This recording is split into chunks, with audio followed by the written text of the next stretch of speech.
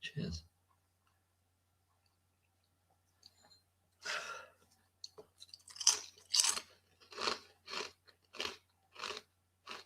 Hello, good evening. We're live. We're live across the interwebs at 20, 3400 hours. Here for your delectation and so forth.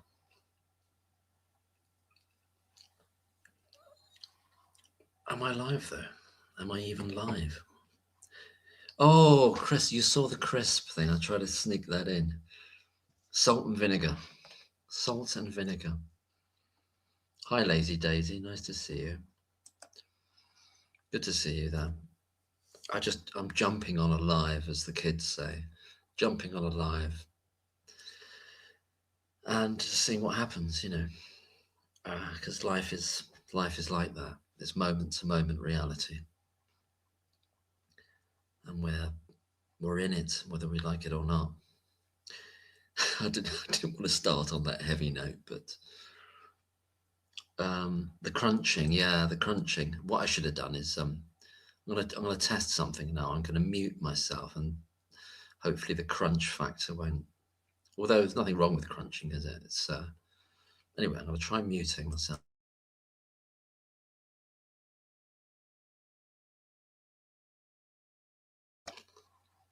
Got the worst of the crunching out of the way, and then hi Rachel. Oh no, I didn't hear about Wes Streeting. Is he new? Is he the new? I heard somebody was, well, I'm being a bit distant from politics and stuff like that, but is he the new Prime Minister or something, Rachel, or what's the news? What news on the Rialto, as somebody says in Merchant of Venice? What news on the Rialto? That's a bit pretentious, isn't it? But anyway. Oh, he's resigned. According to Carl. Is that like Carl of According to Carl? According to Carl, yeah. Good evening, Pat. Lovely to see you. Lovely to see you, Rachel, Lazy Daisy, everyone. Cheers there. Yeah, I was just out for the evening, but I came back earlier than I thought I would have done. I thought I'll jump on a live, you know.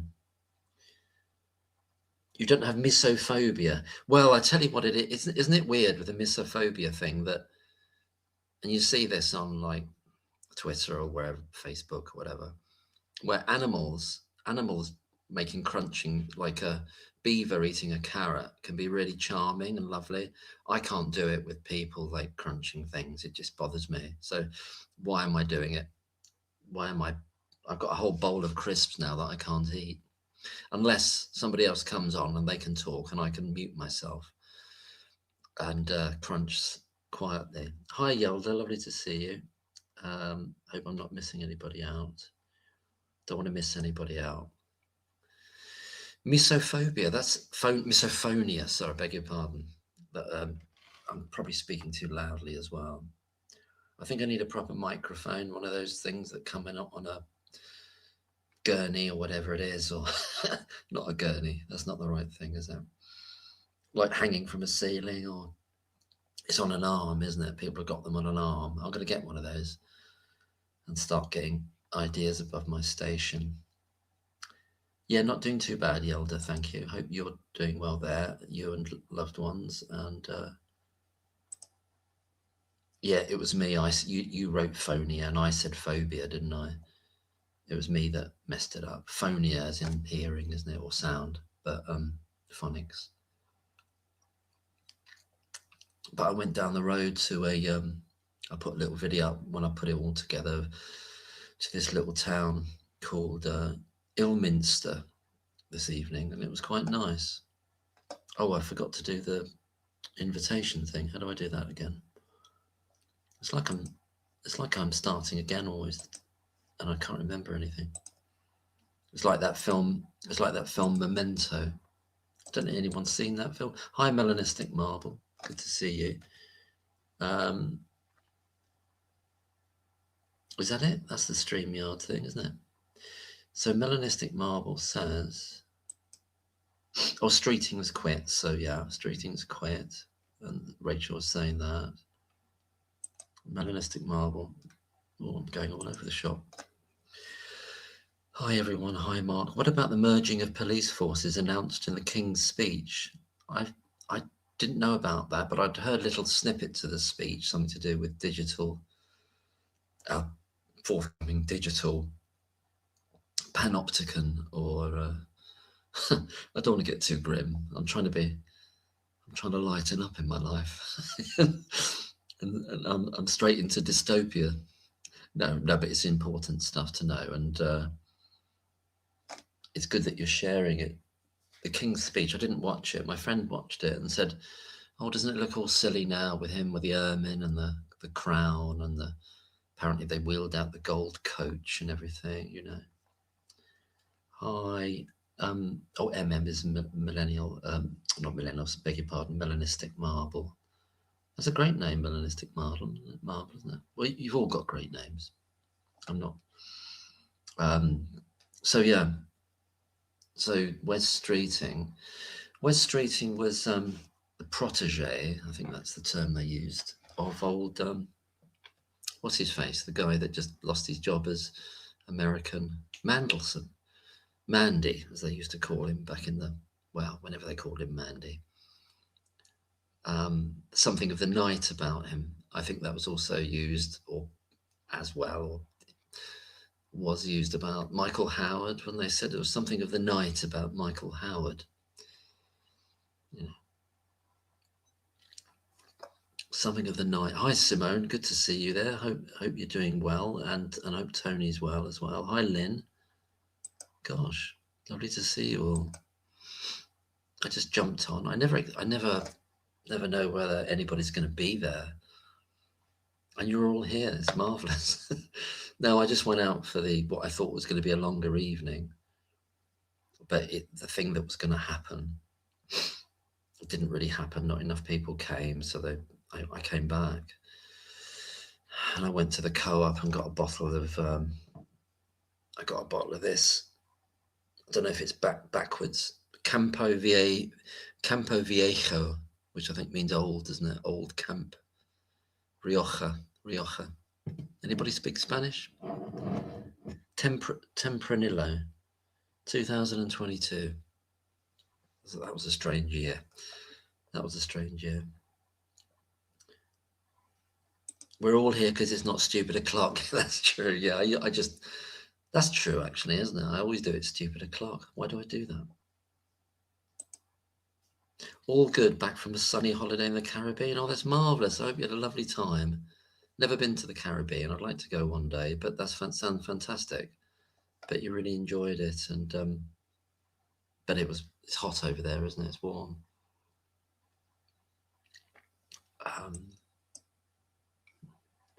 No, it's wine o'clock. It's not stupid o'clock, but it is wine and crisp o'clock.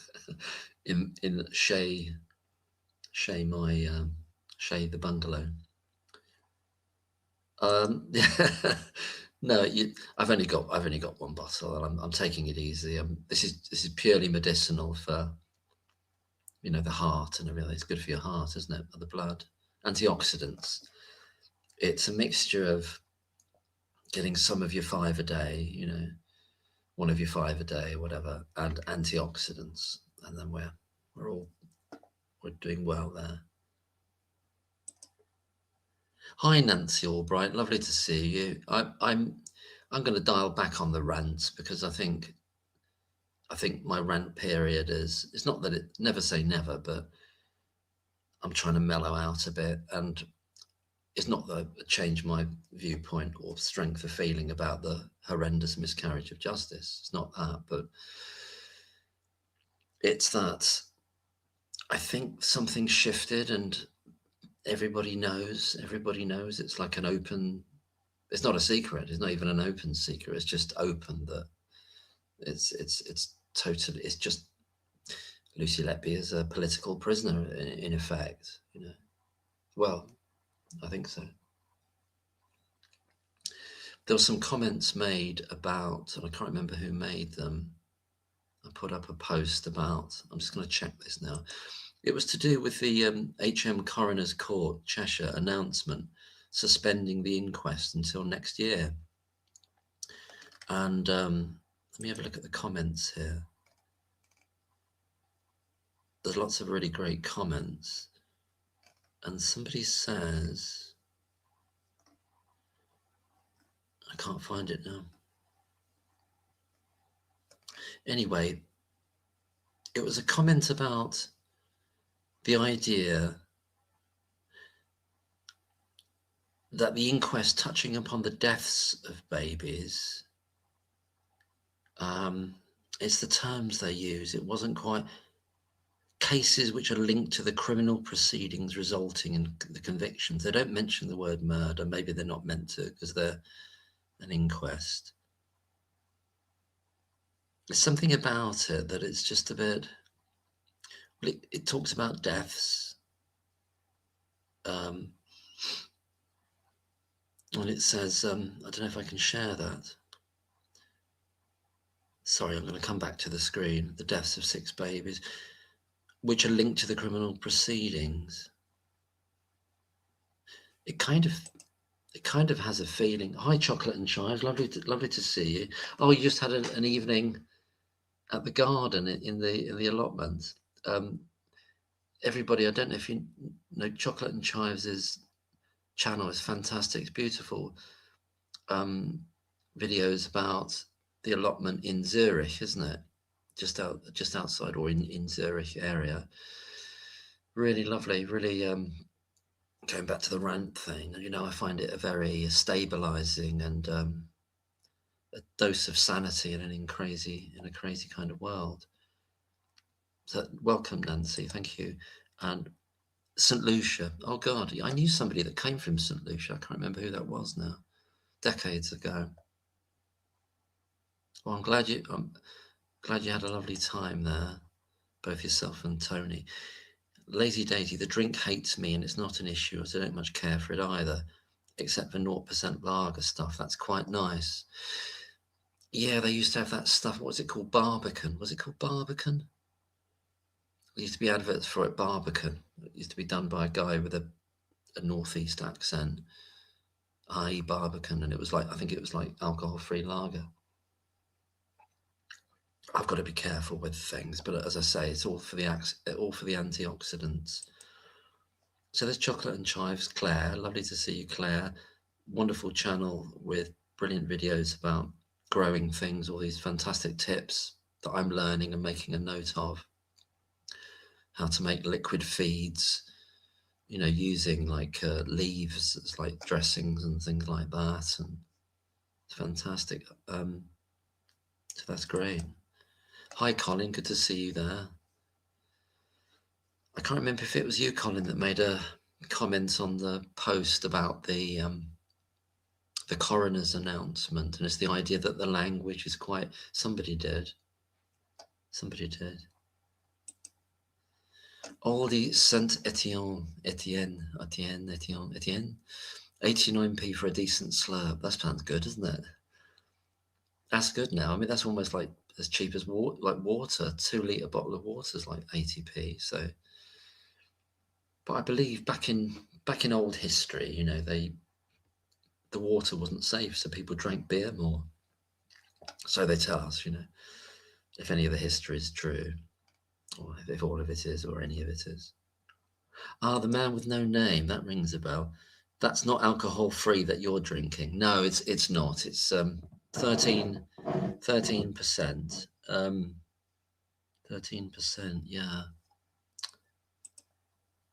The coroner's language again, what about it? Well, it's the idea that it's quite muted. It's quite muted language. It's nothing, and I know they're not likely to be like a red top talking about it.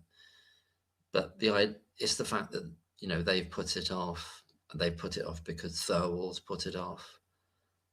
Somebody made a good statement about it, and it was the idea nobody wants to make the first move. They can't. They're kind of they're linked with each other, you know, in a kind of pact of not being able to move. It's an impasse, basically. It's like an on-pass. Hi, Black Squareable. I'm putting the link up in case anybody would like to pop on and have a chat, and I can mute myself and I can have some crisps, because I'm not going to do the crisp thing. I don't know why I've got this bowl of crisps here, you see, but I daren't eat any. It was small beer. Yeah, small beer, kleines Bier, as they say in German, and kleines Bier. It's all going German now. Tom Rogers online, good to see you there. I don't support Labour of Starmer, far from it, but I'm baffled by it all. He led them to a general election victory and a majority. What do they want? I don't know. I've kind of backed off, as they say, from the political shenanigans. And I'm not sure what's going on. I know Andy Burnham might also be a name that they're thinking about. And there's the lady, what's the lady with the longer reddish hair who got in trouble with the property down in Brighton? What was her name? She might be another. Yeah, so much does seem manufactured, Tom. I can sympathise with that. How many times has it been put off now? I think about 4 or 5 times. Clusi de Oliveira on Twitter has done like an infographic list of each time that they've postponed it. So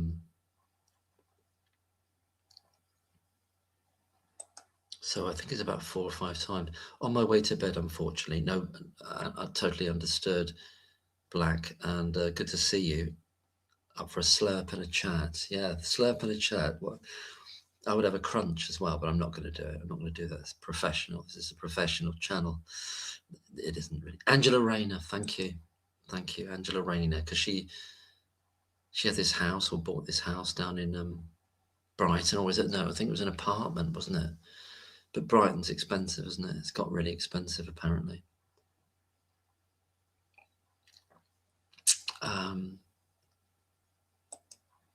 Angela Rayner. Next round, great to see you.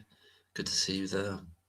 I had a feeling you. Well, I didn't know I was going to, because I was meant to be out. I was meant to be still out, and I went to this town about 7 miles away called Ilminster. They were doing some thing to do with a play, but not enough people turned up, so they said, "Oh, we're not going to do it." So they just took my email address, and I went home. And in a way, I thought, well, it was nice, and I was glad to see this new town called Ilminster. Very pleasant, kind of nice vibe about it. Nice little shops. It's got a second-hand bookshop, which was closed because I went about 6 o'clock. But I'll pop back there to this second-hand bookshop. It's got little kind of what do you call it? Bougie, bijou, shishi type like shop. What language that was? All little shops like knickknacks. There was a doll's house shop there, which looked quite interesting. Does anybody know what doll's house collecting is called? Apart from doll's house collecting, is there a name for it in Latin? Yeah, good to see you. Next round. Thirlwall's problem is she can't recommend any way of preventing murders that didn't happen. Well, exactly. That's a problem, isn't it? That's an existential impasse that she's in, an ontological cul-de-sac she's reached. What am I talking about? But yeah, it is that. You can't. What can you do? She doesn't have anywhere to go on this. Exactly. It's can't move, like a stalemate position. Could you let me know if I'm talking too loudly, or somebody said once I should have brought the volume down or something, or if anything else is annoying, or if all of it's annoying. Colin says, Jenny from USA said the cuts were throughout the hospital. Yeah, I watched Jenny's video, the last 2 that she did, and she's getting some kind of help and interactions with Tony, Simone's Tony, and Ian, who I know a little bit. who's done a lot of interactions with Sonia Poulton, so he's been really good on that front, keeping Sonia involved. Although I think Sonia would have been involved anyway, but he's kept that going. Ian has, which is brilliant, and been on the channel quite a few times actually, or like had letters read out and stuff on Sonia Poulton's channel. I need to get a tissue in a minute. Would you wait? Would you wait for me a minute? I'll be back.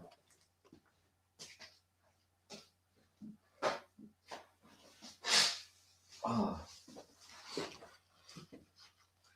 I should have had all that ready, shouldn't I? The tissue and everything, just in case something happens. I haven't knocked over a glass yet. That's what happened on the last one. But sorry, Colin was saying.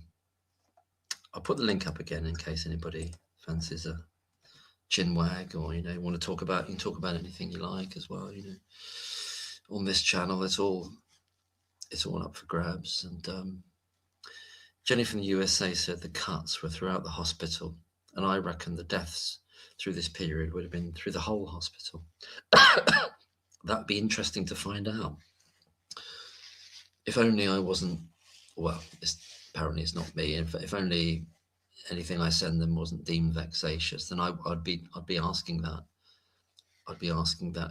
And if somebody else wants to do that, Colin or anybody else wants to do it, whomsoever, to see if there's a peak, is there a spike, as they call it, in deaths in the hospital as a whole, or in other units? Maybe the I'm not sure how you would specify which units, because I think people could come in through via accident and emergency, and other people could be there through chronic conditions, couldn't you? But I'm just wondering if there's something that's observable as a spike. The weird thing with stillbirths, if the data is correct, and we don't know whether it's correct, is that 2016 was a real drop. 2015 is a real right up there at 12 deaths, and then it goes down to 2 in 2016. Then it goes up to 11 in 2017. So that's a strange 3 years. So yeah, it's a good point. That where was I now? How do I get back to?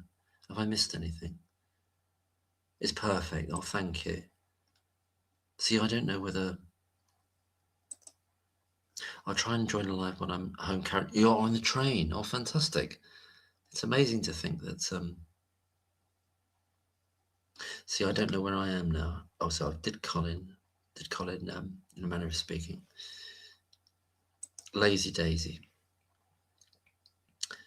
Surely all the glaringly obvious lies and other blatant nonsense can't be used as part of any sort of advice on preventing anything. No, you'd hope not, wouldn't you? But we're living in some people say we're living in a post-truth world in which the truth is old hat. It's what do they call it's passé. Truth is passé. Hi, Ruth Bashford. Nice to see you. We all have volume controls on our devices. Well, that's true. That's true. I think somebody said it, to be fair to them, it was about the idea of, and I thought, how do you do this? They said, can you balance the input of the microphones from several people speaking at once? And I have no idea how you do that on StreamYard when people are doing their own discrete input volume settings. That's beyond my ken and pay grade. So where are we now? Where are we now? Thank you. It's perfect. That's what it's perfecto. Simone says, hope the train journey is going well there. I saw something earlier about some award, the builders of the new maternity wing.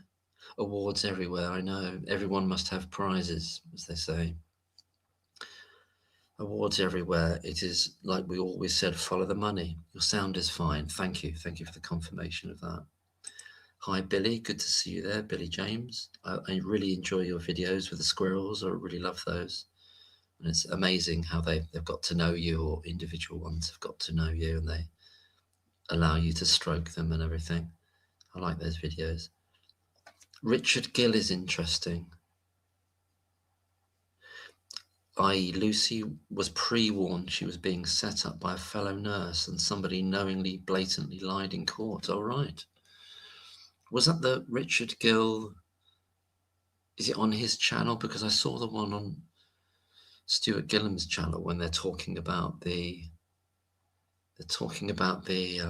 similarities between Lucia de Burgh case and Lucy's case. That was a really good chat that Stuart had. It's great that Stuart's been doing for quite a while now these interviews as well. He's great, and he does them with Martin Pittman, doesn't he? And he's done them with Michelle and Richard now, and who else? Probably someone else as well. I've watched them all, but I think that's that. They considered absolutely nothing outside the small frame of things as directed by Evans and Co. Well, that's right. That's very true. Well said.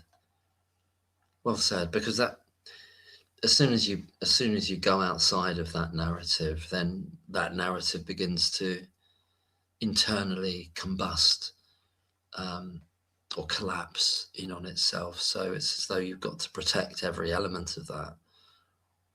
Although, having said that, they seem to be allowed to just, as Chris says in his videos, if someone says to Evans, well, no, that's not possible, and he says, well, if you don't like that theory, I've got another one for you, the noxious substance theory that just, I watched Chris's video the other day, I can't remember which one it was, but he talks, it's still on a BBC website about the noxious substance, baby M for mother.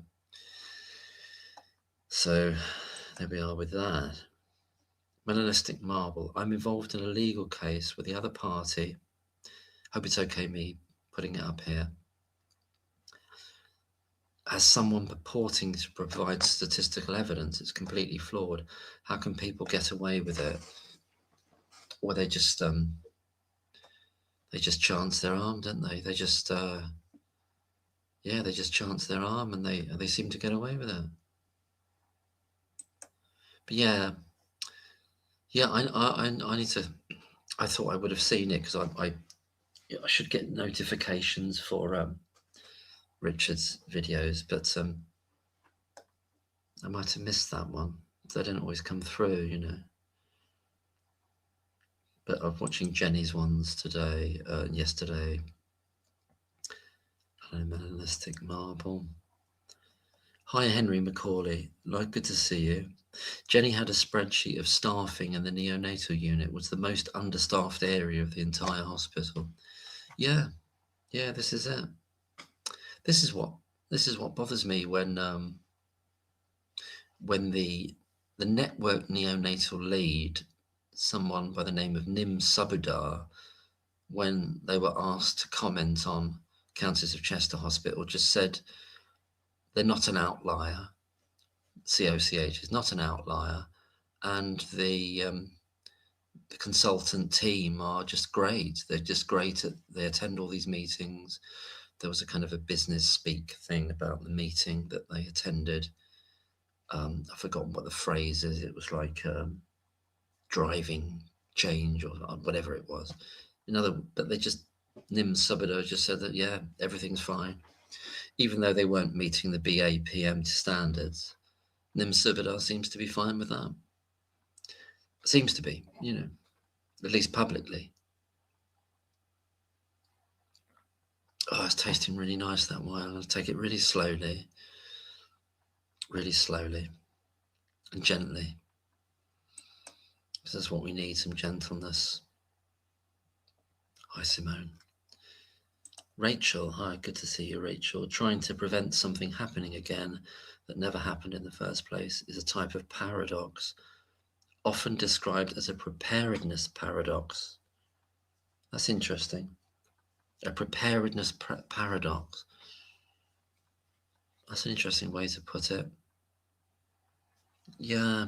They are. Lady Thirlwall knitting atop of the shard, as Professor Hutton put it so eloquently and humorously, is in a paradoxical situation.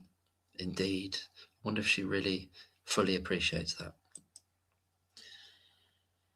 Or, in more extreme cases, a variant of temporal paradox, also called a self-defeating prophecy. That's interesting. Self-defeating prophecy. So to go back on the first one to try to understand this. Trying to prevent something happen that has never happened. I suppose, in general terms, you can imagine something happening as a potential, and then, yeah, that's why it's called preparedness, isn't it? You're trying to prepare for something that you could have a sense of what contingencies there may be, and what exigencies and difficulties that it might bring up. But you don't know exactly. It's kind of a known unknown, as it were, and maybe you can compare it to situations which are something like it. It's like the idea of how would you prepare for a so-called dirty nuclear weapon to go off in a city in the UK? Well, it's never happened before, but some of the things that you could envisage needing to do, you could have an idea about what they might be from other large-scale emergencies, perhaps. Thank you for that, Rachel. I think that's really interesting to kind of work out what kind of bind they're in, you know. I'm trying to get more light in here. I don't know what's going on with the lighting situation. Shall I put the fairy lights on? I'll put Lucy lights on.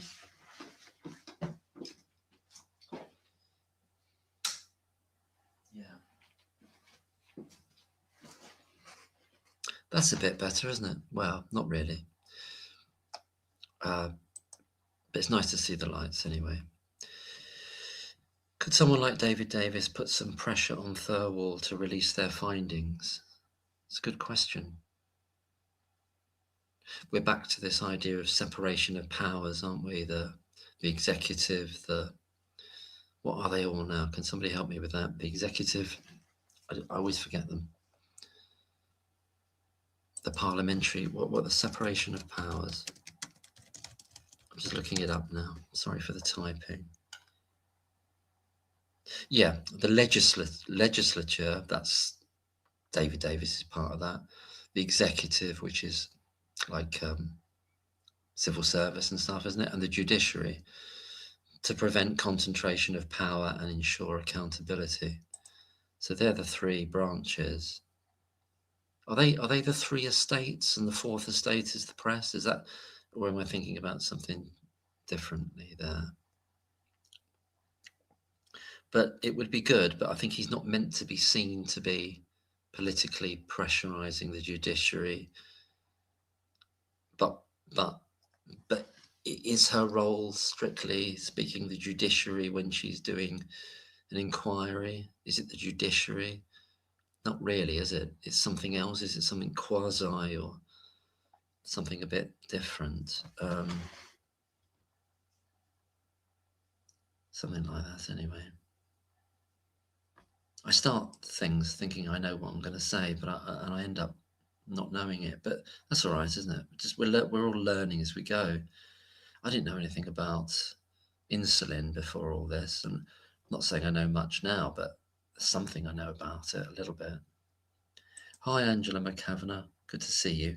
Oh no, please don't be sorry, because none of it's planned. It was all on the hoof, and I just came on. And I just thought it was an ad hoc, in the moment thing, you know.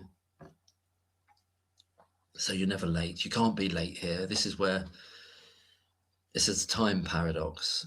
There's no way to be late because it was never meant to happen in the first place, but it did happen, and it's just kind of a continuing present. I've been watching too much of, if you can, Mark Fisher talking about time and post-structuralist or postmodernism and late stage capitalism. Anyway, Pat Gurney, I am knitting whilst babysitting and listening to you. That's lovely.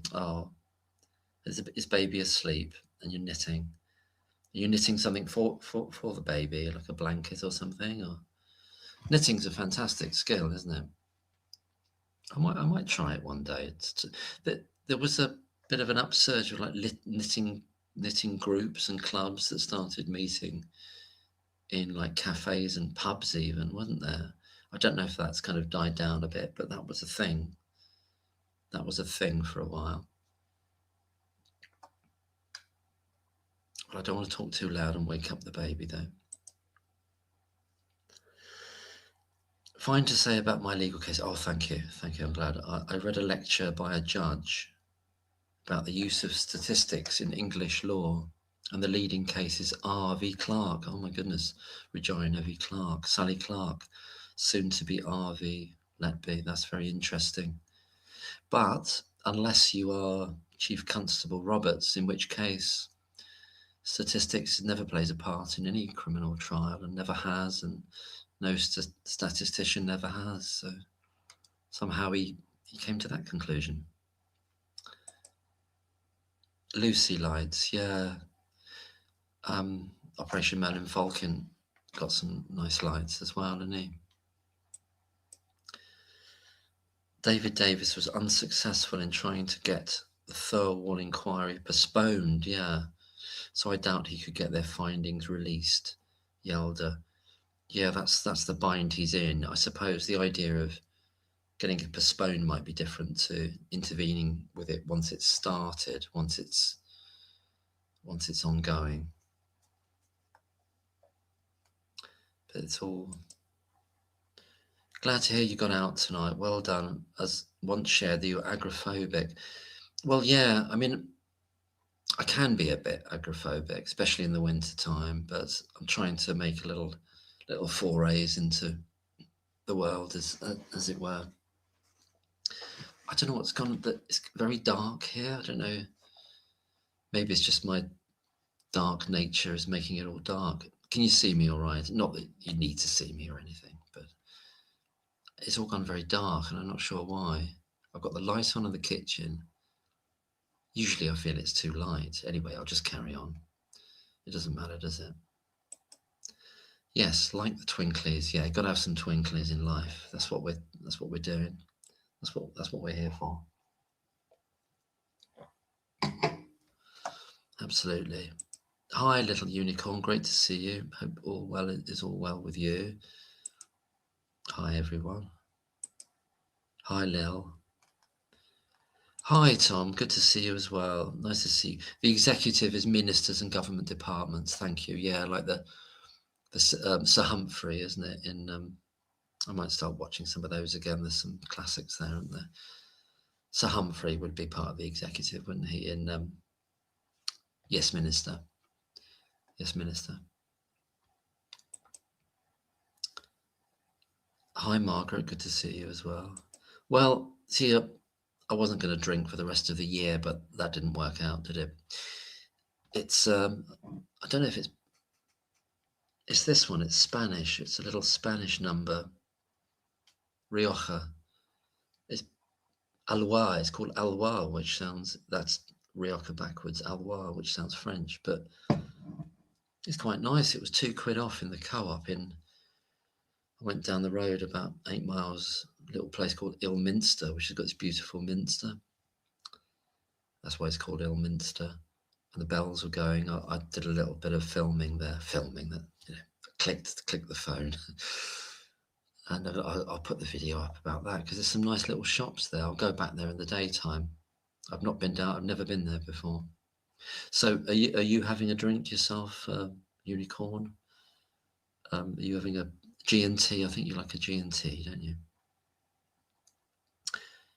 I've never really got into gin, although I did have one once in a pub. It was meant to be a good one. It was quite tasty. Quite a tasty one. I think it was was it Bombay Sapphire or something? I like the bottle because it's that blue, lovely blue colour, isn't it? But I'm not really a gin person.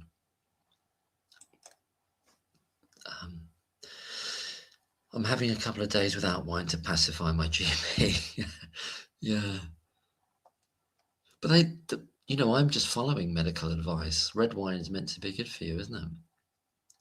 I'll take it slowly. Take it slowly. Take it easy. Yelda says, my point being, Thirlwall inquiry has been completed. Yeah, that's true. Ostensibly, it's been completed, but they keep on adding little bits, don't they?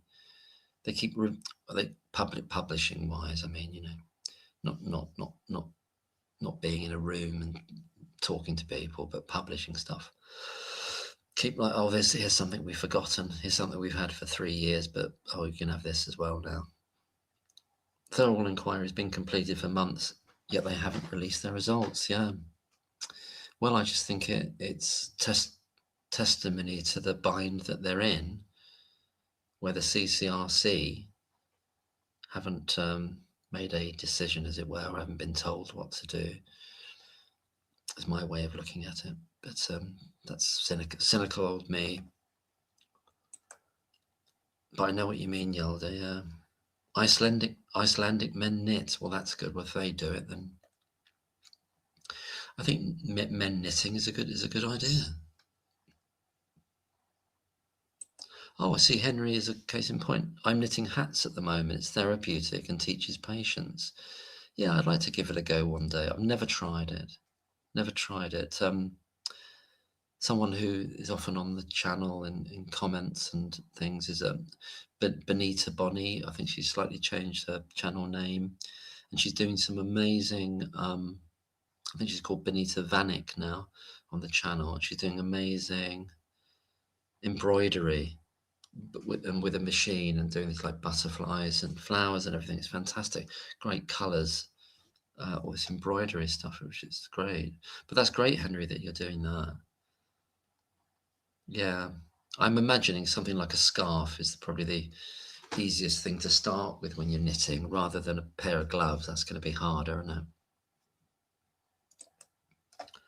Little Unicorn says, one of mine is asleep, the other is still bouncing around the house, and he won't go to bed when he sees marks on a live. Oh, that's very sweet. Well, I'd say hi from me and wish you all well. Oh, that's very nice. Pat says, only knitting dolls for charity. Oh, that's lovely, though. Knitting and crochet are supposed to stave off dementia. Yeah, there's lots of thoughts about that, aren't they? About things you can do to try to, yeah. But that's great that you're all so many people are doing it. Thanks, Ruth. Nancy Albright, your voice is so relaxing. You should read some storybooks. Well, I might have a go at that one day, Thank you for that. Hi, Clara. Lovely to see you there. Hope you're doing well. Great to see you. Gosh, there's 44 people. I get nervous when I see the number and I think, oh my God, 44 people. Anyway, cheers, everyone, and hope your evening's going well. Derek Parker, good to see you again. So lovely to see you, Clara. I'm a senior healthcare professional these days, Derek is saying. The stock check on the insulin was correct, which proves it was a contaminated giving set based on the blood glucose readings before and after. Thank you for that. Yeah. I haven't finished watching it all yet. I'm about halfway through Chris Morris's latest talk with Michelle Warden. And Michelle saying that, that this is all fallen apart with the, Jeff Chase's work on the insulin cases, so-called, the smoking gun or the smoke machine.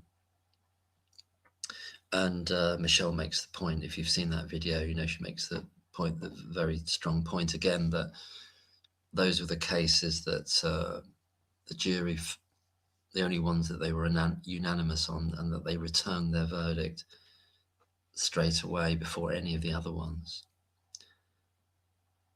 And the idea is that if they fall, as it were, everything else falls, and that's a really good point. But thanks for that, Derek. In terms of the readings there, yes, it's been decimated, hasn't it? It's been decimated. So I'm going to put up the link there if anybody would like to come on and talk, as well as the comments, which are fantastic, which I love. I love them. If anyone wants to come on, and I can mute myself and have a few crisps. I haven't had that much to eat today, but I'm having me some of me 5 a day. Anyway, that aside, thank you, Derek. That's brilliant. Pat, oh, I went to school with someone with your name. Oh, Lazy Daisy, it's atmospheric. I'm assuming you mean the lighting. Yeah, that's good. It's film noir, isn't it? It's a bit noirish.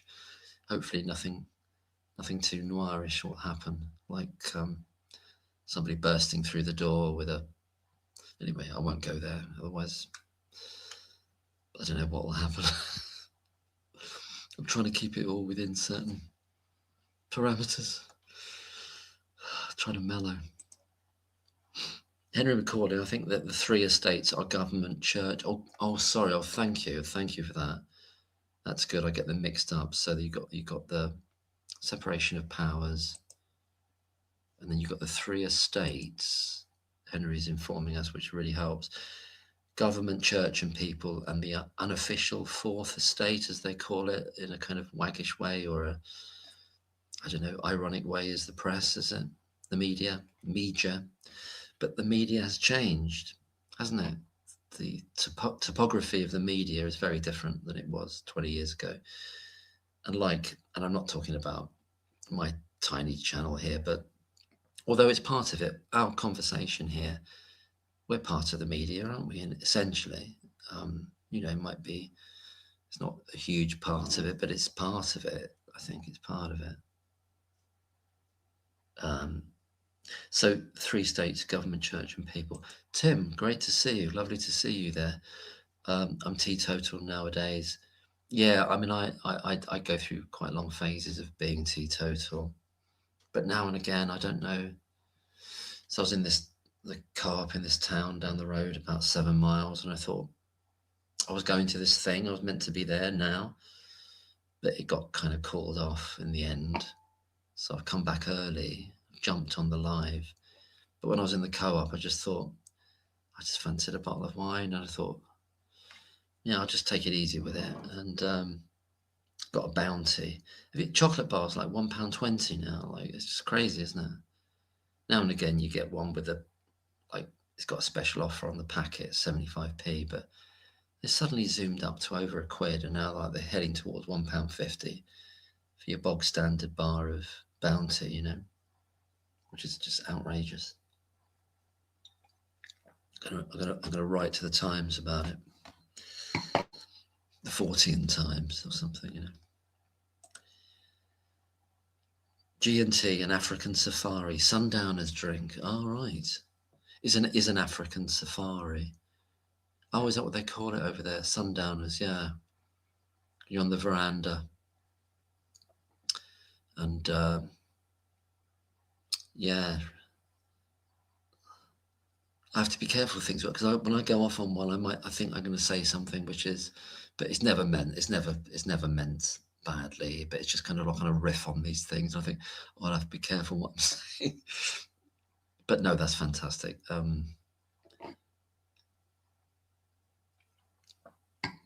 It was something to do with the far pavilions and something like that, and just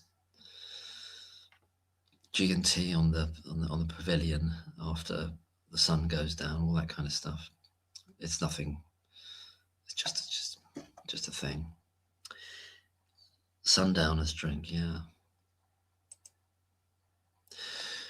Oh, Angela McCavan, this is interesting. Now we're moving into some very interesting territory. I just had a Benedictine and Coke, my God, with ice. Wow. My French friend bought it for me. There's a story behind Benedictine. Some First World War soldiers from Burnley were taking some solace in a monastery. Ah, interesting. I'd like to know that story. I've never had Benedictine as a drink, like as a liqueur, but I've had it as a chocolate, like a chocolate liqueurs.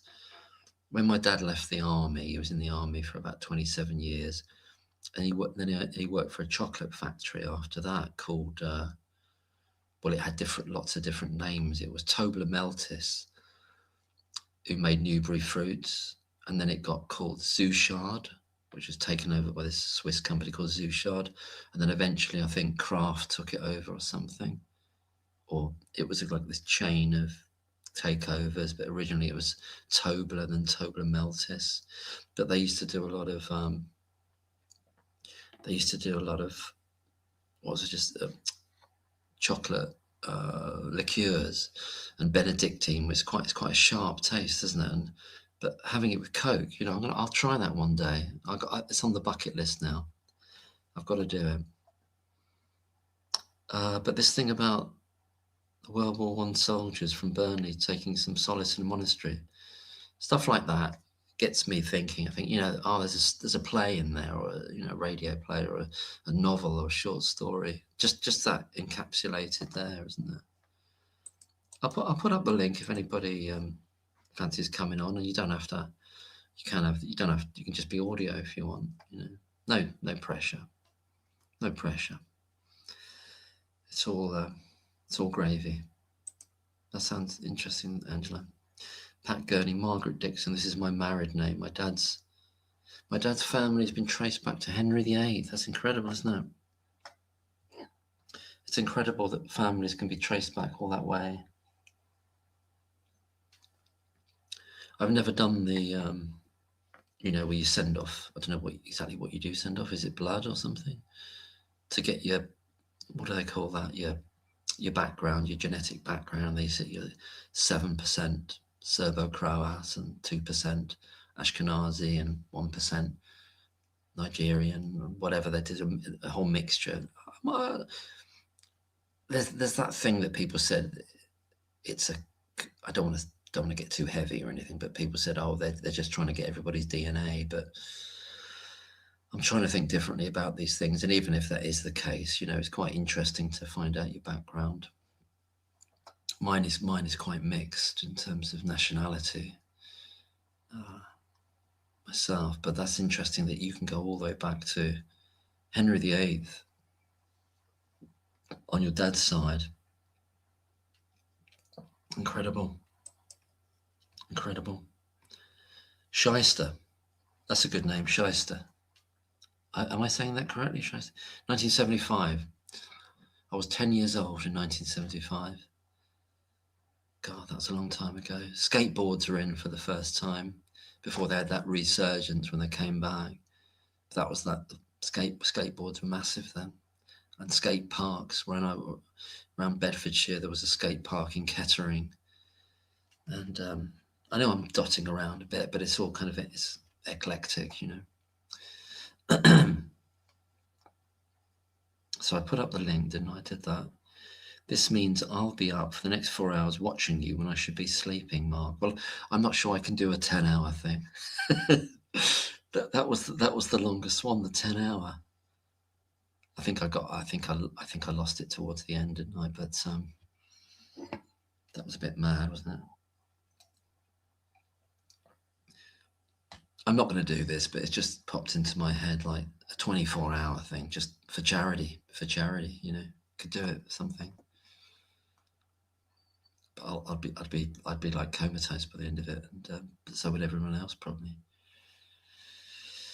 Margaret is talking to Pat. Oh, it is fantastic. Mervyn in the house. He might pop in later. You never know who's going to be here, but if you'd like to come on, Little Unicorn, great to see you. And anyone else, you can have up to 6 people on the screen, and I can take a little break, and so you can have 6 people that aren't me, all talking about anything and everything. Isn't that amazing? It's a bit, I'm calling it the Thursday evening stream, which is what it is, but it could also be called something a bit bit more interesting, couldn't it? I'll have to think about some sort of title. The end of the world, the end of the world stream, or the Rioja Thursday. But that might not suit everyone. But hopefully, yeah, Mervyn might pop up. Anyone else might pop up. Everyone's welcome. Everyone is welcome. And unless I don't want any of the porn attacks, obviously, for obvious reason. I do still feel bad about that. When people are coming in under other people's identities, like Operation Merlin Falcon and Bryn, was it Bryn? Jenny's here, so I'm going to add Jenny to the stage now. And lovely to see Jenny there. She's smiling away and waving, and she's coming in now. And I'll try and keep up with the comments as well. We'll both refer to them as things go on. But Jenny's been doing some smashing work and brilliant research, deep dives, and interacting with Tony and Simone and Ian as well, and other people. So here is Jenny in the house. What have I missed, Mark? I was out with friends all afternoon, having a good old time with my old nurse friends, updating Oh, them that's on what's smart. going on with Lucy. I know things are crazy over in your country right now. Do you have a prime minister or not? Well, I don't know, you see. I mean, I'm finding out about it through this live because I've been deliberately kind of pulling back a little bit from current events. But I imagine you probably know more about it than me. I'm not sure what's going on. It's crazy. So my heart goes out to all of you in the United Kingdom. You don't deserve the shit you're going through. The Thank you. average hardworking American loves the average hardworking Brits. We have a bond.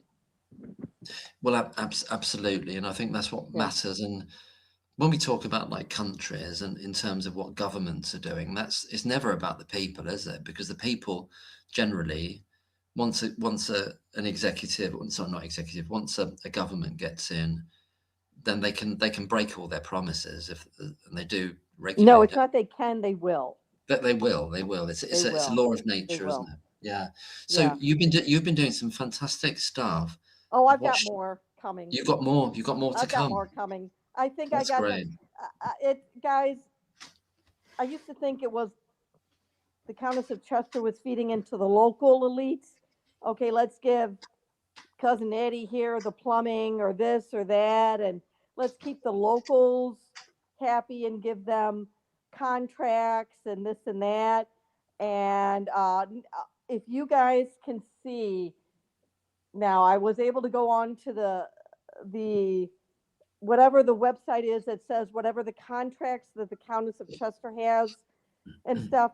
They're spending $2 million, £2 million on consulting shit, financial consulting shit. And Can you? most of the board of directors in the non executive, I don't know if you know how a board of director works, has they were in a finance or accounting background. And they're Yeah. getting paid to be on the board of directors. So Yeah. they're basically instead of and also spreading whatever the contracts are in the area, they're also spending it to various financial things too. One of them, at least, it's going to lead to London. It's going to Ah. lead to London. I have no doubt about it. And I hate to say this, although Wall Street is certainly not a paragram of virtue or anything like that. But let's face it, London is known, if you want to be the Mossad of finances in the world, it's London. Yeah. You've got. I was talking to my friend earlier today, It's and you've got it's London. It's London. London. You And, guys and are, and you guys been at it for centuries. You guys taught us how yeah, to do. yeah, we You really have. did. Well, they have, or we have, but Yeah, right. the city of London is its own sort of thing, and it's got its own police force, and you've got this bizarre situation in which the king has to ask for permission to enter the city of Yeah, London, yeah, yeah. and that's all some crazy stuff, isn't it? Well, and the whole financial thing is, and again, America, Wall Street, it's not known as ethics and it's sleaze too. But you all, I mean, that's quiet. If you want to be a quiet sleaze person, financial, it's known that you go to London. You go to London, or you have a London connect. There's a London connection. So that's why I'm thinking Absolutely. Lucy's still in the thing. And I hate to say it, she's never coming out, because if once they pull the scab off of Countess of Chester, they're going to be able to pull the scab off of everything with the NHS. And I really do think all the financial stuff has been going to the buddies in London or whatever, you know. Jenny, you said about a minute ago about this £2 million. Are you talking contemporaneously to the indictment period, 2015, 2016? Is that Now, right? Oh, now, right now, now, right, now, okay, like now, yeah, now. And I've looked okay, at all the various chairmen of the boards. I don't know if you understand that whole thing, but I found a corrupt, well, I have to say allegedly, he is dead, but he was during the whole Lucy tenure, or he left right before Lucy entered the picture so far as doing it, but he was the head of the Merseyside police and he yeah. doesn't pass the smell test. James Sharples. James The, Sharples, yeah, which is a yes. Number two guy after him was Sir Duncan Nichols. yeah, he's He was yeah, the he was the head of the NHS. And of course, I guess Chester is his hometown, so he came back to it. And, he started all the whole privatization scheme shit. Okay. But he also, Beverly Allen occurred during his time. yeah, And then he left, someone else replaced him, retired out. And then he was charged with telling everyone whatever that their version of Thirlwall was after Beverly Allen. He spread all that information. So he damn now do. Beverly Allen, by the way, guys, is innocent. The gosh, guy that followed him, um, I forgot his name, is Ian something. Oh, this is good. This is good, Mark. This is yeah, really good, Mark. okay, let's Ian have him. Hoff, I don't know, one of these English names. It's not the guy now. He literally just left in 2025, but he was during the time of the trial. He was Yeah, a head. He was a head honcho or bigwig at the BBC. So guess where Judith Morris, and he was yes, also in their finance. yes, yes. It's very That's our Judith interesting. Morris It's connection. Of course, they're going to put Judith Morris out there to spread the news that the Countess of Chester is the most clean thing because the board of he's the chairman of the board of directors. What the hell does the chairman of the board of directors had a history of a big time at the BBC have with a hospital? well, that's the refrain that I keep hearing you say on your videos, and in relation to also Yeah. being in the police as well. What have they got to do with healthcare on a large scale? I mean, I can see to some Absolutely degree Sir nothing. Duncan Nichols because he was a hospital administrator. But again, I'm looking at these non-executives. I don't know if you know the difference. The executives would be the executives on the board of directors would be your Tony Chambers, your head of I your do. I CEO, understand. I understand the distinction. Yeah, and then I there's do. the non-executive. Yeah, Okay, they're exactly. paid. Okay, but they Yeah. only have to show up for like maybe 3 days a month, and they're paid several £1,000s a year. Most of these guys, the guys who are on now, have an accounting. The ones right now have an accounting background or a finance background. Well, it's what you've been saying on your videos for a long Follow the time about money. follow the money, but also that the bean counters taking over all the major decisions or many of the major Right. decisions. And then the okay, so the non-executives are supposed to put pressure on the executives to do their job. Well, the non-executives are getting paid and they're finance people, and yet right now they're putting out contracts for finance stuff, consultancy, and efficiency consultancy. These guys are supposed to be, if they're big time financial guys, be able to do that. But they're spending millions of pounds Yeah. right now on these consultancy fees. It's weird, isn't it? Because it's like, so you've got the people there, they should have that skill set to do it, and yet they need to maybe They don't show up. contact their friends to get a nice little number, Yes, consultancy number going on. yes, yes. It's follow the money, and they're basically feeding the trough of what we would call the local elites. The I don't want to, the people that run the local boards, the local councils, do all the local stuff, okay? Or have Yeah, plumbing supplies or whatever. And then also the big finance people too. And again, I'm looking at company things.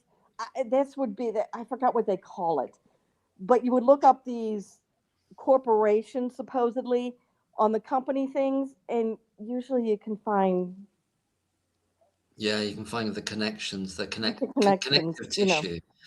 And this is where we come into things that on Solomon Sounds, Callie did a video, and whether it's to do with something demonic or something related to like secret societies or just people that know each other. Yeah, Basically, there's people some that know each other. it's people that know each other. Now, whether they've got something really esoteric and dark going on is another matter, but I'm not saying they haven't, but at the very least, it's about networks of power behind what you see, isn't it? And again, I found a guy. I forgot what his name is. I'll have a video on this guy. This guy was on the non-executive board of directors. He was in the Worrell, WIRRAL council.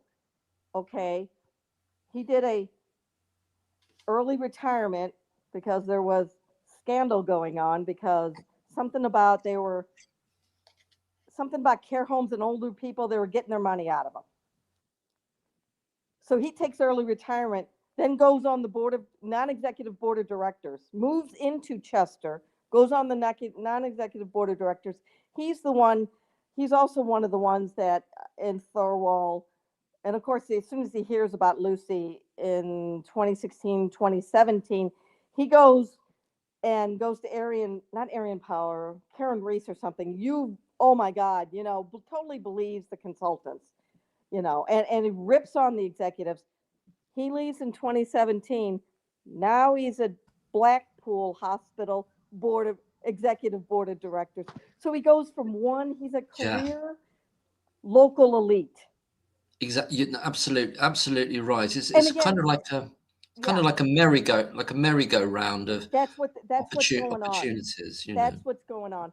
A lot of these, if you look at the non-executive board people, oh, I was this at the Cheshire Council thing, and then Yeah, before that, I was at this thing, and there's always this different name of just something that doesn't need to be there, if you know what I mean. yeah, I do. Yeah, And yeah. it's That all they government. invent these It's all positions. government. So they go from one thing to another. Or I was on this a non-executive director on this board, and then I finished there, and then I went to this one, and I went to this one.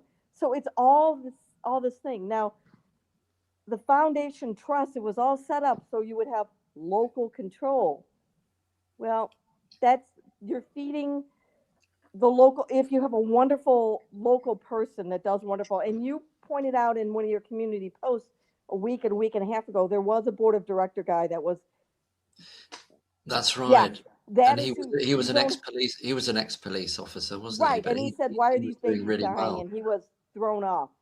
Yeah, he was thrown So, off. Oh, but he's so atypical. oh yeah. Oh yeah. He's what they say is the exception that makes the rule. Absolutely. But these other guys, again, you can't say that they're evil, but they go from one pay thing to another.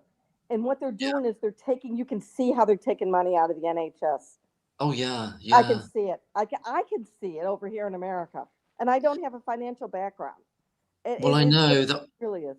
some time ago I watched this guy. I think he was a GP, a guy, and he'd Yeah. done this study about how all this kind of backdoor um, gaining of money through all these different ways, because it's a massive cash cow in a sense for private companies to get in there.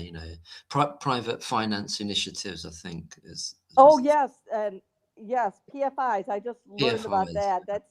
And again, private eye. And it was someone that made a wonderful comment on one of my things. I think remind her name of, but Sue Hodge told me go to private eye, and I'm looking at the PFIs, and I'm going, oh my God. Yeah, It's like the person that gives you money takes no risk. So when yeah, it goes down, the NHS is then stuck with the bill. Yeah, well, that's right. That's right. You know, Yeah, like, if you're going to lend someone money, you have to take so much risk. No, they have zero risk. that's true. And they've got a kind of a captive audience because it's like year in, year out. It's as long as you want it for, and you can. Yeah. And you guys are stuck with the NHS. I'm sorry, unless you can afford to pay private, you're stuck. You're 60 million people are stuck with this. And I'm so sorry. I mean, our system isn't much better, but at least I have, to some degree, choices or something. Or hospitals will go under if they pull to so much degree, so much shit. At least I know, and I have seen hospitals go under, which is good. Yes, absolutely, Jenny. Well, let's have a little look at see some of the comments coming through. Yeah. So this one's political from Little Unicorn. What are your thoughts on everything that's going on in the government? I wonder if a change in the PM could be useful for Lucy. I don't know because, well, if it's Wes Streeting, he hasn't done so well so far, has he? I don't know if Jenny, you have seen some of his comments. He He made a looks like comment. a weasel. He looks like which doesn't help, does it? But he made a comment about, well, you can talk about this case, but can you do it quietly, type of thing. It's a Oh version yeah. of Oh the yeah. noise thing. So He's a that's weasel. He's your is a typical. He's your reason. typical politician. We Yeah. have him over here. Well, talking about, well, the American connection is he's a protege. I was saying a bit earlier on of Mandelson, who was the American ambassador who lost his job recently to Yeah. ambassador to America because he was kind of because of links with Epstein and all that kind of stuff. Yeah. So And that's another. Epstein was Ghislaine Maxwell's. Ghislaine Maxwell's father was. He got into a lot of financial issues, and they don't think he jumped off his yacht. They think he may have been pushed. Yeah, I think this. And I've there heard was something similar. about the pension fund. He stole all the Yeah, pension funds of people, he or stole he something like stole that. tens of millions or Yeah, however much yeah. it was, and He didn't jump. He was pushed. Is what they're but he was thinking. he was moving big into American media, and he was overstretching himself, wasn't he? Yeah. He Oh, who bought up knows? some Who knows? he he bought up some really major American media things based in New York, and it collapsed him basically because he couldn't. And our media is the same way too. I mean, they're Yeah, all in bed with the politicians too. I mean, you know, a- and I do not like the way your current prime minister treated your king, who was absolutely wonderful. He was just here 2 weeks ago in America. Couldn't have been a more gracious and delightful visitor. He made this beautiful speech, funny speech. And Charles is not very, let's just say he doesn't have yeah, that personality, but he yeah. turned on the charm in the most wonderful, and we fell in love with him. He was the most delightful man. The man's dying. He doesn't look well. He's This dying. thing, this thing that he has with because you being a medical person Yeah, and for many years, Jenny, yeah. that when you get really thick fingers, what springs to mind No, to I think you? that he's already had that. That's something else, is it? No, he just doesn't look well. And they're saying it was found they were doing an a CAT scan on his abdomen because he has Right. prostate issues, typical old man prostate issues. That's what happens. Yeah. And they found something. And I'm thinking it's either, I'm just guessing, pancreatic cancer, gallbladder cancer, something, a gut cancer thing. And it's Yeah. inoperable, and he just doesn't look good.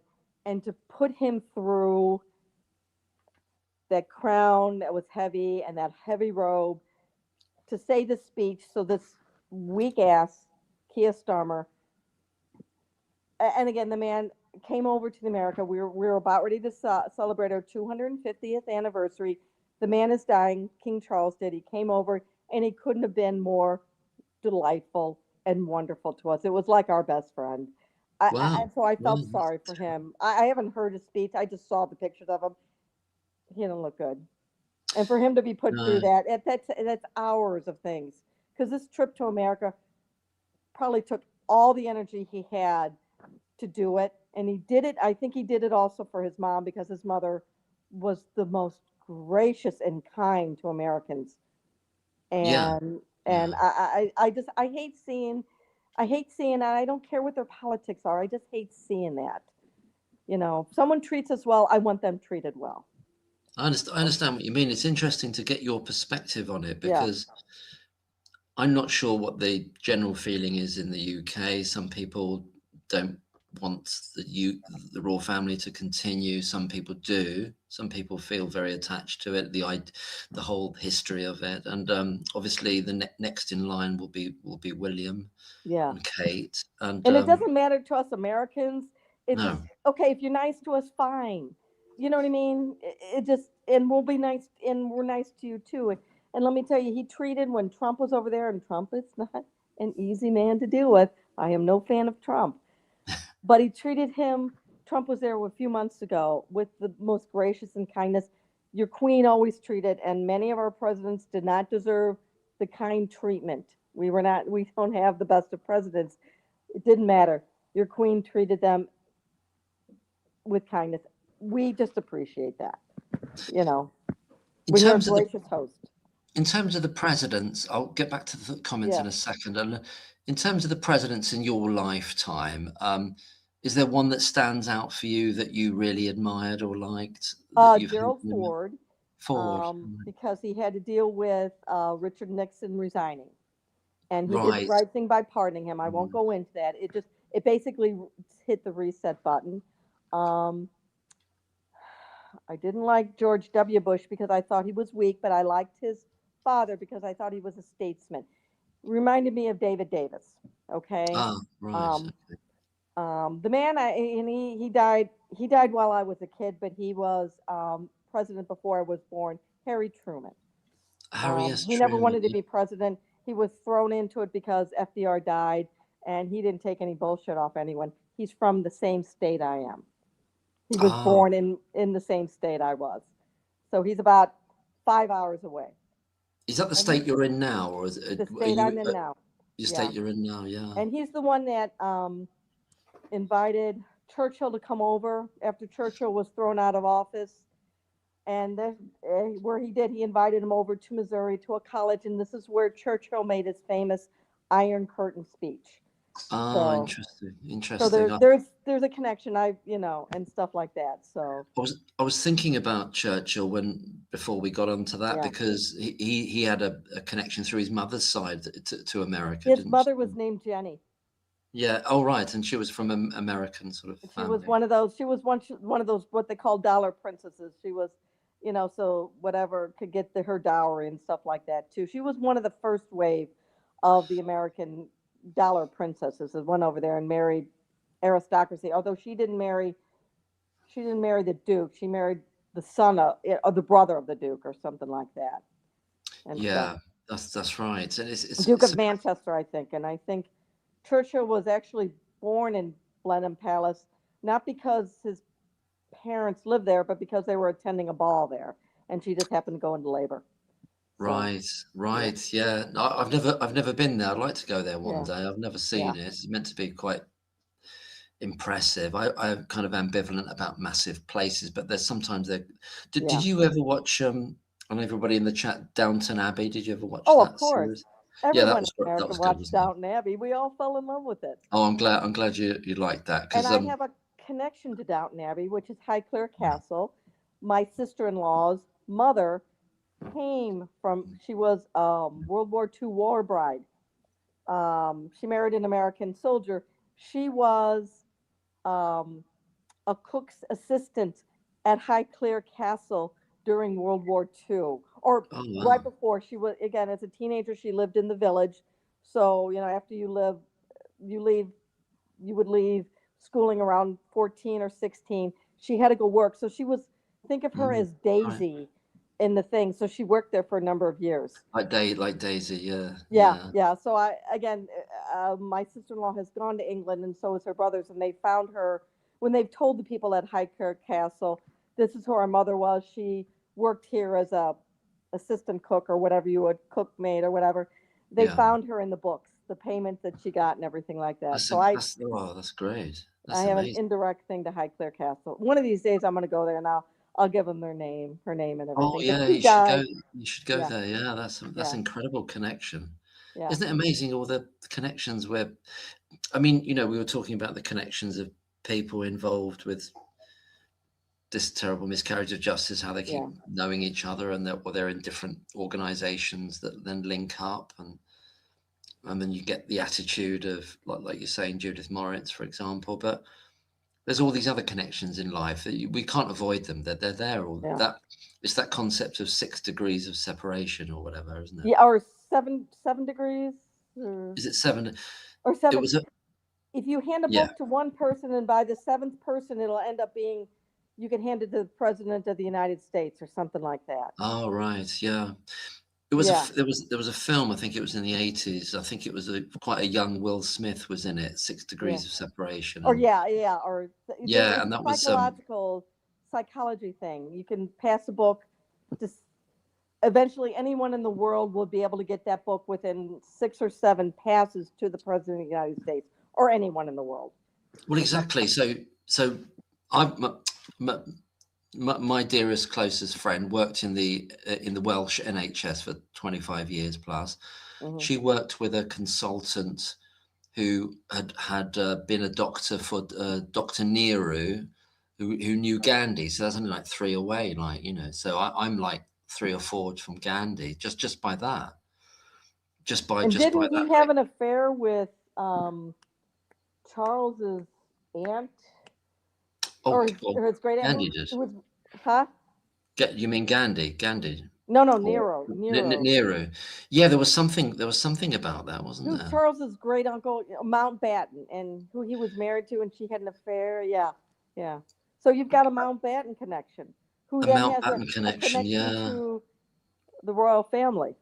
Oh wow, and the whole Mountbatten thing. I mean, I don't want to Yeah, tread on any toes, but some people think there's some dodgy stuff there. But then, there's so many rabbit holes yeah. appearing everywhere. The more you look, they keep appearing. Um, Henry Macaulay says, "Where's Streeting Carl thinks," and I'm assuming that's according to Carl. Um, I hope he's doing all right, and is a good thing. We don't know. I suppose it's hard to know what's going to happen there. I got the feeling I'm a bit behind the curve with all this, with what's going on. Oh, that's very kind of you, little unicorn. That's lovely. The insulin cases being agreed before the first trial was, in my opinion, the first step in Lucy Letby being set up.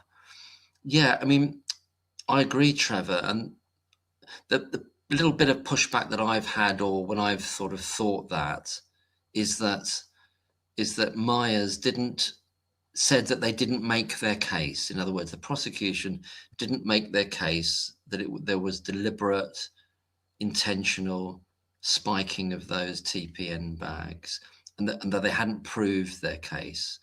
But what he didn't have is an expert to say, well, these immunoassays can't be relied on. That's right, isn't it, Jenny? You didn't have that. No, and these TPNs are stock TPNs. It isn't like sometimes you have to make a specific TPN for a certain patient, an adult thing, but for these neonates, it's like it comes from the factory, already Yeah. all has everything as it, and then it's wrapped like it's put in cellophane.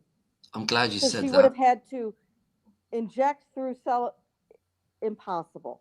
I'm These are glad you like, said that, because I followed quite closely an yeah, exchange on Twitter earlier. I've just yeah, dipped back into Twitter, and Jabe, fantastic Jabe, great on yeah. detail and wonderful, was talking about this interchange between Nicholas Johnson and Lucy Letby, saying, well, this would have been so hard for you to have got through the cellophane and left no trace and all that. Talking about the TPN bag now that was left in the fridge, that was hung up by a different nurse after Lucy Letby had left. And the idea that she'd spiked that one and nobody had seen her do it, and it was chosen. And then we come into Maya's statement about Lucy Letby needing a Nostradamus-like ability. You know, Yeah, I mean, these are just stock things. yeah, yeah, It's just you just reach into the fridge and grab a bag because there's yeah, for probably sure. 6 or 7 of them in there, and then pharmacy just resupplies it as the stock is going down. So she would have had to like you'd have to tear this thing open, this cellophane, and to get to the bag. Yeah, that's it. And Yeah. in the exchange that that Jay puts up on Twitter between Lucy Letby and Nicholas Johnson, she makes Jabe sort of said, well, this is where he forgets that he's saying it's so hard to do it. How did you manage to do all that? And he's kind of like talking against himself, arguing against himself in a way, and puts it to the side almost. But that's the kind of con that they pulled over on the. But that's where you need a very, very aggressive defense lawyer and a judge that will accept. I'm used to watching American trials in which everyone's appealing to the judge all the time. They're constantly saying that's not allowed. That's And that argumentative. doesn't happen. That does happen in America, but not as much as you think. Well, That's a I've little bit of I've watched, Hollywood too, but it but does happen. I've watched quite a lot of trials. Yeah. Do you know about the Adelson case down in No, Florida? About this? I don't. I literally am not a true crime person. No, Even though I'm following Lucy Leppy, I don't follow true crime. And no, the only reason I I'm following understand. it's because of the nurse aspect. Absolutely, that was Yeah, your kind of way yeah, into it, wasn't it? yeah. But the American trials I have watched, it does look like whether it's defense or prosecution, there's a lot more interaction with the judge challenging what the Oh other yeah, side is yeah. doing. No, no. They will. They if they don't hear something right. I mean, it's like Yeah, they're yeah. yeah, they're like that. The lawyers are fighting each other, and then the judges happen to be a referee, literally a referee. Well, So. they have these intervals called sidebars in which the jury is told to Hmm. leave. Then the two counsels get together with a judge to discuss a point of law. And the Oh, idea that's never going to happen yeah, it in the happens all Lucy the time in Letby case. America. Or Yeah, they'll that's decide, or they'll have a we lot have of to have some of talking that. before they come to trial and stuff like that. So, oh yeah, oh yeah, and you Mm, have law firms that just do defense, and you right. have law firms that just do prosecution, or you have law firms that just do when it comes to civil is on this side, and then that is on that side. There's none of this. Uh, it's a real battlefield. You have again law firms that just specialize in this one little tiny little aspect, but on that side of whatever too. So Yeah, I'd muted myself because I was eating a crisp, but I yeah, was listening. So, but it makes me want to watch that film again with Al Pacino, Justice for All. Have you seen that film? Has no, anyone seen it no. in the fantastic film? All I Um, watch at Al Pacino is I watch The Godfather about every 3 years just to yeah. re up my psychology because that is the best psychology. All you need to know about human nature is just watch The Godfathers. Oh, It just I love. tells you how it turns someone kind, good people into evil, and what causes that. Absolutely. My friend and I, we keep on saying we're going to have a Godfather Day, do all three films, make some Italian food, have some Italian wine, and then just do the whole day like that. The third one is stupid. I didn't like the third one. Yeah, it's hard, isn't it, with sequel? Well, Yeah. whatever a No, the sequel second is. one's wonderful. The second one is I thought the Yeah, second one was better than the first. yeah, So, yeah. It's an amazing. I mean, I'm the third one. Yeah, it got a bit crazy, didn't it? It got a bit crazy. yeah, except for the ending. But you can see the ending was a good ending because, and I won't give it away. You know, the end of Michael. You know, Yeah, and stuff. And he was a good. Ended up being a good guy. He was supposed to stay out of the family he was business, supposed to be out of it. Yeah, he didn't really want it, did he? As when and he was he like was forced into it because his brother was killed and Fredo was, Fredo. So that actor that plays Fredo. His name escapes me at the moment. But he's just a wonderful actor. It's you know amazing he scenes. he Yeah. was he was engaged to Meryl Streep, Yes, yes, they went out. They went out for quite a number of and years, he didn't died horribly from lung cancer they? Yeah, he was like in his early 50s or late or 40s or late something, wasn't 40s or he? Late something. And he 40s. Yeah. was also in it wasn't Apocalypse Now. He was in another movie, and he wasn't supposed He to only be in made it. about Yeah, four or five films. Was yeah. he in? Oh, I can't think of He who was in played. Dog Day Afternoon with Al Yes, yeah, Pacino. absolutely, yeah. And then he was supposed to be in, and it wasn't Apocalypse Now, it was one of these Vietnam things.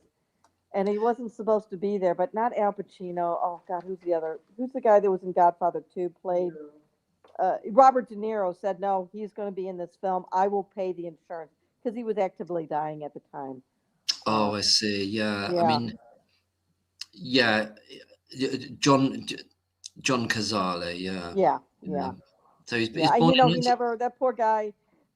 Everyone ever always thought of him as Fredo. He never was able to escape the Fredo label and stuff. Well, he made this other film. Was it with Jack Nicholson? What was it called now? John Cazale films. Yeah, like you said, he was with Meryl Streep. He was in The Deer Hunter. The Deer Um, Hunter's the one. Robert De the Niro Deer Hunter. Yeah. got him that job. He was actively dying at the time, and they wouldn't hire him because he was dying. And Robert De Niro says he has to be in there. I will pay the insurance, in in case if he dies, they could find another actor and refilm it because all these actors are insured. Because if something happens to the actor, there goes the film or something. Yes. Yeah, I was trying to think of another film The Conversation with Gene Hackman. He was in yeah. 1974. I've never seen that. I haven't seen that. I'd like to see that, but people talk about him like he made such an impact on cinema, but only had about 4 roles in Oh, films. he was But Fredo. yeah, He did it so good, so well. Yeah. yeah. There's that scene where he's like lying down and saying to Al Pacino, like, "I'm your big brother. You're supposed to like respect. You're supposed to be." It's like there's an inversion there Yeah. but Michael's got the authority, and he's saying, well, what, who am I? I'm just your big. I'm a failure, but I'm meant to be your big brother, But it's just, Yeah, he was the oldest. He was older than Sonny. Sonny was yeah, number yeah, two. yeah. He was. And Sonny was the hothead. Fredo was the weak one. Sonny was the hothead. And then Michael, who was, the brains.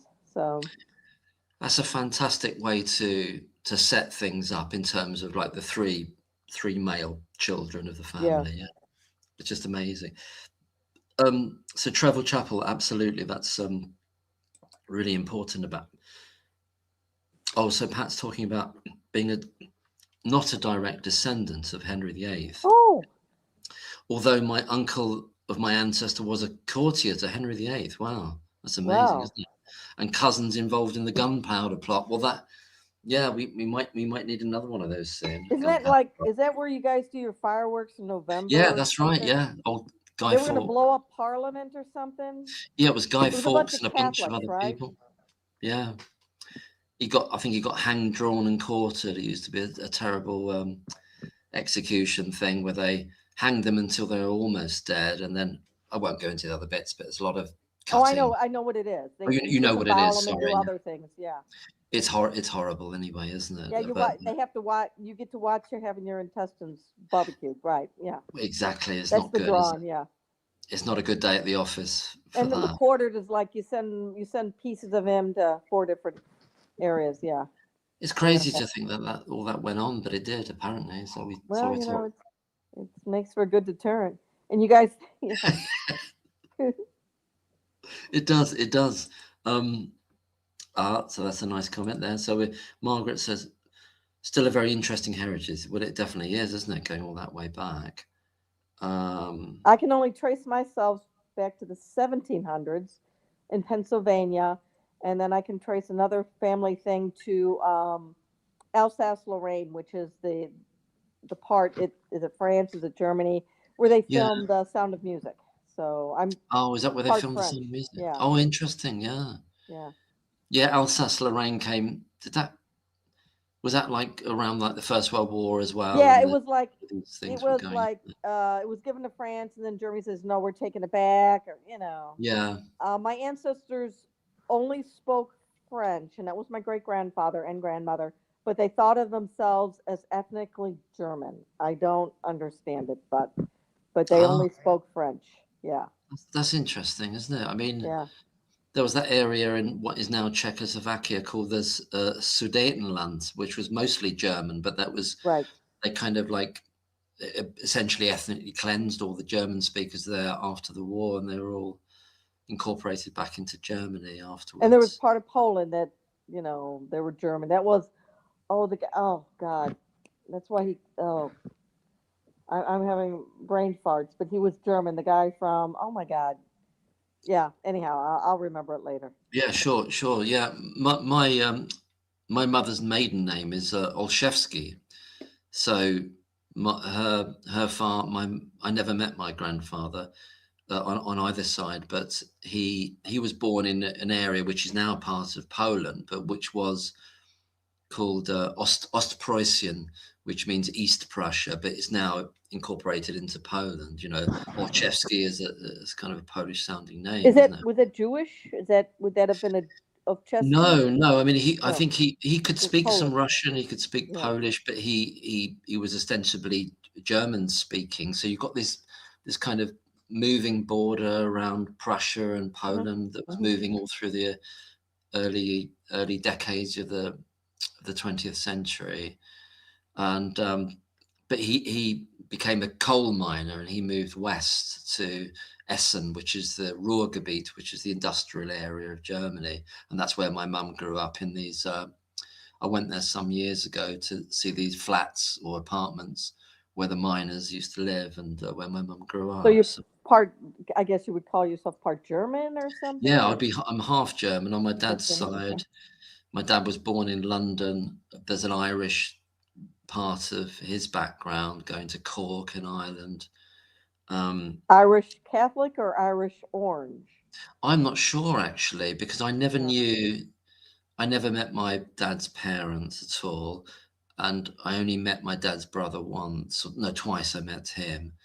Um, and I only met my mum's mum when I was a very small baby. So I only met one of four grandparents. I only met Yeah. one, and I was Yeah, only very. my husband's Yeah. great grandparents came from County Cork, Ireland. Oh well, that's the connection that my dad had through through his mother's line Yeah. into Cork. Yeah, Yeah, and that's they came here and they're blacksmiths, and we have when yeah. they were the one guy was made when his great grandfather was made an American citizen. We have the papers, we have it out there, and it says you will no longer be under whatever the jurisdiction or the whatever other of the Queen of England, and that was Queen Oh, Victoria. The interesting. yeah, or God, you that's it. no longer pledge allegiance to her or something like that. So it Yeah. was well, no, still they still owned all of Ireland, or would they have owned all of Ireland during Victoria's time? I think they did. But anyhow, it was Irish Catholic. Yeah, that was before the, I think it was yeah, southern, that yeah, was Southern before Ireland. Yeah, what yeah. happened in the Was that Irish around? Revolution and the yeah. Was that around World War One ish when that kind of broke up, Yeah, or the in the kind of two? I think is it 1918, the thing that happened in Dublin in the post office and the Irish, uh, Irish War of Independence.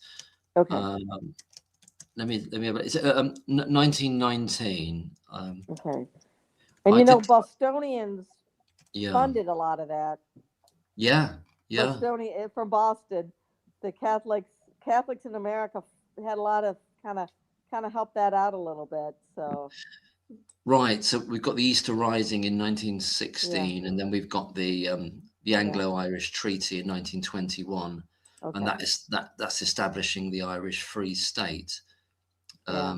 So you've got all that going on. So God, we got some. So your background's going into Ireland and into what has been parts of Germany, stroke France as well, isn't it? Yes, my Interesting. grandparents were from Germany. Probably not the Bavarian. The Bavarians, the happy Germans, the more Prussian Germans. They were really strict and cruel people.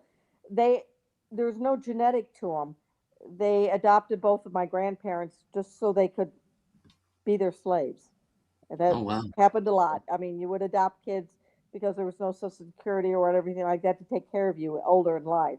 So they were very cruel to both of my grandparents. So they have, Yeah. so I have a German past to them. But again, I can remember my grandmother telling me the stories about how horrible her adoptive mother was. Now, she was left the reason she was adopted, she was two, she was left on the steps of a hospital, and they didn't know who she was. She was a foundling, so they had to give her a name. The hospital had to, and they gave Yeah. her the name of Florence Nightingale until she was Oh. adopted. Oh, that's So, amazing. and She was then my controlled, mom so inherited just a little bit of money when my grandmother died. She saved that money and then she put used that money to help pay for my nursing school. So that's kind of I have a to some degree a connection to Florence Nightingale because that was the the name given to my grandmother because I didn't know where she came from. She was 2 years old until she then was adopted and stuff. that's amazing. That's a fantastic And I have that too, where her story. name is Florence Nightingale. And I didn't know Yeah. that until after I became a nurse. That whole story. So And when you go to nursing school in America, do you have to take a loan out then to do the nursing? it's like anything else now, a university. I mean, it used to be back then. I went through the hospital system, the Florence Nightingale system of the hospital-based diploma thing, and now Yeah, it's gone to university. What Lucy does now, so it's yeah, that's it's right. just a college degree It's and stuff. become a degree as it Yeah, has here, and it's amazing to find out these things.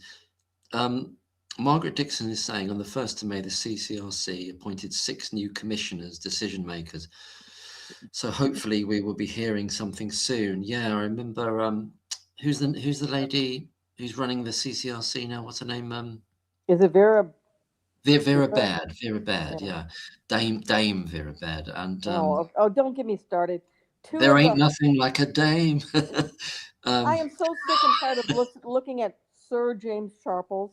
He was given yeah, that I know. knighthood to shut up. Or Sir Duncan Nichols. Come on. I know.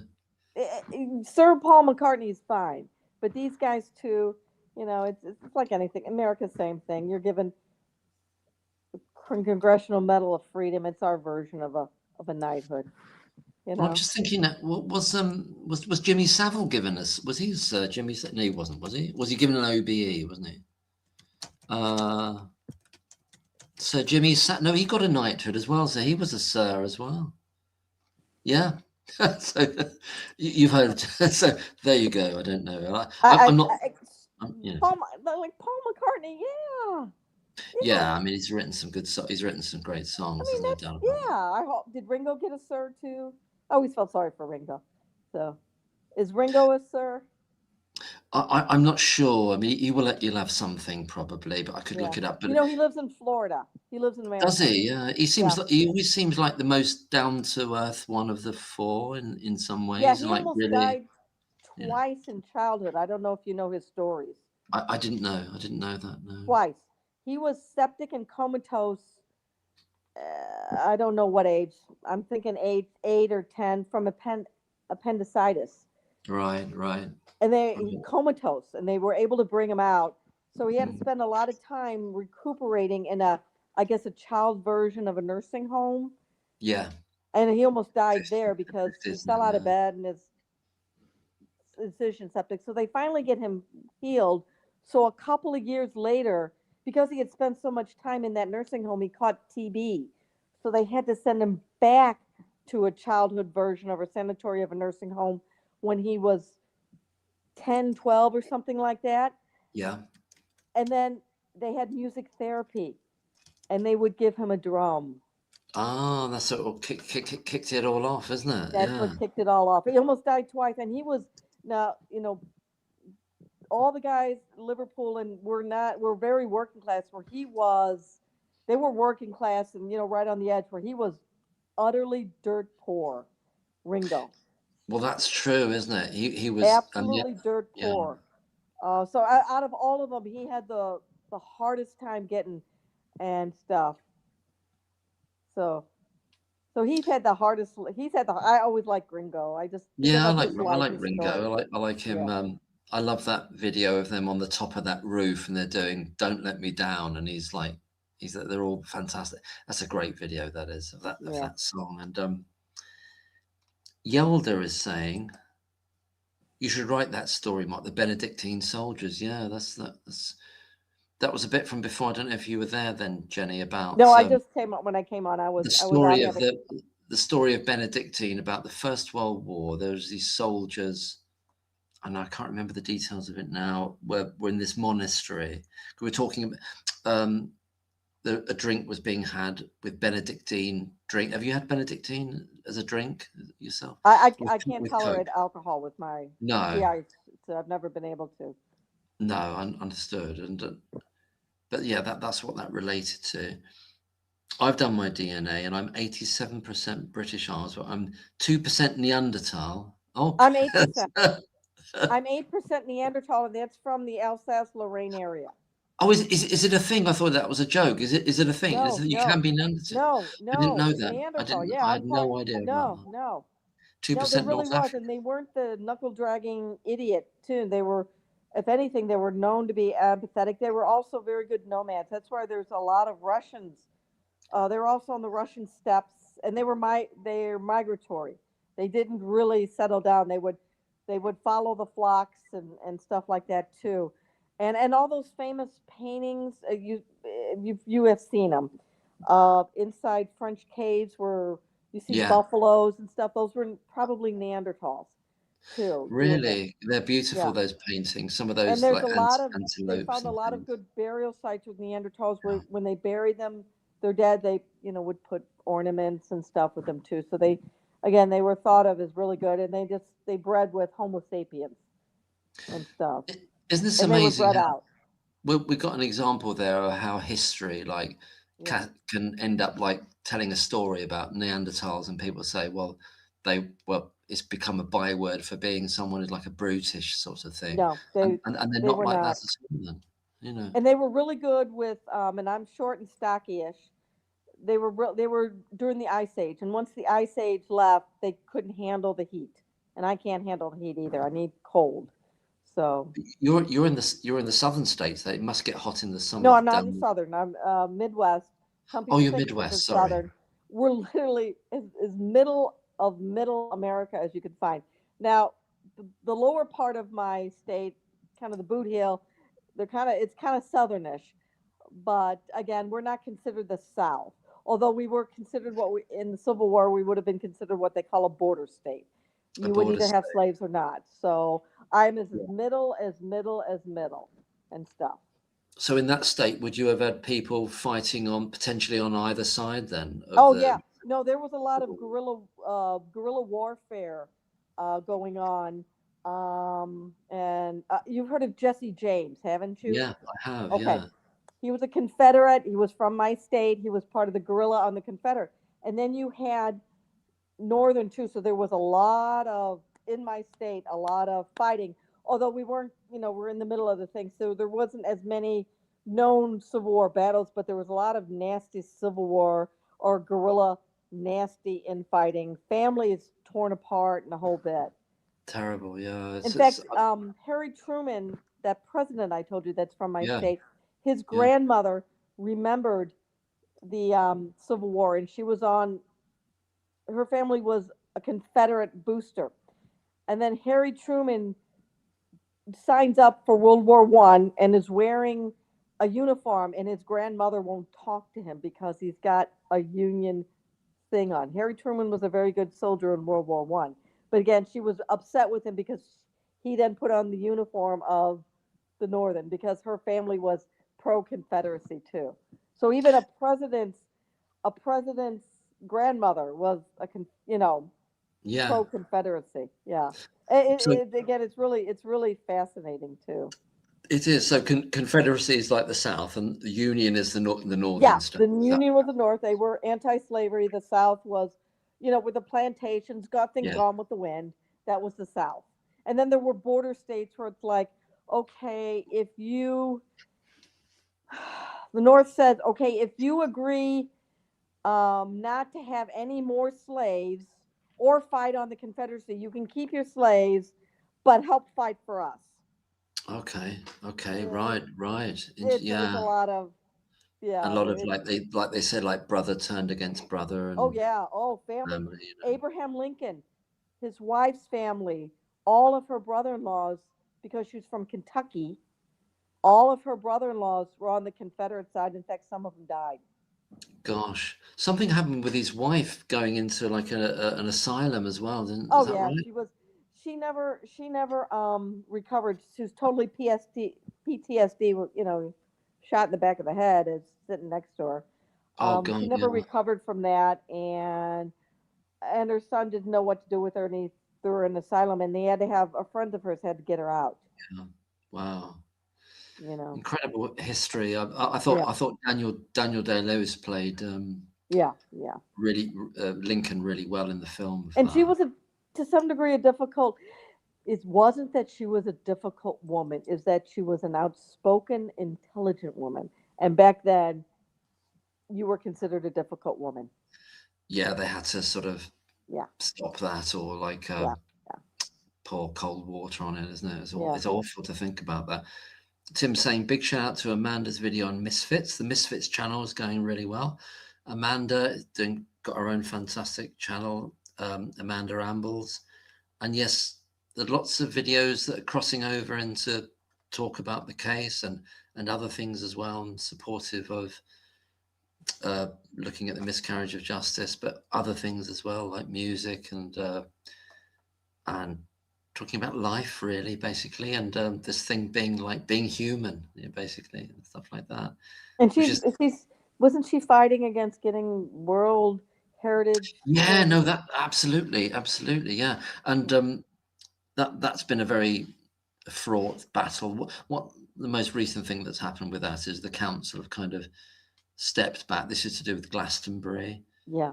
which is thought to be a very spiritual centre in the Hmm. UK by lots of people, and the council like paused on it really, so they're kind of biding their time or whatever they're doing, but they're not pushing forward with it. And in relation to world heritage Heritage, status which through the they'll UN. just destroy. It'll turn it into a tourist trap and destroy it. Isn't that essentially?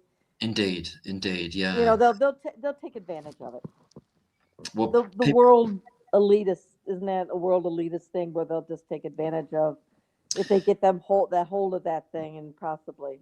yeah, there's something that, and this is what Amanda's been working on for a long Yeah. time. There's a phrase called UNESCO side. In other words, it's the idea that it's going to bring you something good, but it actually destroys what was there, destroys the nature of what was there. Like some people feel like Stonehenge has become a bit like that, and A tourist Amanda, trap. Yeah, we yeah, call it a tourist trap here. a tourist trap, absolutely. Yeah. Yeah, it becomes, Yeah. and then in the town, all the rents go up, and you get the chain coffee shops and whatever, and all that kind of stuff goes So on. it's the corporations. The corporations come in, yeah, The corporations come in and they make the money and not the locals. The locals have to get paid minimum wage to work in a corporation to fund this wonderful thing that's thousands of years old. Yeah, I know. Yeah. precisely. So in Glastonbury, one of the most centre parts of it is the Glastonbury Tor, where there's a St Michael's tower at the top of it. That's the idea, the fear that they'd make that into something that you'd have to pay to go up it, whereas now you can go up it 24 hours a day. So it's like one of the things that's like 1,000 years old, built 1,000 Oh, years ago. it's like it's wrapped in mysteries, wrapped in enigmas. Okay. People think Yeah. it's related to King Arthur and Okay. like a Okay. sleeping dragon there, and there's these the ley lines of Mary Magdalene and Michael, all these different intersecting ley lines. So it's a very rich spiritual area. It But holds a. It holds a. Okay. Yeah. and that and Would the that's Lady of the Lake been there too with the sword? Is that part of it or? well, I suppose in the sense of the to do with the Arthurian Yeah. mysteries, apparently Okay. so. But then some people think that his resting place was somewhere in Wales. So it's Okay. really there's a lot, but also the idea that Jesus's uncle Joseph of Arimathea was said to have arrived there from the Holy Land Okay.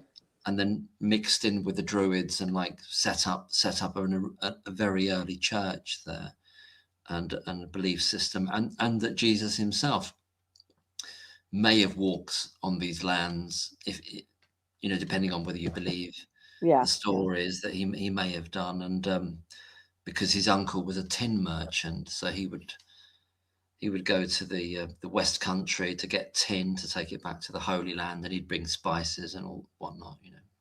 So there's all Oh, those that's kind of see, stories. we don't quite have those kind of stories here in America. But We have you've got Jesse James. you've got other stories, haven't you? Because it's kind of this idea of the new world, but I don't know that to Yeah, us the to us mystic, the Native Americans yeah, kind of. Yeah. you've Yeah, got the we have Native a yeah. American thing, That's right. That's right. but America itself, like on our TV, you know, and whether it's detective shows or sitcoms, whatever, or like cowboy films, John Wayne, whatever. Mhm. That's what we would have grown up with, the idea of America being this place of amazing stories and Hollywood and stuff like that. You know, Yeah. Oh yeah, it, they were it- quite outlaws. And here we look in America, we look at Downton Abbey. it's Which, funny, and that's the way it's going to work. We're going to kind of look at each other's. Um, because it's different. It's the other, isn't it? It's something different. It's yeah, yeah. I mean, I grew up on.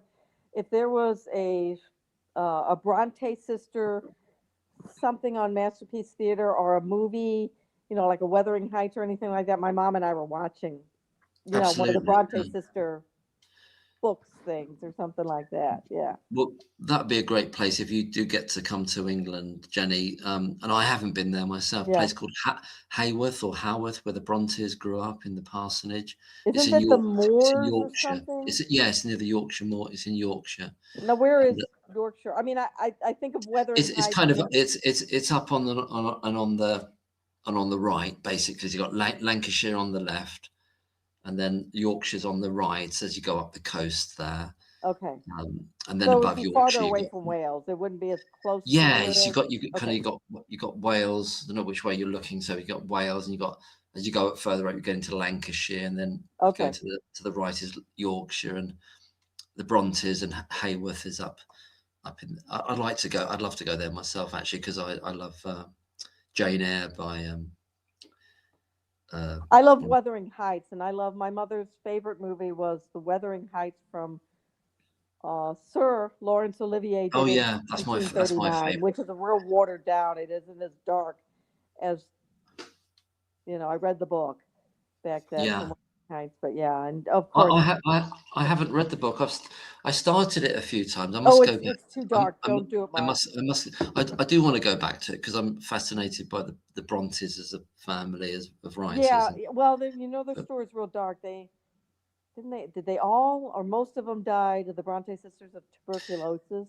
this is the weird thing. The father outlived all his All of children. I them, think yeah. And his he lived out. son He was outlived all of them. alcoholic and opium addict, and the sisters basically kept the family going financially. And he was kind of a low ranking clergy, wasn't he, or something? Yeah, Or he was at the Haworth parsonage, so he was like yeah, the parson there. And there was this thing going on with like you say, there was some bunch of drug taking going on and stuff like that, yeah. especially The son who was supposed to with the be the son. the golden child, he ended up being a drug addict, I think. Yeah, and I think two of the three sisters died of TB or something, and every single sibling in that family was a sad story. Every one of the 4 or 5 daughters died before they were 40. Yeah, they all died. Well, There were yeah, and two then there that was died really one or young. two other daughters that died just kind of like the Jane Eyre thing. They were in some sort of a school Yes, that's right. That's at right. like a 10 or 12 or something like that too. That's That's right. where They that were they were really school from young. Jane Yeah. Eyre is from. Yeah, And yeah, then they moved away from that school, and then they survived a bit longer. And but yeah, Charlotte Bronte's Jane Eyre is one of my favorite novels. yeah. It's only like a year or two ago I read it, and I love Jane Eyre. Is such Yeah, a Jane Eyre's fine to read, but Wuthering Heights, Mark, it's Heathcliff is the ultimate. Oh, it's dark. It's it's too dark. dark. Yeah, I'm Yeah, gonna watch try. watch the I'll try it. 1939 movie. After that, it's too dark. Unless you can do it. But like Tom Hardy did a wonderful take on it, probably about Right. 20 years ago, and he's to me the darkest of the Heathcliff. But and again, but you got to be in a good place Yeah, you got to be in a good mentally. place. Yeah, that's true. You Yeah. got to. Otherwise, Um, it's really too. It's bad. It's bad. but I love the version that you talk of with Yeah. Laurence Olivier and Merle Merle O'Brien. Oberon. And she had an interesting history because she was like mixed race, and she like hid Right. her She was race or party something in from India. Hollywood at the time. You're India from at India, some point. yeah, and she kind Yeah. of like it was something to do like she was hiding her identity Yes. because of Hollywood at the time, you Yeah. know. Oh, she was so beautiful. Yeah, It's she just was. it She was was exotic looking. Yeah. very Yeah. exotic looking, and then Yeah. you got David Niven in there, who's a brilliant That's classic. right. He played the good, the kind husband. Yes. Yeah, he's a bit kind of like put upon in a way, isn't he? He's a second Yeah. choice for Kathy, but Yeah. But he was just such a good man. Yeah. yeah, Yeah. he's a decent guy. I love David Niven as they've stopped making people like this, you know, in the world. Well, They've stopped making he David Nivens. his wife died. Do you know the story about David Niven's wife? No, I don't know that. No. She like fell down the stairs and died relatively young. Oh God, I didn't realize that. And No. I don't know if he ever remarried, and I don't think he had ever children. And he died from, I think, Lou Gehrig's disease too. Um, Right. he sounded like Right. he sounded like a really good Hollywood, didn't go dark Hollywood guy. He sounded like a real good guy. Yeah, and he was a writer. I think I read a little bit of some of like memoirs that he wrote sometime. But he was, yeah, they've kind of some of those people we don't have those anymore. I don't know. They've kind of died out. These kind of Or if we do have them, we didn't hear all their sad. You know what I mean? It was kind of yeah. sometimes you just I don't guess need to so. hear all this I guess shit. so. Yeah, But yeah. It's like Humphrey Bogart's private life was meant to be really stormy, but you didn't necessarily see that all the time, you know. But his first marriage was meant to be really a lot of fights and stuff Oh, like that. really? Before Lauren Bacall was number Yeah, two? but before Lauren Bacall, Bacall. yeah. Yeah. But there's a brilliant video of Lauren Bacall and Humphrey Bogart in their home. Well, obviously they've got together, Hmm. and she was quite a bit younger than him, wasn't she, at the Yeah. time? Yeah. So maybe 25, 20 years or so. But there's some great little things out there, like it gives a sense of their private life. But she was a totally original kind of actress as well, though, Lauren Isn't she Bacall. beautiful? Yeah, she was very charismatic Yeah. Yeah. actress. Yeah. And she Um, lived in the Dakotas, which was the apartment, that weird apartment thing where John Lennon lived and John Lennon died.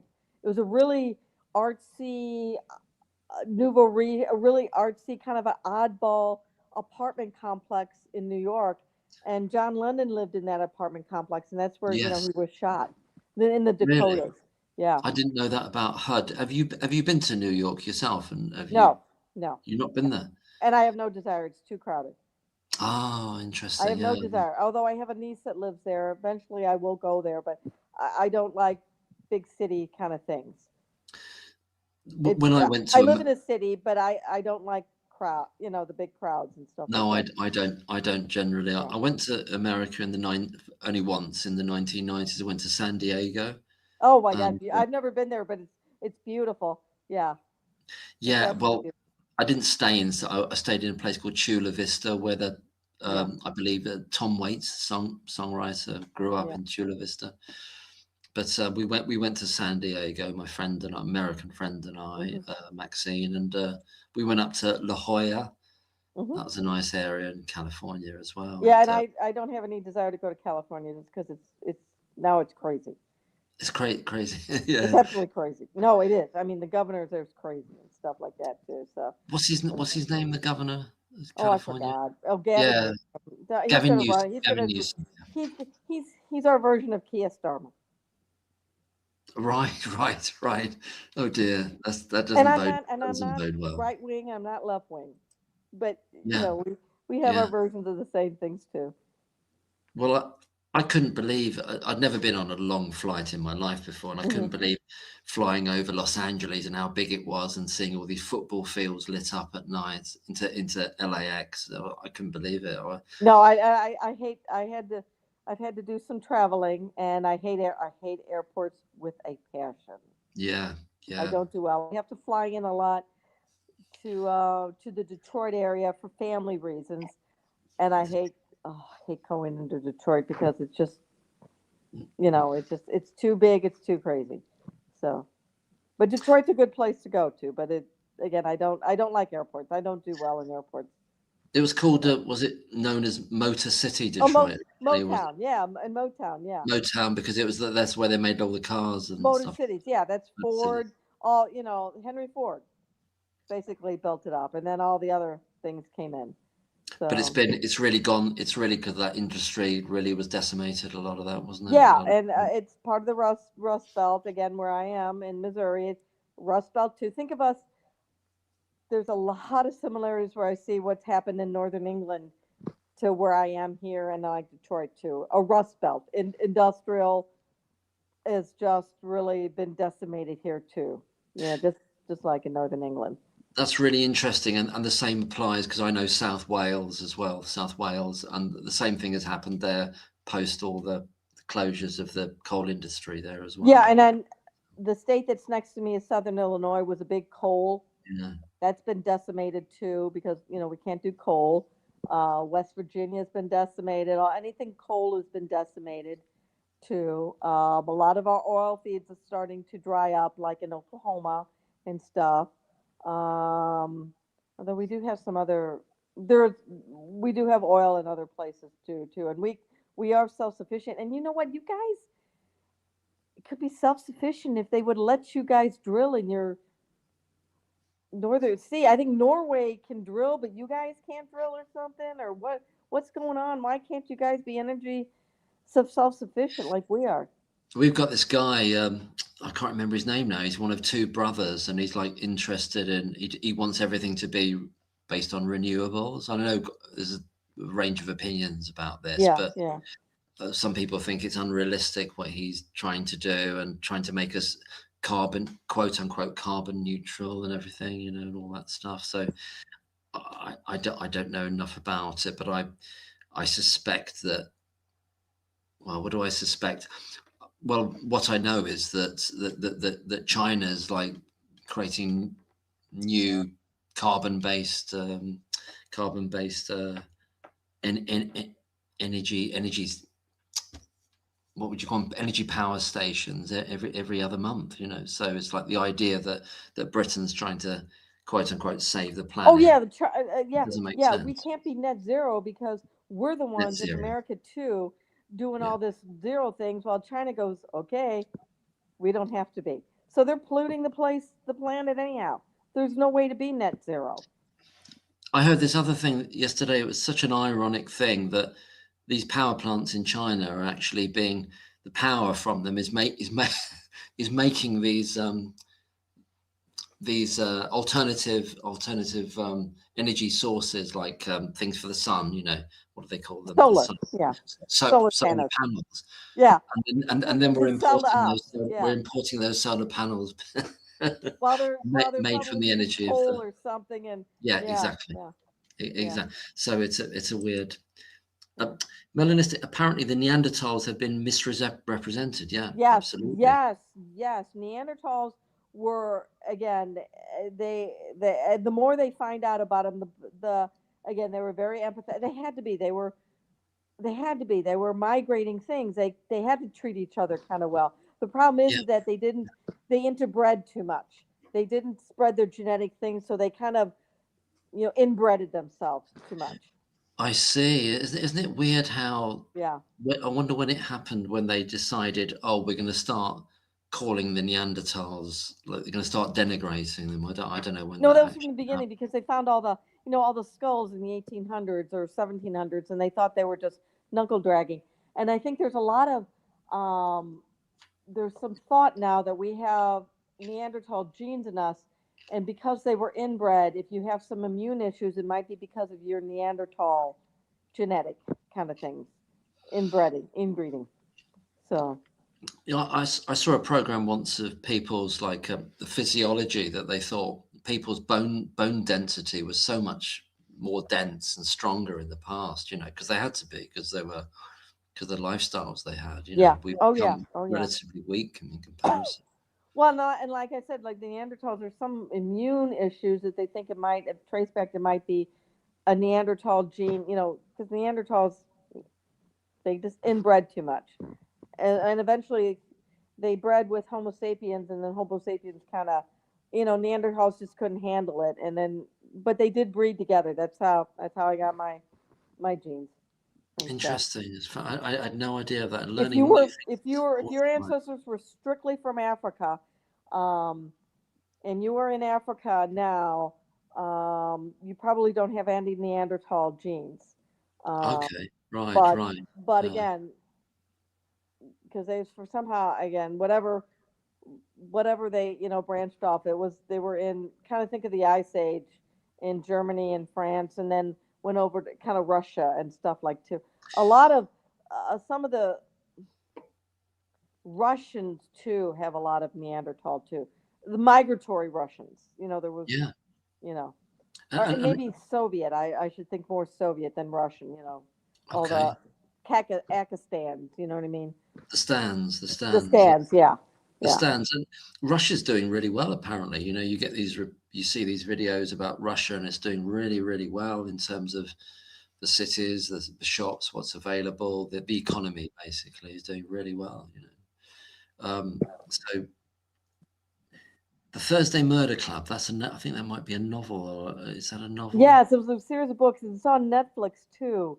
Oh, Yes, that's one of the things from Netflix to watch. Helen Mirren's in it. It's about assisted living, and these people, older people, get together and they solve cold case murder mysteries, and it's real. oh, interesting. Yeah. Yeah, it's a series of books too. Yeah, Yeah, I picked up a book today when I went shopping. It says it's like a cozy mystery because there's this kind of genre called cozy crime now, and yeah, when it's that would be Thursday Murder that, that Club. type Yeah, that type of thing. So yeah. I'm gonna But give that a Helen Mirren is so good in it. Pierce Bronson is in it, and he's funny. oh right, He's yeah, not because he's suave. He's funny. He's yeah. Ron the Red. He's a unionist. He's a communist. That's why I call him Ron the Red. He's in there too. So he's like Oh a right. codger old man. And then the psychiatrist is played by the guy that did Gandhi, the movie Gandhi, and from the '80s. What's his Oh name? seriously, Ben Kingsley.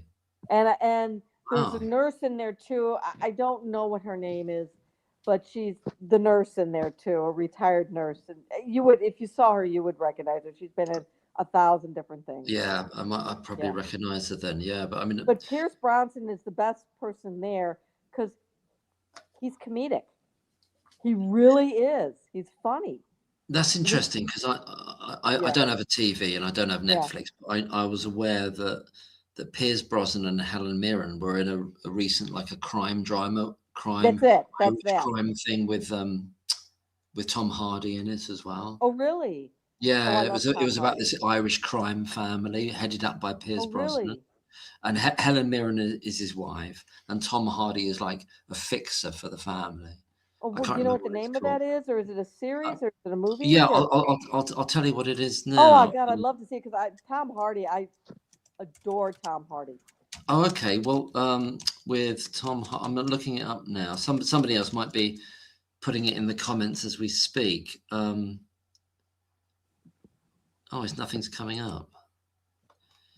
Oh, I don't know what I'm I'll doing. look it up. I'll figure it out. So Um, I'm going to do this.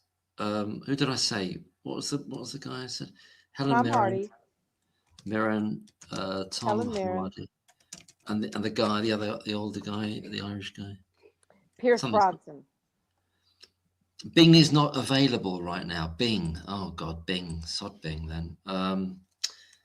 Helen Mirren, Tom Hardy. It's called Mobland. It's called Okay. Mobland. That's the Is it a movie series. or is it a series? It's a series. It's a drama series. So it says here. I don't know where it's available. I think it's. I think it would be. I think it would be Netflix. Would it? It's Mobland basically. Yeah. Okay, I'll look it up. We have Netflix. Yeah. Yeah. I think you'd find it out there. I've watched clips of it, but it just struck me because you said about Helen Mirren and Pierce Brosnan being together. So that's another example of Yeah, them doing that. and we adore Clarkson's Farm, which is on Prime that comes here with Jeremy Clarkson. Top Gear was huge in America. Was it Um, really? Was it really? in a certain genre. Um, but Clarkson's Farm has taken off here real well too. So we know, and I know he's not the most popular guy over there, but we in America we find him hilarious. Yeah. Uh, It's fun. It's interesting to see what kind of travels really both Yeah. ways, you know, from Yeah. what we see. Simone's saying about there's another another Oh, mentioning in June 19 nurses arranging. Sorry, I'm assuming that might be a meeting to take place in June for the 19 good. nurses. That's Good. good, isn't it? That'd be good. Jenny. Oh, hi. Hi, Melanie. Meeting. Yeah, thank you, Simone. Yeah, that's great. I'm a little bit behind with Keir. It's still Keir, apparently. We've still got Keir. It was named after Keir Hardie, apparently, one of the original Labour Party guys. What time is it with you, Jenny? Shyster wants Oh, to know. it's right now it's 4:49 p.m. So, 4:49. So and you're soon if you start hearing some meowing as we get closer to 5, she knows the Empress knows the clock. She really does. she knows the clock better. You're 6 hours ahead of us here in the Or UK then. behind you. Oh, sorry, You're behind, 10. behind. Yeah, you're like Beg your pardon. 10:30, 10:45, right? Yeah, On 4:49. we're Yeah. See, it's 10:49. still light. It's still light out. So, Yeah, you're behind by 6 hours. Jenny, sorry, predictive words. Yeah, I know that's a problem, isn't it? Sometimes. Keir won't go anywhere until he's dragged out. He made no comment. Well, there's that court case that was going on about all those Ukrainian young model type guys setting I heard fire to about that. his houses and his cars. Now, supposedly he doesn't own that house, a car anymore. Yeah. No, he doesn't know anything about it. Yeah, and again, just the same thing, just like a certain guy that has a certain foundation here Oh, wasn't spiking his wife's coffee with Billy, antibiotics. Yeah. Old Bill. Bill, Yeah, yeah. He denied that, but he just says he likes Russian women. So, yeah. he wears a nice jumper, but he's a bit of a dodgy character, isn't he? He's sort of likes his Oh, he's pastel coloured jumpers, but yeah. What's okay? You're forgiven. You know how he got Microsoft? He got the yeah, I contract do. to Yeah, IBM because his mommy his was on the mummy. board of directors. It wasn't because he had a great product. He got just he's to some degree a little bit of a Prince Andrew, although not as stupid.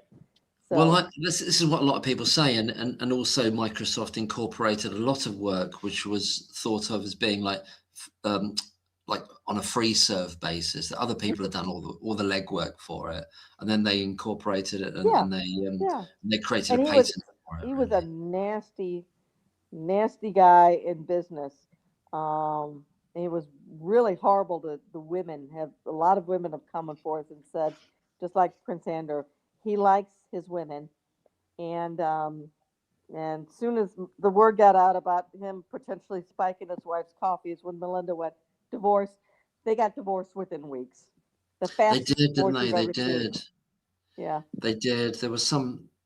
I mean, there's so many. It's strange, isn't it, with him? And isn't it amazing? He became an expert in virology as well, just Oh, overnight. don't get me started. Don't get me started. And How did anyone he who do? has How did he anything to do that? How do did he do that? with virology that's an American, because I know it hits you guys horribly too. I have no problem if we bring back hang, drawn, and quartered. Oh, the hand I'm drawing. ashamed of our contribution to what happened to the world about 5 6 years ago. Yeah, that was a big event, wasn't it? That Yeah, we're and still living no, with, it really. came from pangolins in a wet market. Oh, Bullshit. they blamed the poor pangolins. Yeah, That's what I I know, hate. and they're the cutest little things you ever did They see. are cute, and the bats and the poor bats as well. Bat Yeah. soup. People eating too much bat soup and stuff Do like you know that. they ate pangolin soup over there? How could you cook a pangolin? It's too damn cute. Well, I'm not going to be trying it tonight. That's for sure. Okay. After this bottle of wine, so I'm gonna Yeah.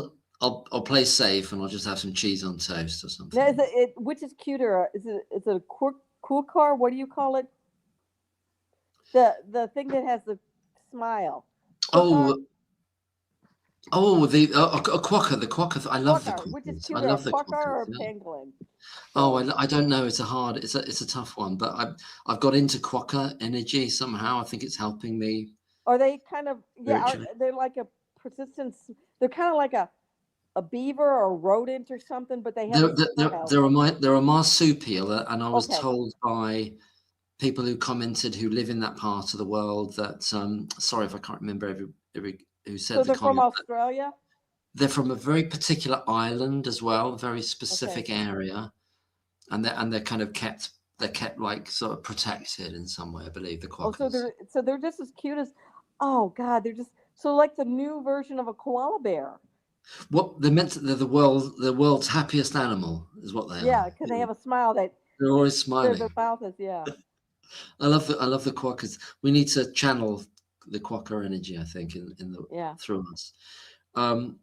Trevor says, "Don't trust Starmer or Streeting. Burnham might be better." That's Andy Burnham. He's currently the mayor of Manchester, I think. Oh, isn't Uh, he the guy that traveled down to London? Because Manchester's in what? Northern? yeah, that's in Manchester the is north. kind In the of ish north. close to Chester, Yeah, yeah. right? Manchester and Chester are quite close to each other. Yeah. Okay, okay. Oh, hence the word Chester. Okay. Yeah. Well, there's all the Chester's everywhere. I think I can't remember what it means, Okay. but there's all kinds of like Colchester is a really old town as Okay. well. It's probably Simone says, "Did I miss that one out? Sorry." Ooh.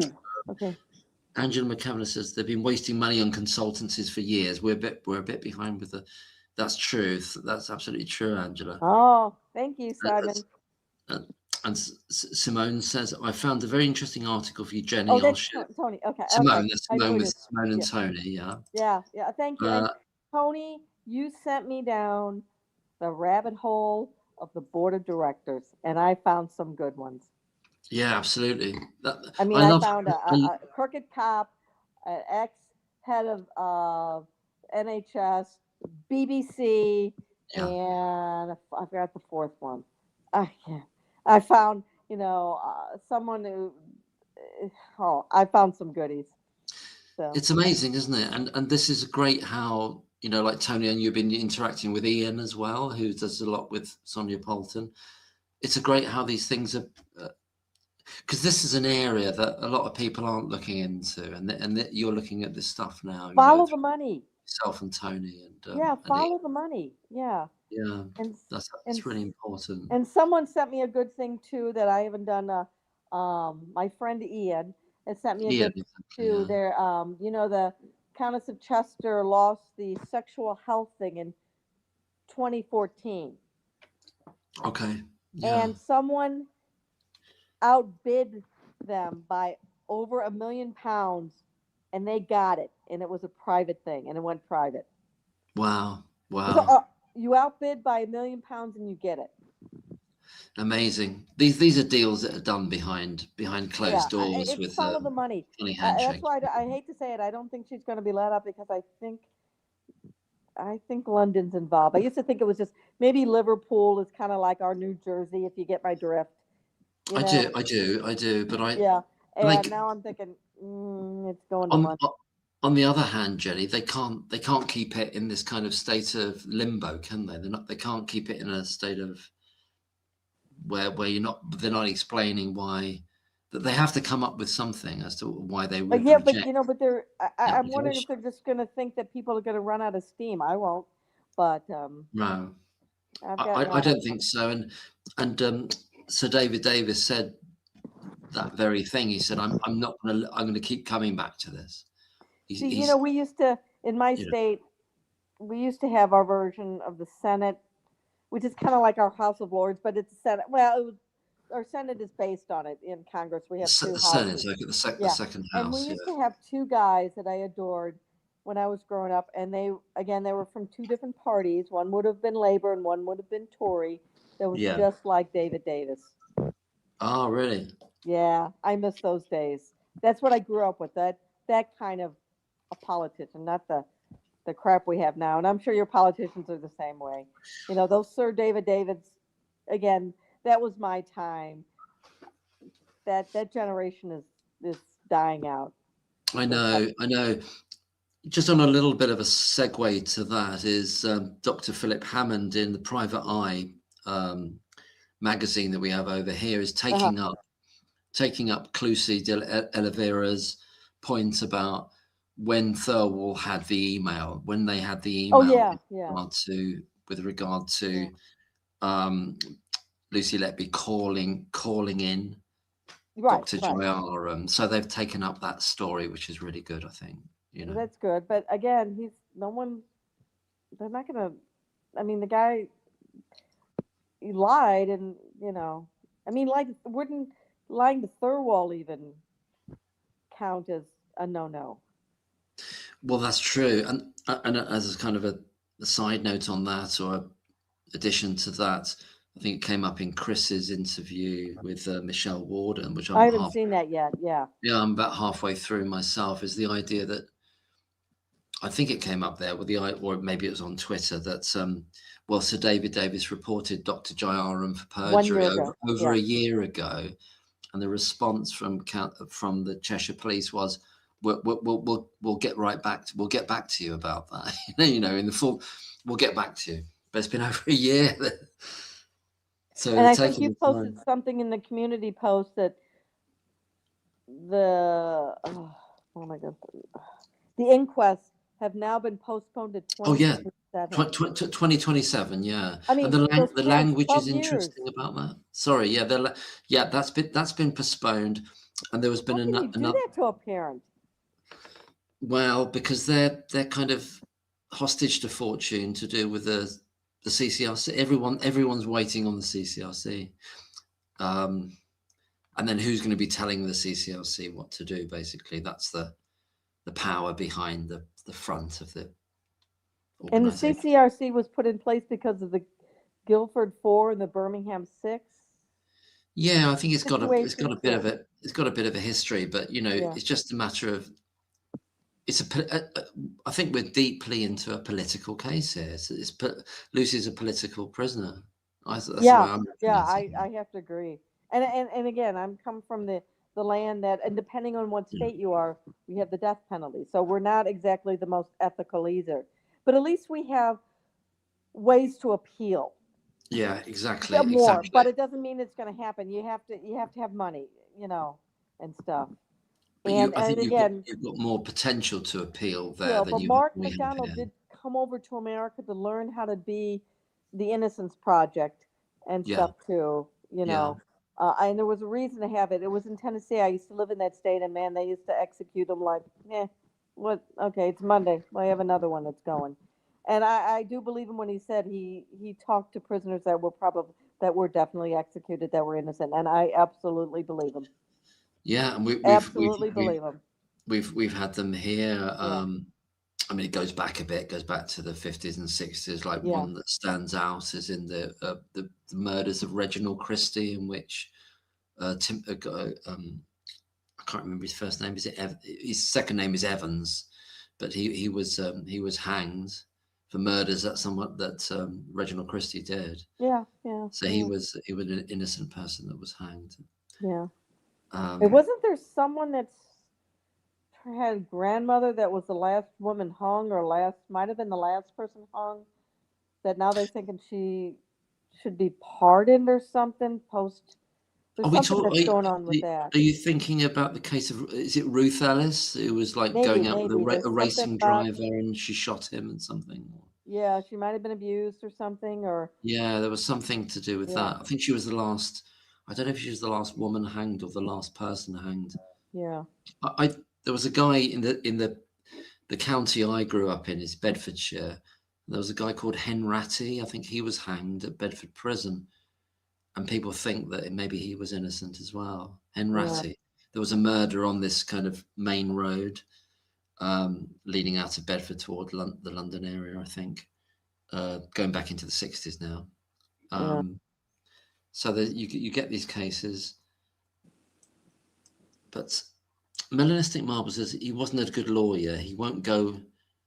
Also, talking about Starmer, he won't go until there's been a by-election to see if Andy Burnham can get a seat. Bonkers, yeah. Wasn't he like the head judge or Well, something? he was the head of the was it the C?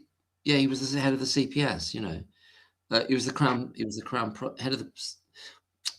And this is the thing about Jimmy Savile, is that people believe that reports about Jimmy Savile would have come across his desk and that he shut them down. That's what people are saying. Whether that's true or not, his excuse for that, or his reasoning for that, is that was a northern thing, and I wasn't dealing with any of the northern things. But he was the Was head. does He was the head Jimmy of the. Savile have any Ukrainian connections? I That's a don't joke. know, but but a Mm. number of people reported him to Oh, different I police know who. Yeah, stations, he was a creep, and he was a good friend and of but Charles it and kind of got Margaret shut. Thatcher. Yeah. This is the implausibility of this, that he wouldn't have known about it, is that Jimmy Savile was spending Christmases with Margaret Thatcher, and he had obviously a link with Prince Philip, so he's dealing with the government and with the royal family, and the idea that somebody close to those power nodes, would have been off the radar of the head of the CPS if people Yeah, are their version of the crazy. Secret Service would know. We don't want this guy anywhere near this. Yeah. Well, absolutely, and the same thing happened with a politician in the Liberal Party here called Cyril Smith, who, after his death, it all came out that, or it was said that he was an abuser of children, but it's been retrospectively said that it was all shut down by the Secret Services because of his position politically. Well, it happens here too. Yeah. I mean, Bill Clinton got what the stuff he was doing in the White House is disgusting. Old With Monica Lewinsky, Slick absolutely Willie. Yeah. disgusting. Yeah. So, Well, the Clinton body counts, as the people talk about yeah, that. yeah. I mean, yeah, a lot of yeah. Your life expectancy, if you know them, It's is, it's is it's shorter than it's going the down. average. It's going down in years, isn't it? Yeah. Home in balmy Palmy. Hello, nice to see you. Another great conversation. I always appreciate your time and hearing your thoughts. That's very kind. Yelda, James Murray is the new health secretary replacing Streeting. Oh, right. Well, is he somebody we can appeal to in respect of Lucy Letby? The former Conservative health secretary, his name escapes me at the moment. Somebody will know it. But he's come out on record as saying that it sounds like what did he say? He doesn't feel comfortable with the convictions of Lucy Letby, basically. The Conservative one doesn't. I've forgotten his name. Now, isn't there also what you call a shadow The cabinet? shadow cabinet is just basically the cabinet that is the party that's not in power. Yeah. Okay, okay. So if they were in power, this is who would. Okay, all right. Yeah. So the shadow cabinet at the moment would be the Conservatives. Neither Starmer nor Streeting were interested in Lucy's case. No, I don't think they were. But how do we know what they're interested in behind the scenes? I suppose that's the What's unknown. their connection to any financial shenanigans, like financial things or anything like that? Either one of them. You know what I mean? Well, there could be. There could be. In terms of Streeting, he's got this link with Mandelson, who's been Okay. part of this kind of the poisoning of Mandelson's role is this connection with Epstein. Okay. It's Okay. it's bizarre to me that Wes Streeting could be the next. Anyway, it's all bizarre to me, all of it. Now, like when you like your campaign, do you or is it just as corrupt as America, where you're whoever gives you the donors, you're kind of Yeah, that comes up periodically. I think yeah there's been stuff to do with this guy Nigel Farage. I think he's had a lot of money injected into, because people are thinking the Reform Party are going to get in next time. And Nigel Farage was quite close to Trump, I think, at one point, and maybe yeah. he He's still kind of is. I like don't know. right. No, they're buddies. Wasn't he the Brexit guy or something? He's the Brexit guy, but Yeah. you know, it's too convenient. It's too inconvenient for such politicians. And Nancy Albright says, "Let's have it." I can't remember what that's to do with, but that sounds good and positive.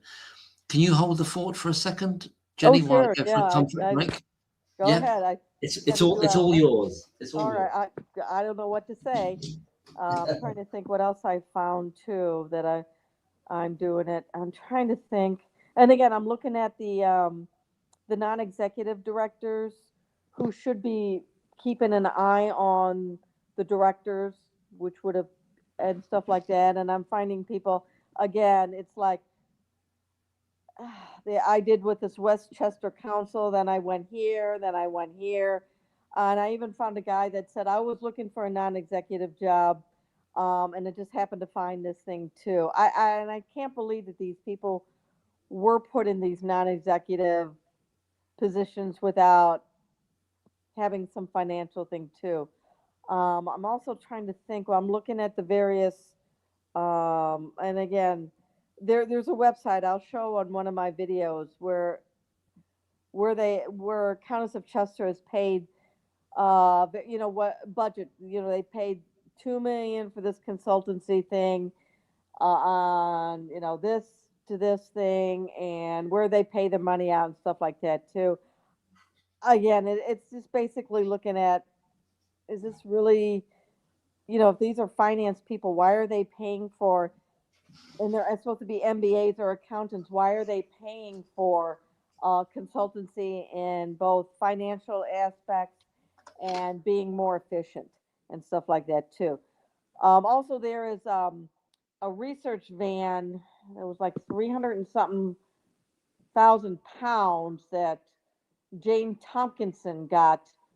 And why is the Countess of Chester doing medical research? Uh, got for the Countess of Chester too, so they can drive around and get new research subjects too.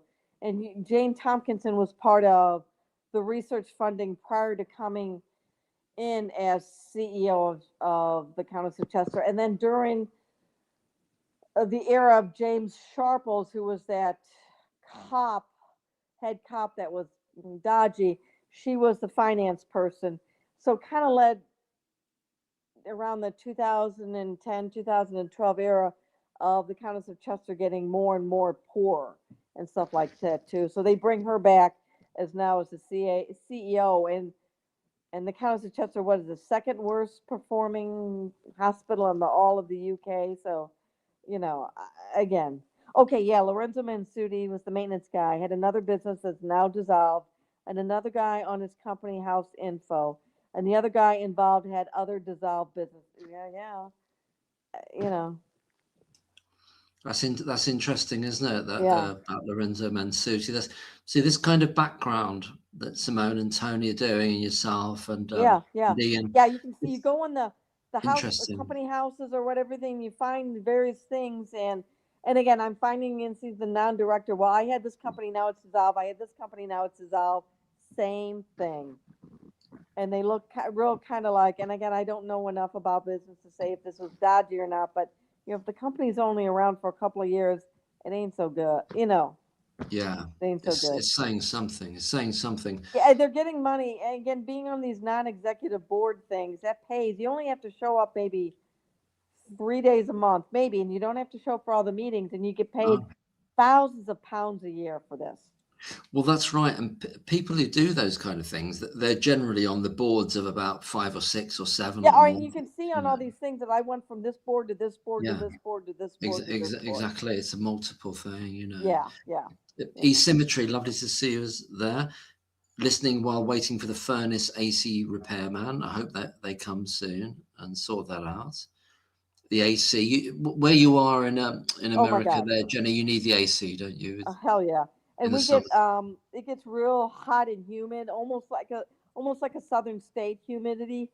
Yeah, And I call it Vietnam here in August. It's really bad. it's like So, Nam. It's like yeah.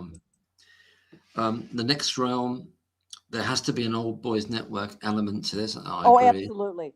Yeah, Absolutely. I found both the Old Boy Network on a local level, and I found Old Boy Networks, and I'm looking now, I'm finding it on, I guess, the national, we would call it the federal level, kind of too. Things are going back to London.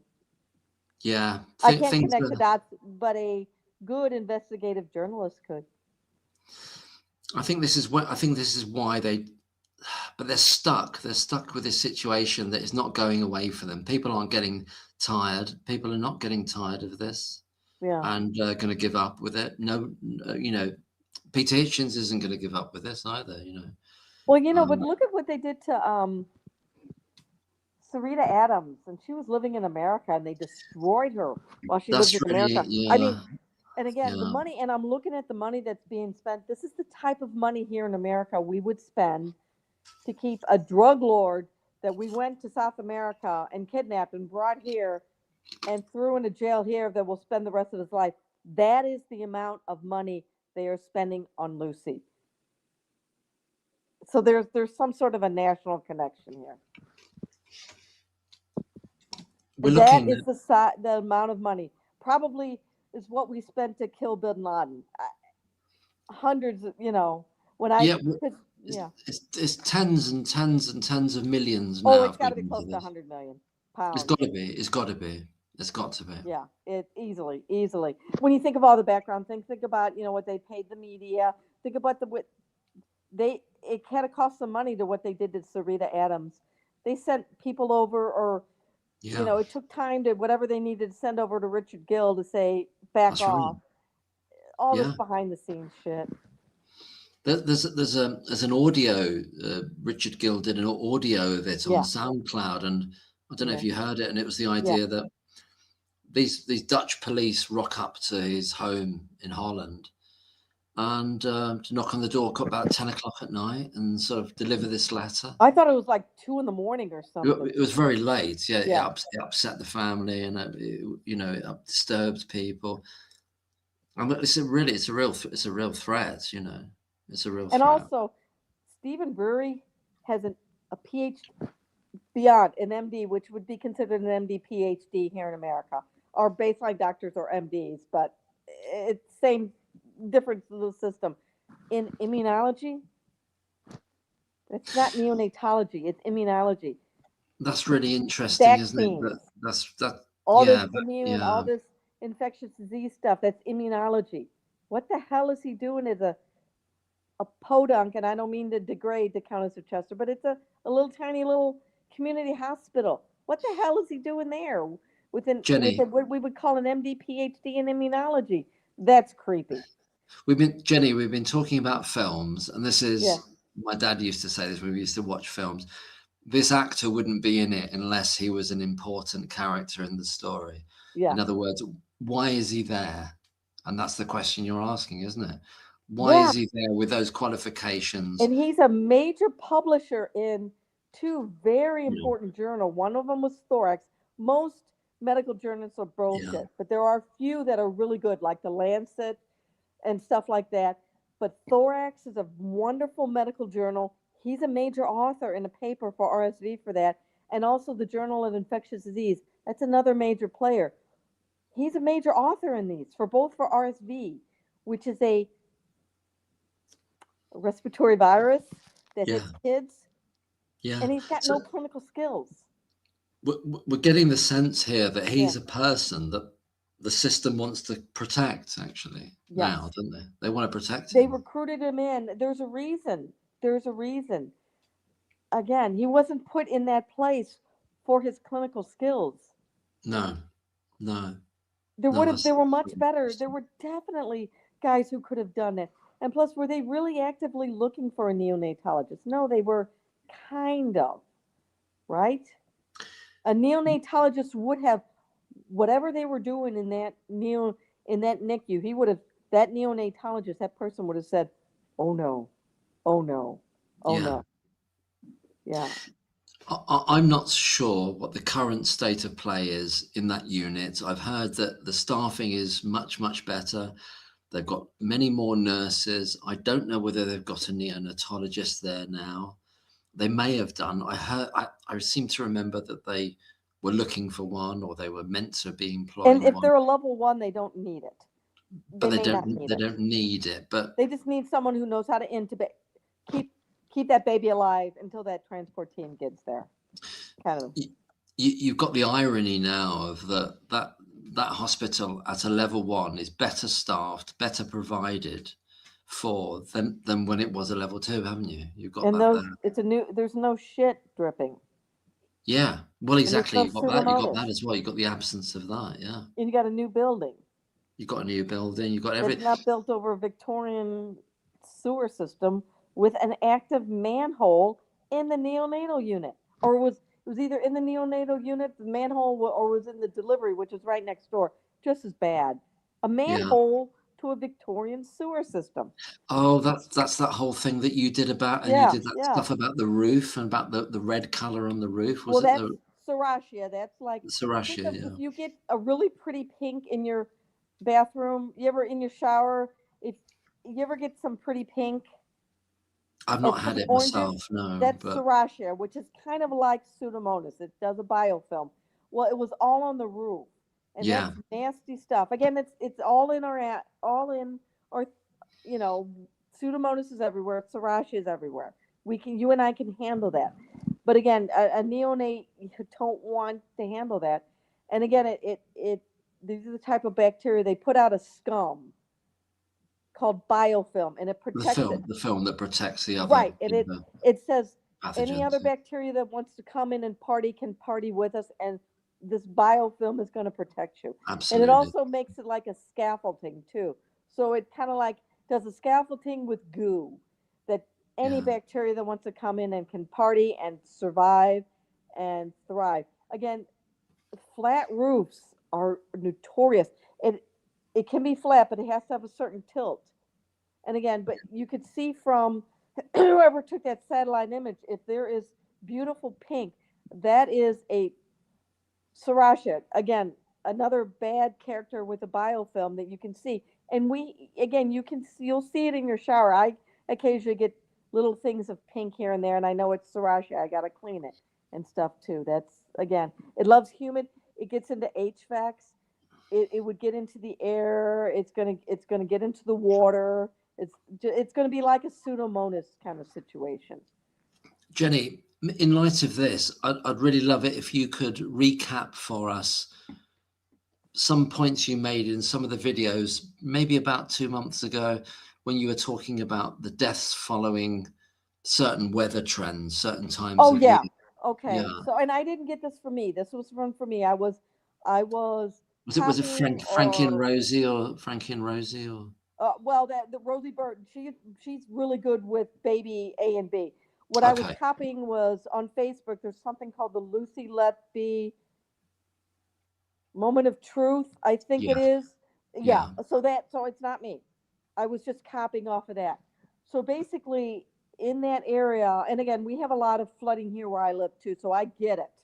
I get the flooding. I've had people that their houses were ruined by flooding. But during that time in northern England, northern UK, there was a lot of flooding, a lot of rain that came down. So of course you're going to have all that, and that's going to come up too.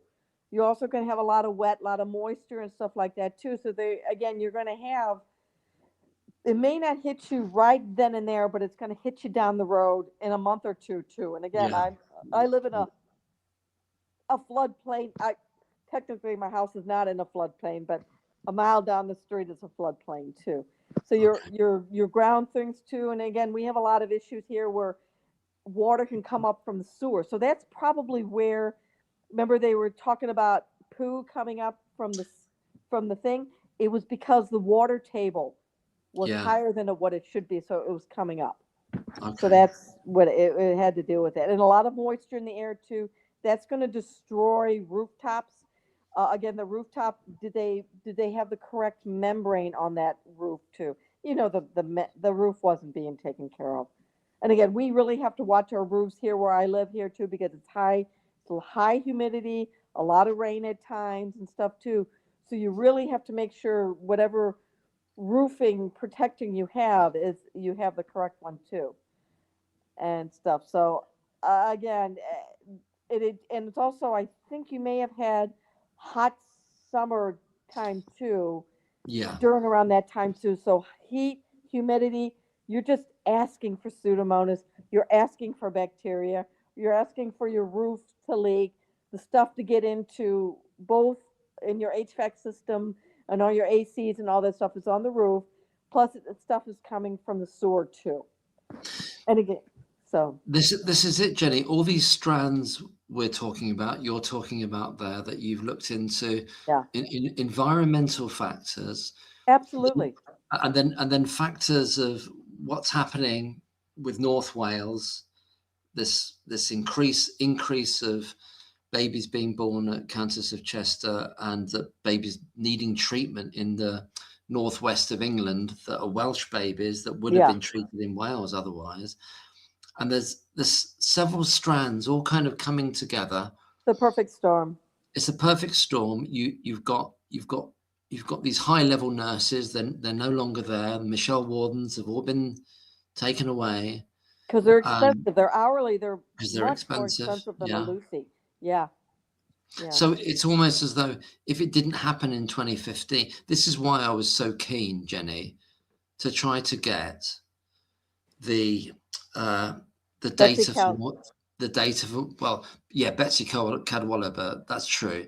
But I was very keen to get a restatement of the mortality from Countess of Chester going back from 2014, 13, 12, 11, because I haven't had it. I haven't seen it yet. And you I won't. wanted that. But that's when they said it's vexatious and we're That's blocking right. it. Or you're the Duke of, yeah, you were the Duke of Foyer and then you went to the Duke of Vexatious, right? I'm You the changed dukedoms. Duke of Oil, the Duke of Oil. Duke of Oil. And Yeah, Duke of Oil. And again, and also with the finances, you have to look at what was going on in 2010, 2012 that took all this money away too. Again, the finances just didn't happen like rain. Finances happened years before. yeah, That was probably being sucked out too. That's absolutely when financial changes happen, the effects of them don't happen in that year. They happen the next year, don't they? Or they happen the 18 Or months. years down the road. And you Yeah, guys, comes down the road. that the stock market kind of issues in 2008, 2009, we recovered quicker than you guys. I don't think you guys ever really, truly, did you really recover? We No, recovered. probably I don't think we have. I don't think we Yeah. have really. And then had to have, and again, but if you're supposed to be these financial gurus and stuff like that too, in these hospitals and these MBAs, you're supposed to have that rainy day fund. Well, no, that was Yeah, being sucked up with whatever financial scheme was going on or whatever contract you had that was, you know, you know, whoever was taking advantage of your contract, and everything's contracted out. And yeah, it's same here in America. Our dietary nutrition is contracted out, where the food has gotten much worse in hospitals. Our laundry is contracted out. It's not as nice as it used to be. yes, Our it's not going to be as maintenance, our good. cleaning is contracted out. Our hospitals here are not as clean as they used to be because we're all No, contracted out too.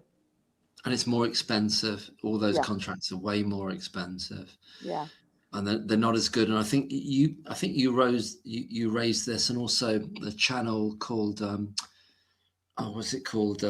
Traditional RN. Do you know that lady? That lady's yes, yes, yeah, yeah.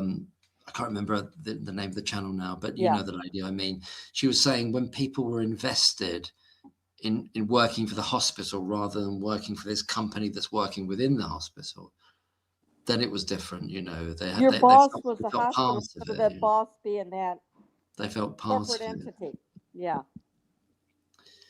Yeah, no, it's fascinating.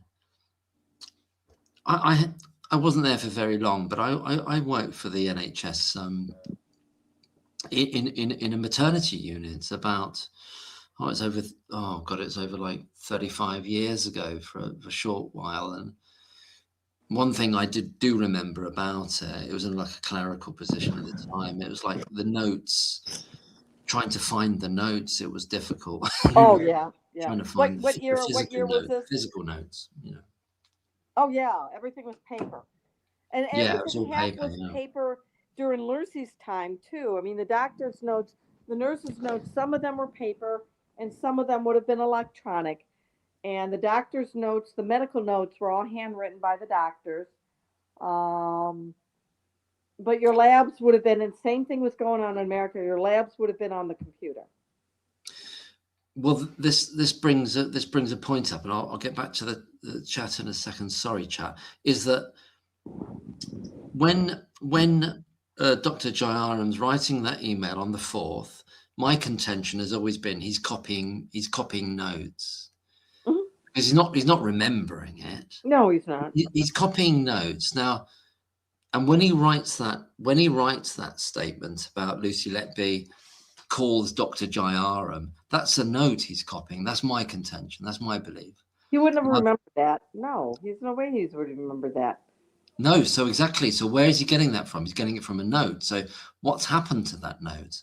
Has it been deliberately excised, cut out, deleted? And was it a physical note, or was it a physical note and on a computer system, or either No, or? he would have, when his medical notes, when he would have wrote like, this happened to this baby. When I came on, the baby was in this condition. We did this, they did that. It was all handwritten by him at that time. And the same thing was going on in America and stuff like that too. Well, that's true, Jenny. But so when he's writing that email on the 4th of May, 2017, he writes, Nurse Letby calls Dr. Jayaram. So when he's writing that email to his colleagues, the gang members, he's describing himself in the third person, like Dr. Jayaram. Or he could have been just bullshitting and making it up too. He could have been, but he could have been right. He could have been copying a nursing note, couldn't he? It could have been a nursing note. Oh yeah, he could have. Yeah. Yes, he could have. So what I'm saying is, my contention, I did about 3 or 4 videos about this, was that what happened. I kept on going, it's the notes, it's the notes, man, it's the notes. Yeah, it's the notes. Okay. You know. Yeah, something happened to the notes there. Okay, so the notes, if anything was handwritten, they would have had to, and by now they would have made some sort of a digital copy of that, kind of thing. But paper can be lost, and digital copies can be lost. So paper can be lost, digital copies can be lost, and this is the issue with Thirlwall at the moment, that they're staying mum. They're saying nothing about when they had access to or knowledge of that 4th of May email. That's right. When did they get that? Lucy Oliveira is talking about, And Thirlwall started in 23. Yeah, exactly. Yeah. So it started before the trial of Baby K. Yeah. Well, yes, exactly. It was before. Hi, Jim. Welcome to the whatever we're doing. Yeah. How you doing there? Hold on. I think I've got a double barrel here. Hold on, Mark. Oh, yeah. You might need to turn down the old thing. Yeah. No. Can you hear me? Right? I can hear you, but it's a little bit muddy. But I don't know. Have you got the volume down a bit? I'll sort it out. Yeah, I'll take you out for a second, and I can bring you back in. So it'd be great. Jim's coming back in. So Jim's a medical. He's a doctor, isn't he? Isn't he Irish? But he lives in Australia. And lives in Australia. He's done some fantastic stuff, and so in Australia now we're like 12 hours ahead, isn't it? So it's like I think it's like about 11 in the morning. It's like 11 in the morning now. Yeah, Australia starts, and then it goes to you, and then it comes to me, right? It's crazy, isn't it? This is time isn't. It's just bizarre, isn't it? You're in the afternoon, yeah. So you're in the you're early evening. 5:30. 5:30. 5:30. So I'm going to try adding Jim again. Jim, you're back in the room. I think that's better, is it? Yeah. Yeah, that's much better. Yeah. How are you doing there, Jim? Not too bad. I was just listening along on this sort of wandering the world and movies and this and the other. Exactly. We're reliving our childhood. We are. Yeah. It's 8:30 in the morning here. Oh, 8:30. Right. Okay. I've been up since about 6:30 or something like that. But anyway, just in terms of the notes. So if Jairam was reading from notes when he wrote the email, that's in the medical record. So to have removed it is a criminal offense. Right. That's a legal document. And he wouldn't have done it at the time. He would have done it later. I just sort of think that's very unlikely. Like so the defense would have had full access to the medical records of each of these cases. So I don't think it could be in the medical record. Now, there can be records outside the medical record, possibly, if he kept notes for himself or something. But it seems a bit weird. And so I think, I agree with David Davis that this is evidence of him lying to the court.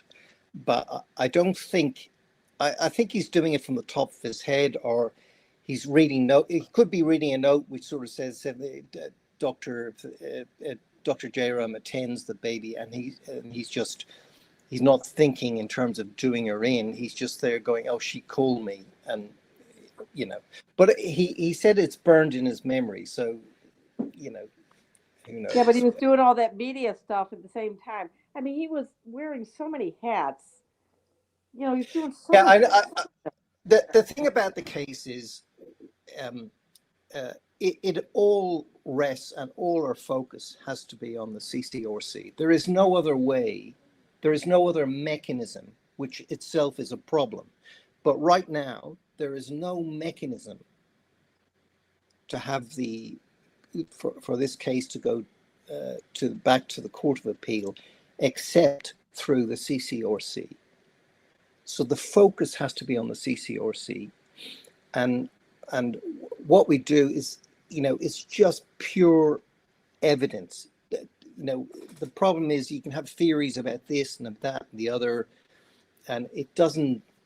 It actually harms rather than helps. There's so much facts, and but the other thing is public relations is important, but not if it gets out of hand. If people start having theories about this, that, and the other, and because the whole idea of a conspiracy theory was an intelligence operation. You're aware of that. The term conspiracy theory comes from the JFK assassination. Yeah. And it's a way of shutting up so you get the most possible extreme, like it's a straw man argument in essence, but you create this system where the most extreme and out there, outlandish, ridiculous thing that's held by 1 in a million is the focus of what you sort of say they all are.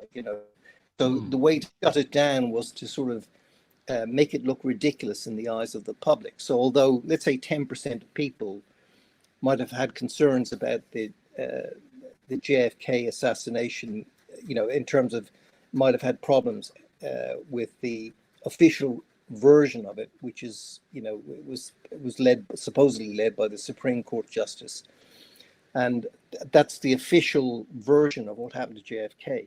Now, it's wrong. Okay, you don't need to know what happened. You need to focus on why. What's the name of it, Jenny? What's the name of the report, the JFK report? Oh, the Warren Commission. The Warren Commission.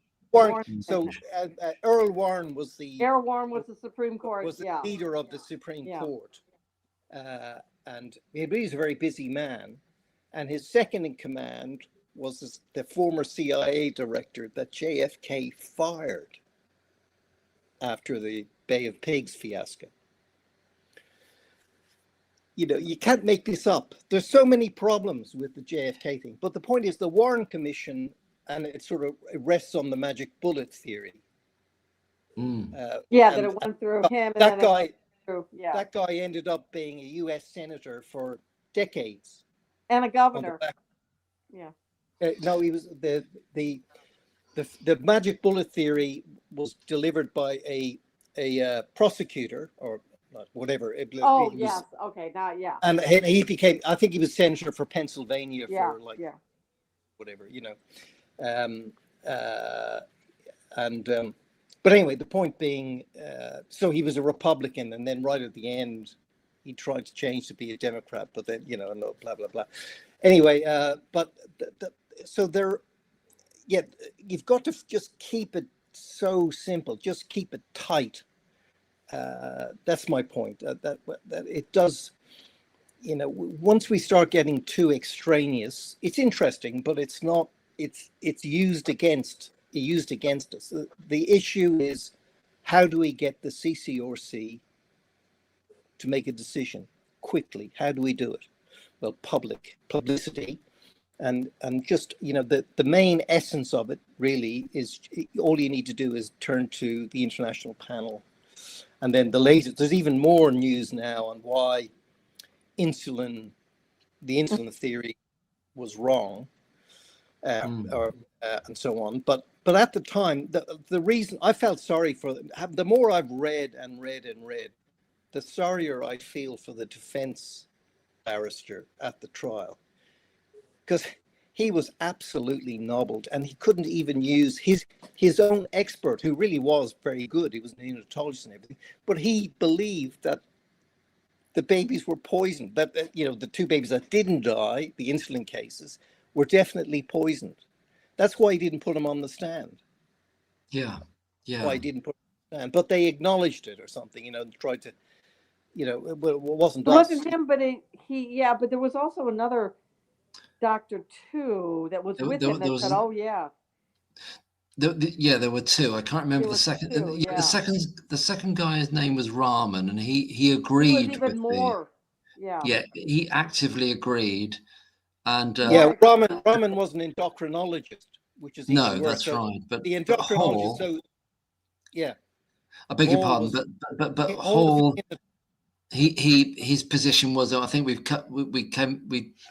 come here before. He deferred, didn't he? His position was to defer to the guy that's since been Hindmarsh. He deferred to Hindmarsh, which means he accepts Hindmarsh's version. which means he That's accepts what it. defer means. Yeah, you defer. You're more of an expert than me. He's saying I've got nothing to say. I can't argue this point. In a Yes. sense. Yeah.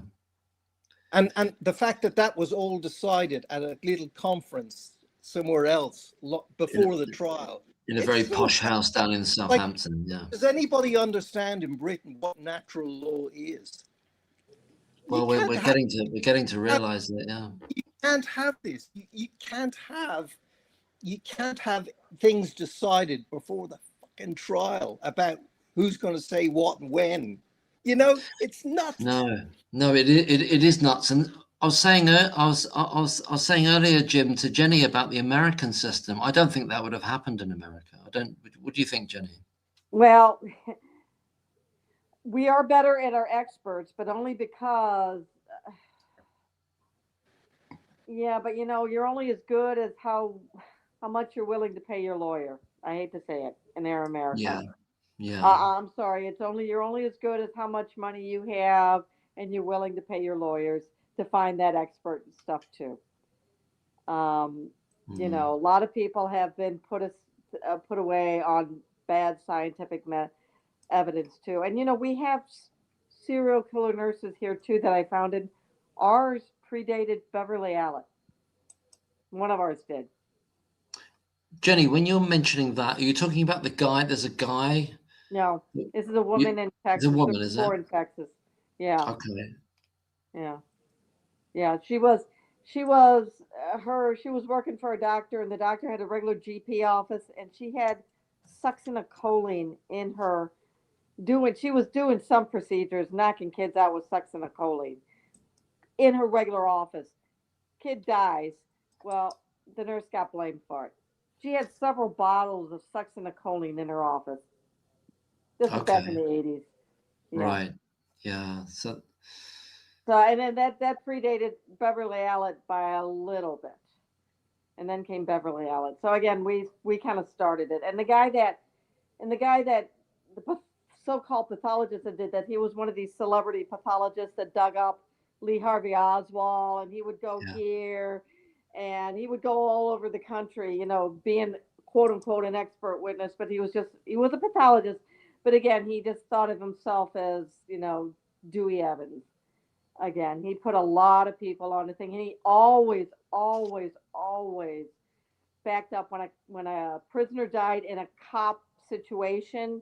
He always backed the cops, and he's the one that came up with the whole mysterious diagnosis that you can excite yourself to death. I forgot what it's called, which has been debunked too. That guy is dead now. So again, right.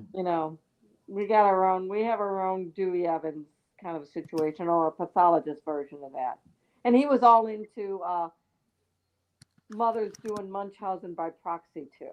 He was into all Right. this Okay. too. Yeah. Jim, do you have a view on the Beverly Allen case at all? Do you know about that, or do you have a view about it? I mean, I've heard the name. I haven't looked at it, so no, I haven't got anything intelligent to say. I think Jenny, you're beginning to feel that I know some other people are, that there may be some Roy issues Meadows there. and David Southall were the medical experts. That's all you need to know. Right.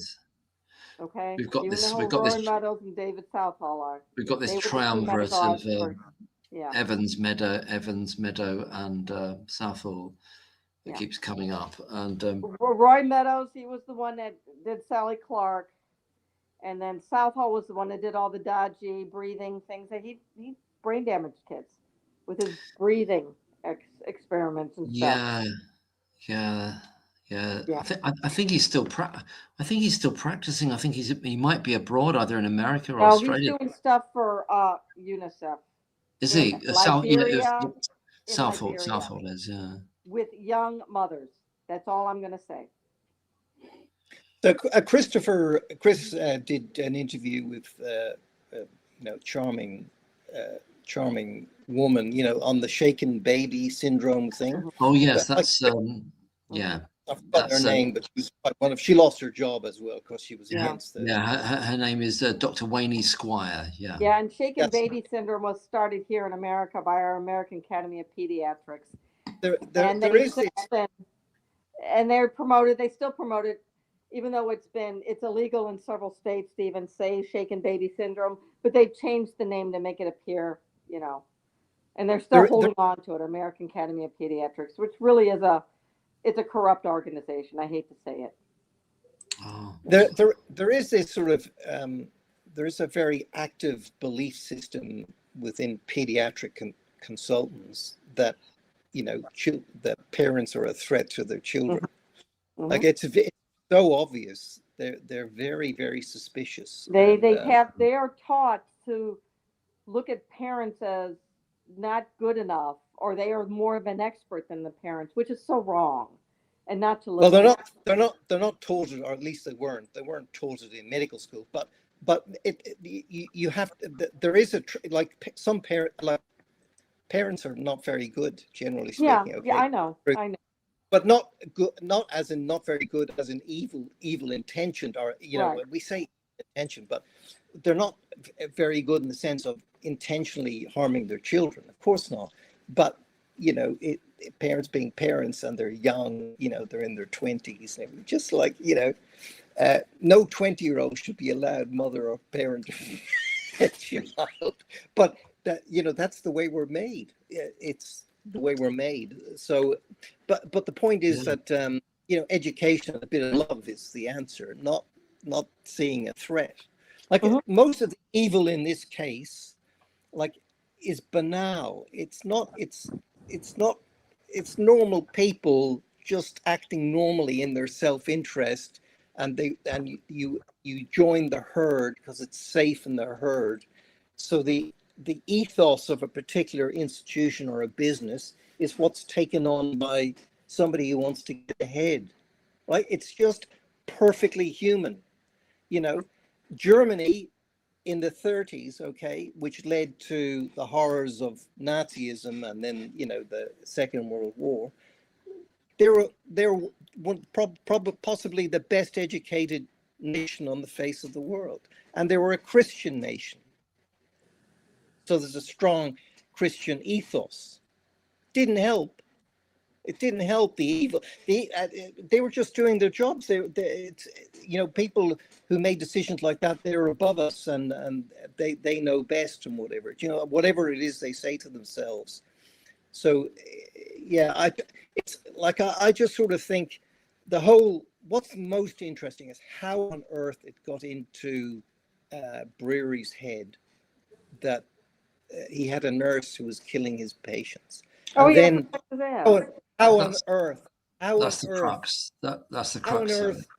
So he goes to his hospital administrators, and they just look at him as if he's a bit weird, and they go, "Well, have you got any evidence?" And the nurses don't buy it. But he bothers the administrators so much that they refer it to the police, and the police sort of say, "Well, you haven't got any. There's nothing here, right?"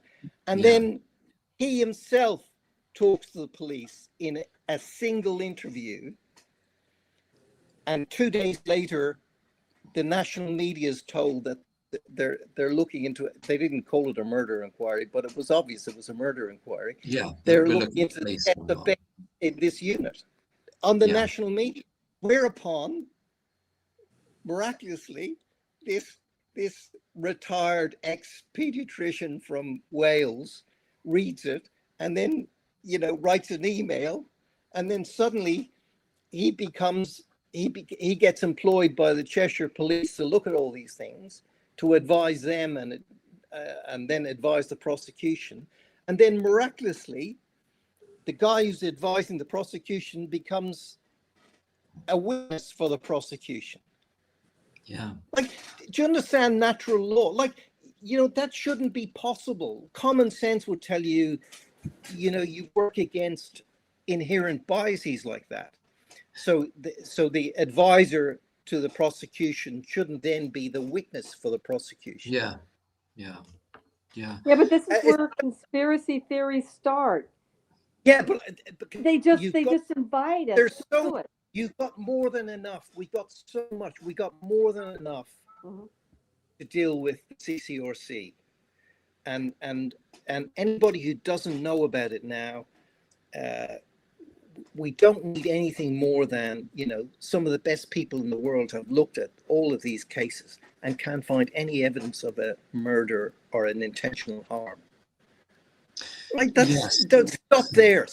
Just keep at it and at it and at it. It's when it's overturned, we then have to absolutely turn the place upside down to find out what happened, how on earth, what wrongs happened along the way. That's the time for looking at all these things. Now, all we need to do is just CCRC. There is only the CCRC. There is nothing else. There's nothing else. You have to go to the CCRC to get them to refer it back to the Court of Appeal. Then it's all the Court of Appeal. Only when they overturn it can we start. And there has to be a royal commission. There has to be a royal commission into how this conviction happened. There has to be. So can the king? But don't even talk about that. Order this? Sorry? Can the king order that?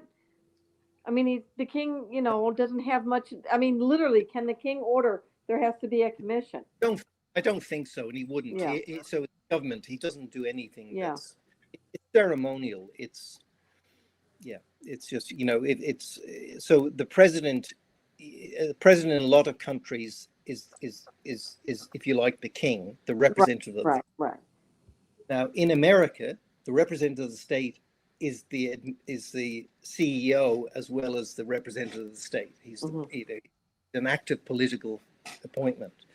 Whereas in Ireland or Germany or Israel it's ceremonial. It's the representative of the state, and they're supposed to be apolitical. So the king is apolitical. It's just the government needs to investigate itself. So will the government do a commission to investigate itself? Are they willing to do that? Well, in theory, it's not the government doing the governments hate royal commissions because in theory. So what you do is the government can appoint who leads it, like Thirlwell, okay? But then Lady Thirlwell can do it, if she starts finding things that are against the government, she can publish them, and she can publish a whole lot of embarrassing stuff. And so they try and get somebody who's a good person, a goodie, to do it. But the point is, it's out of their hands. Once it's in Thirlwell's hands or it's in the commissioner's hands, that's it. It's out of that. They have the right. Do they have the right to demand the presence of somebody? So I've forgotten what that's called legally, but they can demand somebody to give evidence. So they can call some, like you're in Congress can demand the presence of. Yeah, and they could be in contempt of Congress. They could demand the president of, they could demand President Clinton or President Obama turn up and face a committee. They can demand it. They have to have a reason. They have to have a justifiable reason. And of course, politically, it's huge. But I thought Thurwell didn't have the power to demand. It was all. No, I don't know. Again, it's not really a true royal commission. Right. Okay. So I don't know if I think you're right that they can call people, but so if they call people to give evidence, like let's say they call Dr. Breary, and he says no. Do they have the right to demand the No, they consent? don't. I don't. Their I role, don't. their role is it's something about a voluntary role. Beverly Allitt, which was There is the there, clothier, there is did, there yeah. is an aim for that, isn't there? Where you've Yeah. got the power to demand Statutory or non-statutory or something. It's something like that. legal. But the point is, do they have the right to call witnesses, demand the presence of witnesses to give evidence? Right? That's a huge power. Once you give a royal commission that power, so in Australia, it's a royal commission. And the only power the prime minister has is to decide who's going to be the commissioner, which of course is a huge power. But and does he have a way of controlling them? Like, most of our elite politicians are controlled, either carrot with money or stick. And if Yeah. you don't believe that, you're stupid.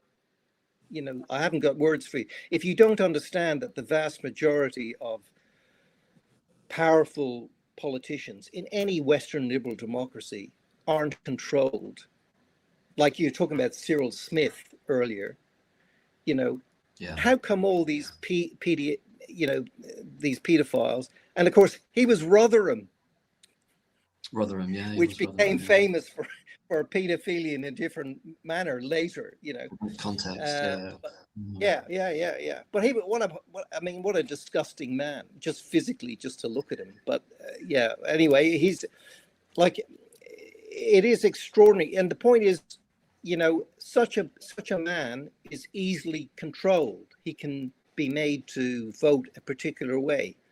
Otherwise, photographs might be. Well, indeed. Well, that's why.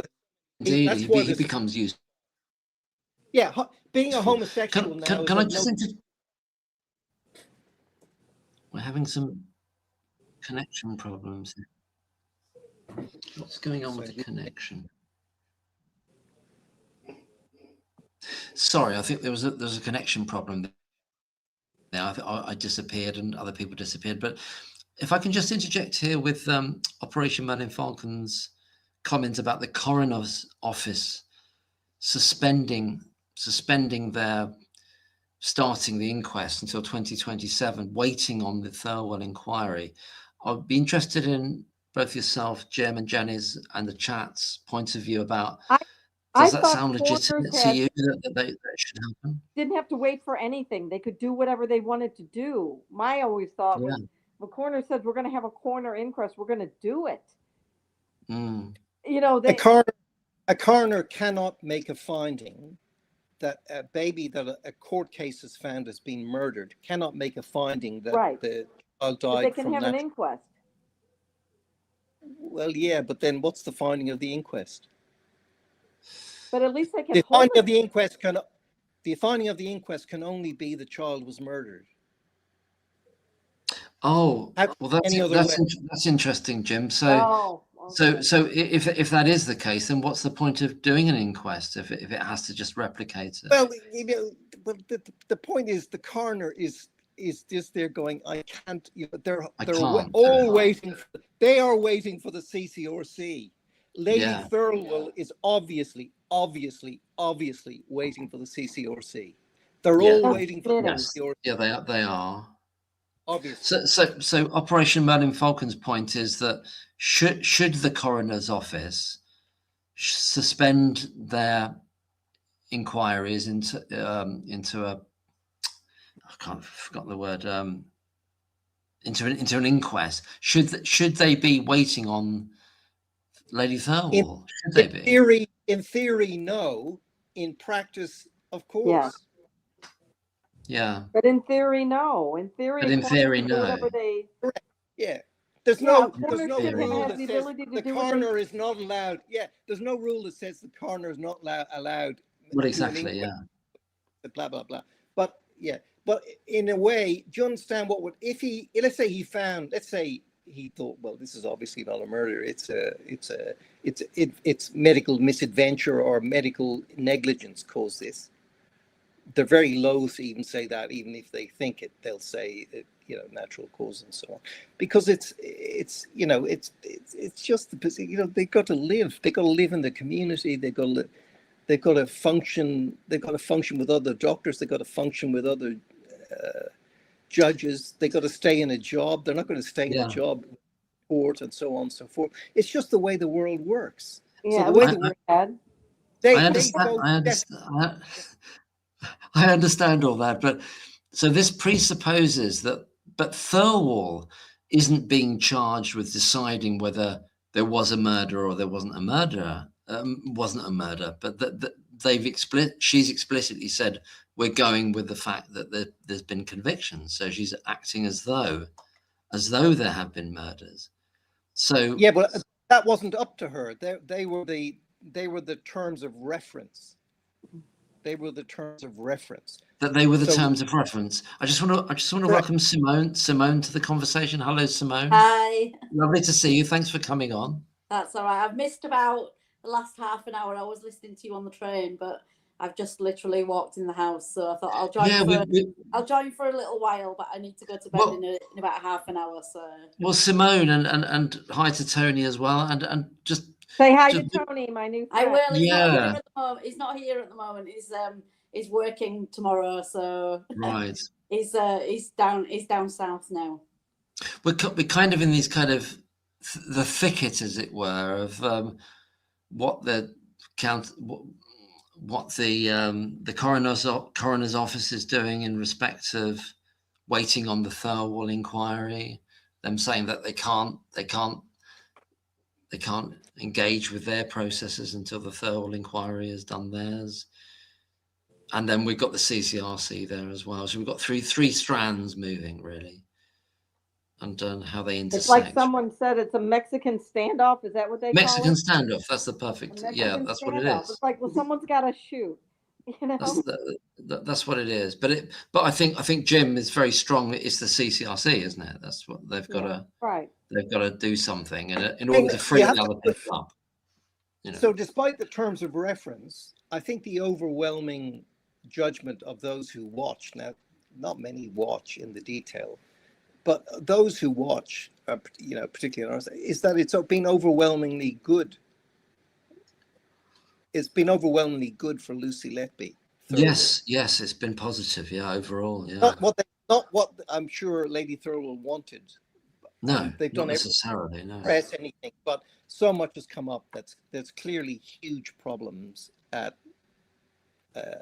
There was huge problem, which they didn't need. It's not like they've already had a pediatric expert team come in, and while Lucy Letby was still working, and they were advised obviously by the consultants that they were suspicious of Lucy Letby harming patients, and they've all sort of pointed to the medical problems there, and they got they want to touch it with the barge pole, which I understand. But in the end, I think there was just 4 cases they wanted a pathologist to review, but all other cases there were obvious causes for death. So that was the Royal College of Pediatrics and Child Health review, which was a serious review, and it really. The fact that wasn't allowed, the results of that wasn't allowed into the trial, that's just, again, this obscenity. And you're talking about Starmer. Why did Starmer appoint Judge Goss, who had retired? Why did he appoint him to a plum, big money, part-time, enjoy yourself for the next 5 years? One of these appointments, I've forgotten what it is, the role of the law in public bodies. It's to do with like examining the constabulary. So he'll get 200,000 or 300,000 pounds a year for spending 2 mornings a week, sort of probably at home sitting in his pajamas, on Zoom. Sounds like board of directors at the Countess of Chester. Yeah, exactly. That's right. It's all. That's right. I mean, Exactly. once the government control things, like I often sort of say, I think the NHS has been the greatest possible disaster for the British people from the beginning. The greatest possible disaster, because it means, it's like it just harmed. It's attractive, and of course you're much more moral because you're for the NHS. You're evil, greedy capitalists horrible person because you sort of think the NHS might be bad. The whole brainwashing operation, and it sort of engenders stupidity and lack of natural self-reliance and so on and so forth. And it also removes people's ability to be generous, to be charitable to their fellow man, to look after. Once the government does all that work, we don't do it. Yeah. I Of our understand, I understand why Our hospitals were much like- better. Our hospitals were mostly, not all, but many of them built from a religious order or a religious kind of or an educational institution too. And once the nuns left, it went downhill. Yeah. absolutely. did. I just like to bring in Simone, and how are you feeling, Simone, about where things are and recent announcements such as by the coroner and also by the Third Wall themselves as saying they're not going to report until after the Yeah, I think period they that they just after keep pushing things back and pushing things back, don't they? And Mm. hoping probably people will, take less interest. But I think it's only growing, isn't it? Really, I've been away for 2 weeks, so I've not. I mean, I've kind of dipped in and out, and we've been listening to your videos, Jenny, when they've been coming out. So we've not been as active, kind of thing, just because we've been away and we've been in, kind of preoccupied with holiday things. So, but they do seem to be just pushing things back, don't they, from Thirlwell? They do, don't they? So it's as though do we expect the CCRC to act within the next 6 months? Well, 6 months, the rest of this year, basically. They ought to, shouldn't they? I mean, they should do, but They should will do. they? I don't think they will. They should do it next week, but they're not going to. They should. Mm. They're not going to. I can't imagine a scenario where they can push this much beyond another few months. So I think the decision has to be this year. And then the question is, how long before it go? What will the Court of Appeal do? How long will that take, and so on and so forth. Like this young girl, obviously one of her great wishes was to have children. Yeah, it's gone now. Just an ordinary, nice, It's on the cusp, isn't it? Yeah. lower middle class girl, and they're just destroying her life. They've destroyed her life. They've destroyed 10 years so far. Yes. And yes, she it was, a she great- had, she was going to take care of her elderly parents in a wonderful way. Their parents The had her problem late that in life. She would have been a wonderful caretaker to them. They're going to have to rely on some sort of government thing where she would have taken good care of her, right? The problem is she's overly conscientious, and she's sort of, some people might say she's naive. She was naive. She was just there going, well, but what was it that made Brewery go for? We still don't know. We've got no idea. And certainly you can't. What's kind of scary is, I think I mentioned this to Mark and a couple of weeks ago about another programme there's a nurse in Denmark. I forget her name off the top of my head, but there's a film about it on Netflix. And she was a nurse in Denmark, and she was kind of a bit strange, a little bit like Lucia de Burke in a way that she had some strange tendencies. But people started gossiping about her, and she's in prison now. And the story of that one's quite interesting because the actual audiobook is all about the case and how they ganged up on her, really, and kind of whether she did it or not. There's a lot of similarities to Lucia de Burke and Lucy Letby as well. So the thing is, it goes on, doesn't it?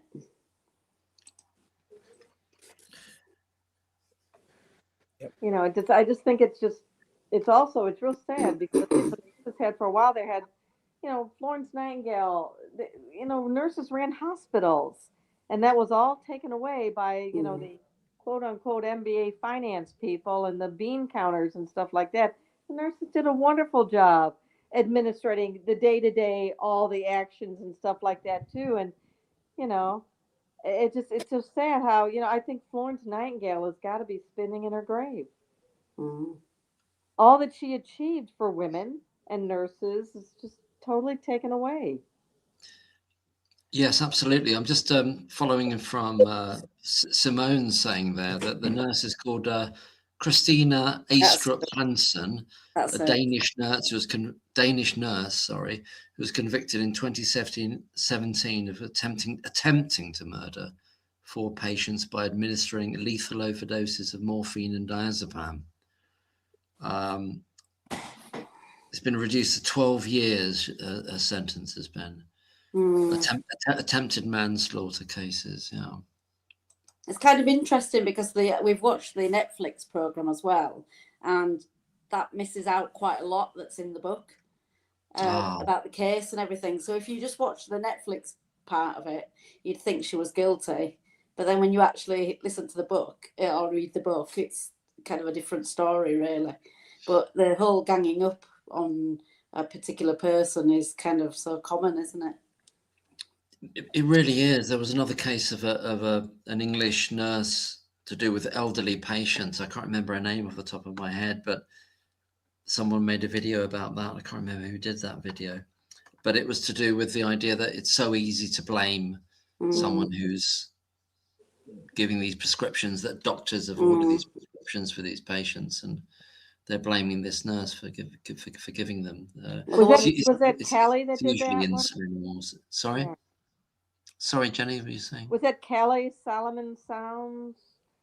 She did that. Was Yes, yeah. I think it. Yes, it was. Yes, it was. It was. It was. It was Callie at Solomon Sounds who Yeah, did you that know that the video. NHS bought these cheap ass, and I know exactly what they are. Thank you for that. Things Yeah, that it says was that. delivering Yeah, at 24. It was yeah. 1 hour.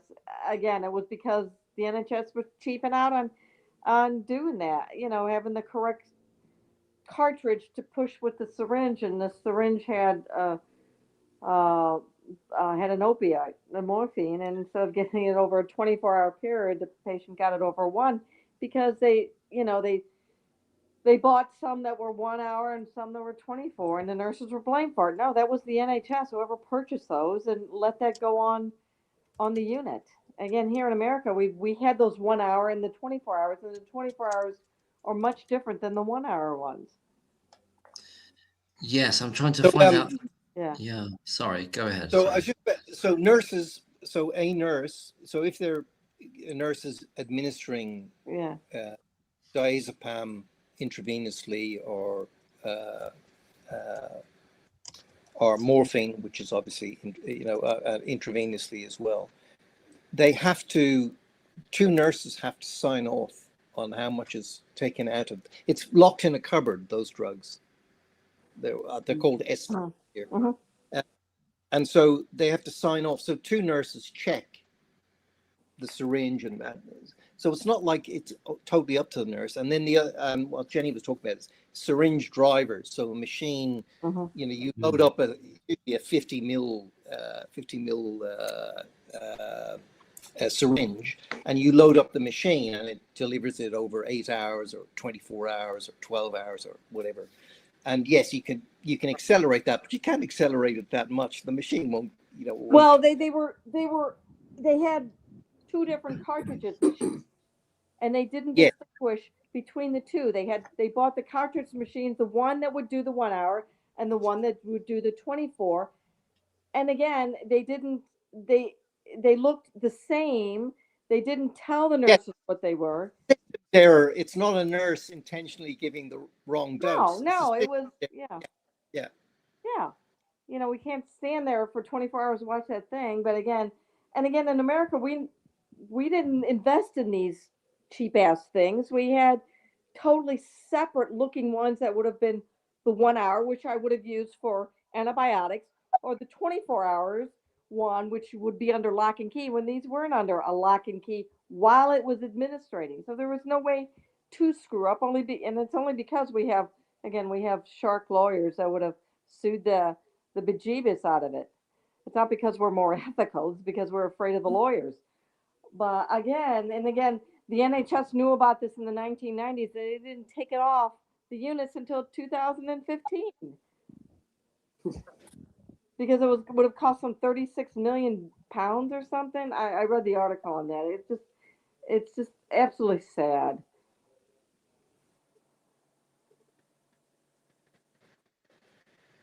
So, and the other thing that's, I think it was yesterday that So it's now the 1 year anniversary of David Davis writing to Yeah. the commissioner in Cheshire Police, and he was told they'll in due course he'll respond, and it hasn't ever happened, you know. Of course, yeah, it's just like it's all this sort of stuff, like the real factual stuff is what we should keep hammering. We definitely need more publicity. What we don't need is far out sort of sounding to normies, if you like. If it sounds far out to normies, don't say it, right? And conspiracy theories, don't say it. I mean, it's not that they're wrong, it's just that you haven't got strong evidence. Like, it was enough if America had stayed in the 60s and early 70s with saying, you know, the Warren Commission doesn't stand up to scrutiny, just leave it at that. The Warren Commission findings don't stand up to scrutiny, and you could provide evidence as to why it doesn't stand up to scrutiny. Once you start imagining who's involved in the conspiracy, the CIA did, you know, this and it just sounds nutty, you know. And like I say, it's actually an intelligence operation, you know. And you get into straw man argument, you get into, you know, and what helps Lucy is pressure on the CCRC, and it has to be public pressure from people who don't have our point of view. They don't know. That's all. So it's salesmanship at this stage. Yeah, that makes sense. So, but what happened with the post office? I mean, because that bypassed the CCRC in a way, didn't it? That bypassed them. I honestly don't know. I mean, I know it's infamous, and there's again, you get into this sort of what the court is made to believe by the expert, you know, that there was, you know, and just like common sense, like people are afraid to give a common sense perspective, you know, like the common sense was what suddenly a few hundred, I think it was how many were involved? Oh, many hundreds, yeah. Yeah. So let's say 100 or 200 postmasters in little offices, you know, who just do this. They might have a shop and they're running a little post office on the side, and what they've all just turned into scheming evil, you know. It's just, on the face of it, it was ridiculous, but that didn't hold water. What held water was, well, there couldn't possibly, the computer says no, the computer says yes, couldn't possibly be no, you know. It was so it was a computer. Basically, it was faith in a computer system, wasn't it? That was the essence of it. Mm-hmm. But it was faith in the computer system, and then the structure, power structure of the post office backing that. They had to back that, you know. So it was even though they realized themselves, and they should have realized, and this is the issue with Paula Venables or Pauline Venables, that she knew that there was something wrong with that system. They knew it. But they had to kind of like, it's a bit like that invested in the idea that it was true, and they're going to stick with it. And that's what's happening here, I suppose, to some degree, but it could be darker than that. I don't know. I don't know what it.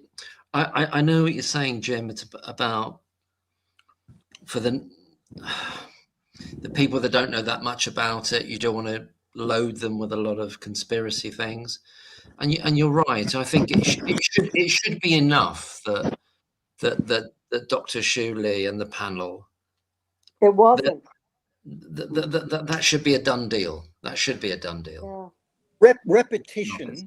Repetition is the number one assault weapon. It's the number one persuasion technique. Well, fear is another one, but we can't use fear here. But repetition, just keep repeating and keep it clean. So it's just, and Shuley, without Shuley, do you understand that we just be talking. Without Shuley, what he did, what an honorable, brilliant human being that man is. And all Julie. those that worked with him too. Brilliant, brilliant, brilliant. Very impressive. Uh, well, You well, know, I just that's think to him, interesting. and I think I would Yeah, absolutely love to have worked with him. I would just think, wow, what a lovely yeah, guy. He was became indignant. He realized, the nonsense. Maybe he got a little bit more of what was said and realized that, well, that's not, you can't go using that against uh, this victim, she might have been guilty for all he knew, but he was there going, you can't say that about my paper to do this girl in. That's wrong. So he knew at least that, and from that he read more and more, and became horrified, and then offers his services to the defense. And from that, and then he's such a man of standing among his own colleagues. He literally could get 14, 15 people off the top, the guys who published and this, that, and the other, just world experts all around, and he could draw them in and get them to work for free. How did he, he's such an impressive human being. One of the most extraordinary things, you don't realize, ordinary people, you don't realize how brilliant, and it's just, and again, it's just because he keeps to himself. He's just there going, well, this is wrong. So there are people in 1930 Germany who could say this is wrong. There were people. But they're rare. It's a rare thing to be able to go, it doesn't make sense to me. Just looking at I'm not going to subscribe to this. It doesn't make sense. Even though you don't quite know why what they're saying is wrong, you just there going, it doesn't feel right. And this, I don't know why specifically you're wrong, but I know you're wrong, because it doesn't make sense. So you're being true to yourself. You've a right to have an opinion, rather than don't feel comfortable giving our honest opinion. We want to make sure our opinion's safe, so we're listening. Oh yeah, he said that, I'll say it. You know what I mean? It's groupthink. And I think what's different in our society in the Western world now is that the society is less one. So even in Britain, which had this awful class system, but you've got people in the silos now. You've got silos of so the elite have got a particular silo where everybody agrees with everybody else. The working class have less of a silo, but you know what I mean? And so on. There's just these huge, having to agree with everybody else in the upper echelons of the postal service versus the postal workers versus the yeah, public. And the problem is, it becomes so you end up with so many different silos, and you're less of a nation. Like the ultimate silo is, well, I'm English or I'm whatever, because that's what did in communism. They couldn't, the ordinary people, workers weren't, didn't see themselves as, they saw themselves as Christian, like the elites. They saw themselves as lovers of England, like the elites, and whatever it happened to be, whether it's France or, do you know what I mean? The point was that you were loyal to your religion, you were loyal to your family, you were loyal to your nation, and that's why communism didn't work. That's why it never took hold. It took hold in an massive agrarian society with one power, being the Tsar, and then they have another one power, which is it's sort of that wasn't what was expected. Russia was one of the last places that Marx thought it might take hold. It's just one of those things. But anyway, the point being that everyone sort of talks to everybody else, and to be safe in your own little silo, you have to have a particular point of view. I always think of Christopher Hitchens wrote a book that is something contrarian, because he was very contrarian, and he's very yeah, left wing, but he was a great writer and very funny. But I liked him because he was brave. He'd give his opinion, and he'd argue it, but he had evidence. He didn't just pluck it out of thin air. He always made a case. And Peter Hitchens' brother, the opposite in many respects, but they're very similar in style, actually. But again, happy to be contrarian. Like it's almost like he wants to be contrarian. And thank God for for Peter Hitchens as well. I mean, he said it right at the beginning. I don't feel good about this. He knew. He Yeah, didn't know. he didn't. He He did. knew this doesn't smell right. He basically said that. He didn't quite say it in those terms, but he just sort of said, this doesn't feel straight off the bat. Well, that's right. There's enough people with Peter Hitchens and Sir David Davis and some other commentators. There's enough people in mainstream media to keep this going. It's not going to disappear. It won't. Oh, Fade Phil out. Hammond isn't going to let this go. Yeah, and Phil Hammond. Phil Yeah, that's Hammond's right. not going to let this go. That's right. Not going to let this go. Yeah. So, and the person that asked about the contraceptive pills, I don't have an answer to that. I don't know. No, I wasn't sure. I wasn't sure about that Okay. time. I didn't know. Gosh, I had a question to ask or a point to make, and it's completely gone out of my head. So there's no point in trying to find out what that is. But we're waiting on the. It was probably brilliant. It was probably It was brilliant. It was brilliant. Let's let's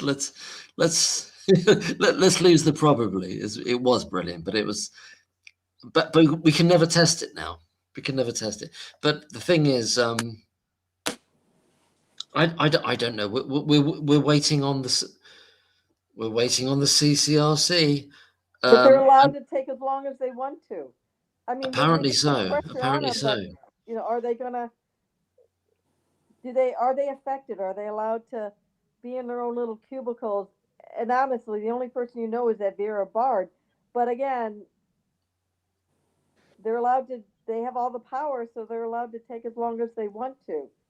No, yes, they normally do. Normally can take years, but yeah, they obviously feel the pressure because they responded to Mark MacDonald. That they didn't respond directly to him, but they wrote publicly that because Mark MacDonald was saying this it's been in since April, and they were sort of saying, I think the full submission was only completed in November, so they're sort of saying we only finished, the submission was only completed in November, so we're looking at it. That was their defense as to why they hadn't already said it. It so was. they obviously, they're sensitive, and that's public pressure. It's public pressure that does that. I was a little shocked. It is. Yeah. Sorry, Jenny. Oh, I'm sorry. I was shocked that people didn't bring out the pitchforks when Richard Taylor announced to the world that Brewery stabbed Baby O. That to me, you didn't need a Shuley when you had that. Why the pitchforks didn't come out and go after the man killed a baby. It's what basically Richard Taylor said. He accidentally killed a baby. Back in December. The first. Yes, absolutely. But do we have a kind of split position now between Richard Taylor and what Shuley and the panel said? Because I don't think they're necessarily in alignment about that necessarily, are they?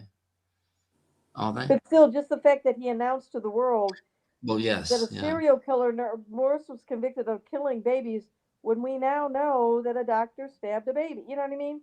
Why? Yes, I do. In essence, I do. Yeah. Yeah. But the problem is, from what I understand, I maybe like I haven't know all the details the way Jenny does such magnificent work. But from what I understand, the autopsy didn't say that. In other words, it said it was a liver rupture, but it didn't say it was a needle lacerating the liver up and down, which is what Taylor.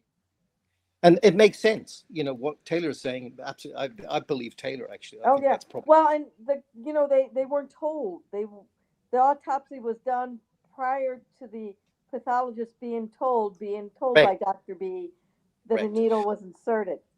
I think Shu Lee sort of says you can also have this huge hematoma at the back of the liver, just above the vena cava, which suddenly away. Which is, was that the same case where the baby was plucked? So it's a very the two of the three triplets, he thinks that they may have been twisted out wrong or something. Yeah, so it's a recognized injury to the liver from a very rapid delivery. Yes, that's right. So, The those subcapsular obviously hematoma. it was Yeah. a massive liver bleed. So was it a subcapsular hematoma that eventually just gave way, or was the liver just lacerated to pieces? Now, I certainly believe, like, the laceration caused a subcapsular hematoma, right? The laceration would have bled at the time. The subcapsular hematoma could have been from the birth, and then it gives way. But it isn't made clear from what I understand, from what I've read. It isn't like that's, yeah, they talk about a liver bleed, but they don't really. I thought they thought the subcapsular had, and then Correct, Yeah. correct. But it's not a laceration that's caused the exsanguination. It's the rupture of a subcapsular hematoma. But the laceration wouldn't cause a subcapsular hematoma. It would No. right, just cause right. Yeah. a bleed. But But it kind of again, I think, yeah. yeah, I was Sorry, just about to sorry, say, Jim. I was going to So say Brewery had a PhD. So he had a PhD. What was it, in immunology? Immunology So from he's there. University of He's there. Liverpool. He's not in a major neonatal unit, but he's a pediatrician with a PhD and thing. But he's then made the sort of head of the neonatal unit. Although he can't ever go to a major hospital and be a neonatologist with a PhD because he hasn't done neonatology training. He'd have to go away for 2 years and be a senior registrar in Liverpool and some other major unit in London or something, and then he could sit and be recognized neonatologist. And then, so I don't know, it's not, it's not unusual to have a PhD in something that's not quite in your area of expertise. But the point is that he was just a pediatrician. He wasn't a neonatologist. So he didn't have the neonatology recognition. So he couldn't ever be appointed as a consultant in a major teaching hospital in neonatology. He could in pediatrics. He could have been appointed to a major teaching hospital as a pediatrician, but not as a neonatologist. Jim, in light of that, is it a problem for him in terms of his career that unit has downgraded to a level 1 unit, that he's working within that level 1 unit? I don't think it makes any difference. I think his career's over anyway, because everybody knows. Any doctor who's read the thing knows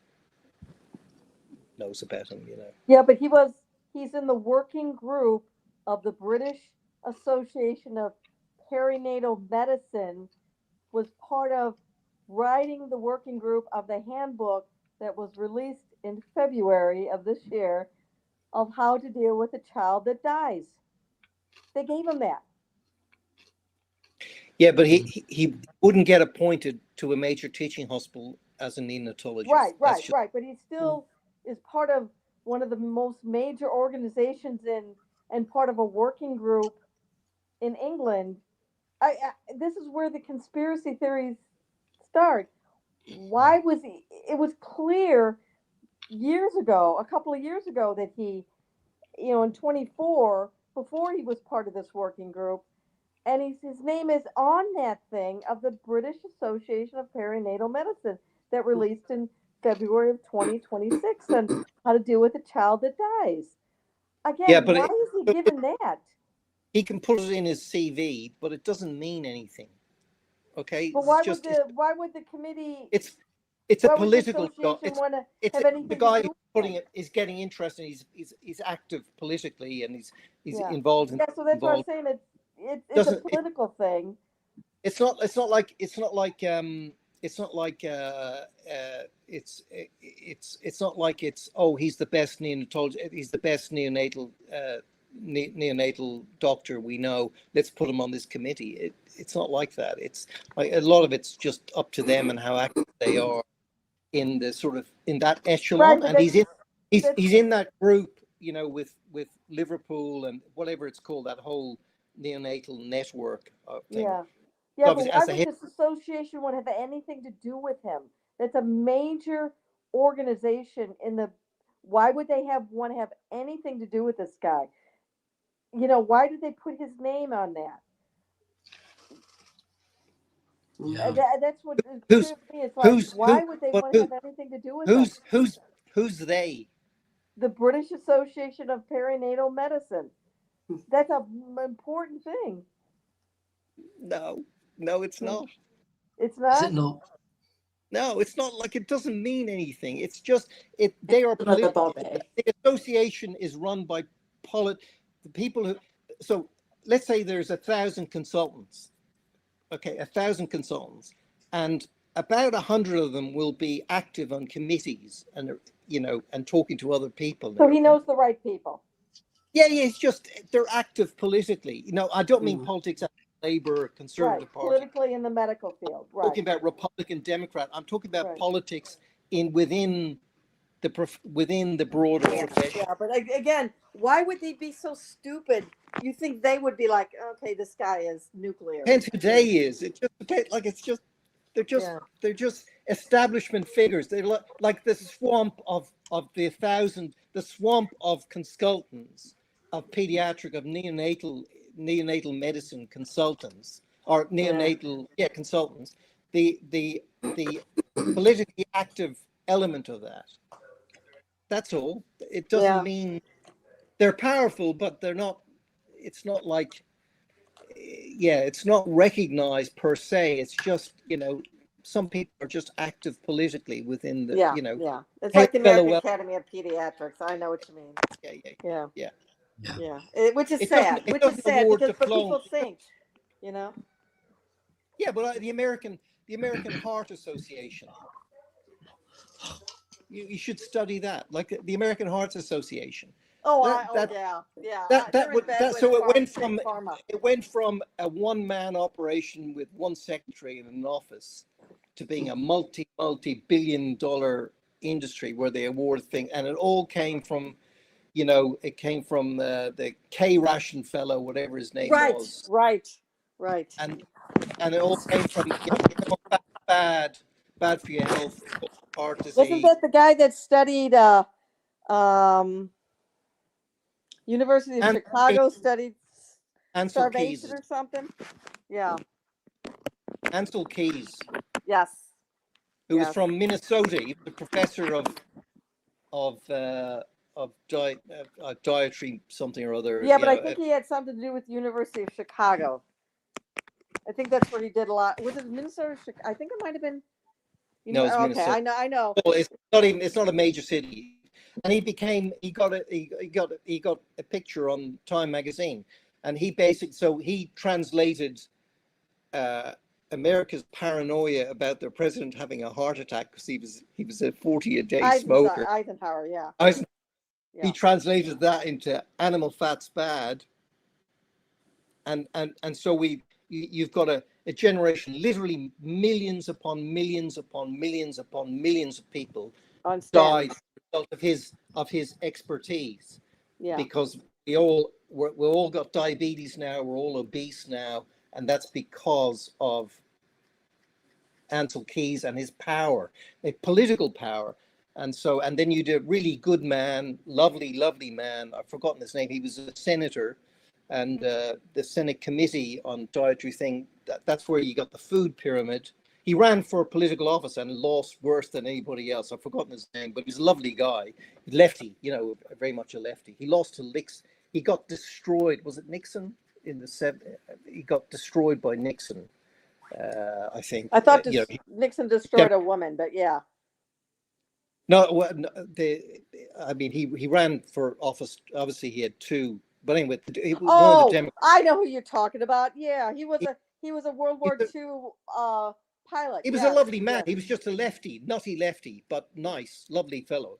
Yeah. And because of his committee, the whole of the world has suffered massive consequences. Because they did what they said. We all reduced the amount of fat we ate. We increased the amount of carbohydrate we ate. And we all get diabetes. And we got diabetes. Thank you very much. Yeah. I mean, I don't understand so bad ideas can take hold because of politically active. I mean, he's a scientist, but he wasn't scientific. He was it's scientism, if you like. It's political activism. And so you got breweries involved because it's power, within their own little they're going to committee meetings and deciding this and deciding that and deciding the other. And that's what, that's all about, I would think. Yeah. Yeah, but you think the people would look at him and go, oh, I don't want to hitch my wagon to him. I know. think more and more people do, but I Yeah. don't know. It's not like a talk. I know I've got one friend who's a pediatrician. Oh, he's retired now, a pediatrician in the UK, and I brought it up with him once, and he just went, blah, blah. He didn't know any of them, and I said, "Do you know Breary? Do you know?" Do you have any thoughts? And he just went on about how parents can harm children, his experience, and this, that, and the other. Like, they really, I don't, and he's a nice, lovely guy, but I don't think, so it's a matter of who knows, who watches, and so on. I don't know. The main thing is nothing happens without publicity and pressure on the CCRC, and the pressure has to be just facts, bang, repetition. Don't get bored because we've done that already. Let's not talk about that. No, just keep doing it, keep doing it. Yeah, I mean, in terms of the CCRC, they have to make a decision, whether it's a yes or a no. It's incumbent upon them to make a decision. It'll be yes, and that's because of pressure. They can't not, in my view. Do you understand what would happen if they say no? Like, it's just going to triple down on them. It's going to be a rain of abuse. They're just normal people. They just go, well, it's not hard. Yeah, obviously there's a lot of pressure. They just fend it off. They leave the difficult decision to the Court of Appeal. They've done their bit. The question is when they're going to do it. That's the only question. And I think that's already been decided, by the way. It's already been decided when they're going to do it. We just don't know. That's my yes. Well, that's true. But that's my conspiracy theory. That's your one. In light of that, Operation Merlin Falcon says, how much confidence does this evening's panel, that means us and obviously everybody in the chat and yourself, Merlin, how much confidence do we have that the CCRC will send the case to the COA, Court of Appeal? 88%, not 89%. 88%. Yeah, I think they've got to, haven't they? Really, there's so much out there from all these experts. They've got to take some account of that, haven't they? Yeah, I think how long they take, isn't it? Yeah. I think they will send it, but I think the Court of Appeals will say, technicality, can't do it. I think that's where they're going to do the stall, the Court of Appeal. Or they're going to take 10 years to figure it out. But part of the criticism of the CCRC is that they're doing the COA's work for them, as it were. They're trying to second guess what they're going to reject, as it were. So we'd hope that the CCRC would present something to the COA, sorry for all the initials, acronyms, that the COA would accept and couldn't bat it back to them and say, no, that's you haven't met the grounds for it, or it's just there's a very simple legal issue with what you're saying. You would hope it would have some because they've got to translate the application that Mark MacDonald has made to the CCRC to the Court of Appeal. They've got to put it in their version as an application to the COA, haven't they? And you would think they would know what would pass the COA's. Okay, Mark. What would get over the hump of them? Mark, hope. You're it. You are the CCRC. Okay, you are. I am. Yes. And you're a selfish bastard. You couldn't give a toss whether she's guilty or whether she's innocent. You're not interested, right? Okay. Yeah. Now, this is the real world, because this is how people make decisions. Yeah. Right? Yeah. Is it in your interest to refer or to decline? You're talking to me as this person in the CCRC. You are it. There's no committee. There's no investigators. There's a single entity in the CCRC, and it's you. And everything else is puppet strings. You control everybody else, but ultimately you're the decision maker. And so is it in your interest to refer or to refuse? If I understand you correctly, within the terms of how you set that up, but it would be in my interest to refer it. Yeah. Exactly. And that's so money talks, self-interest talks. That's what's going to happen. Yes, It's not a matter of, it should happen. Yeah, it should happen. Absolutely, it should.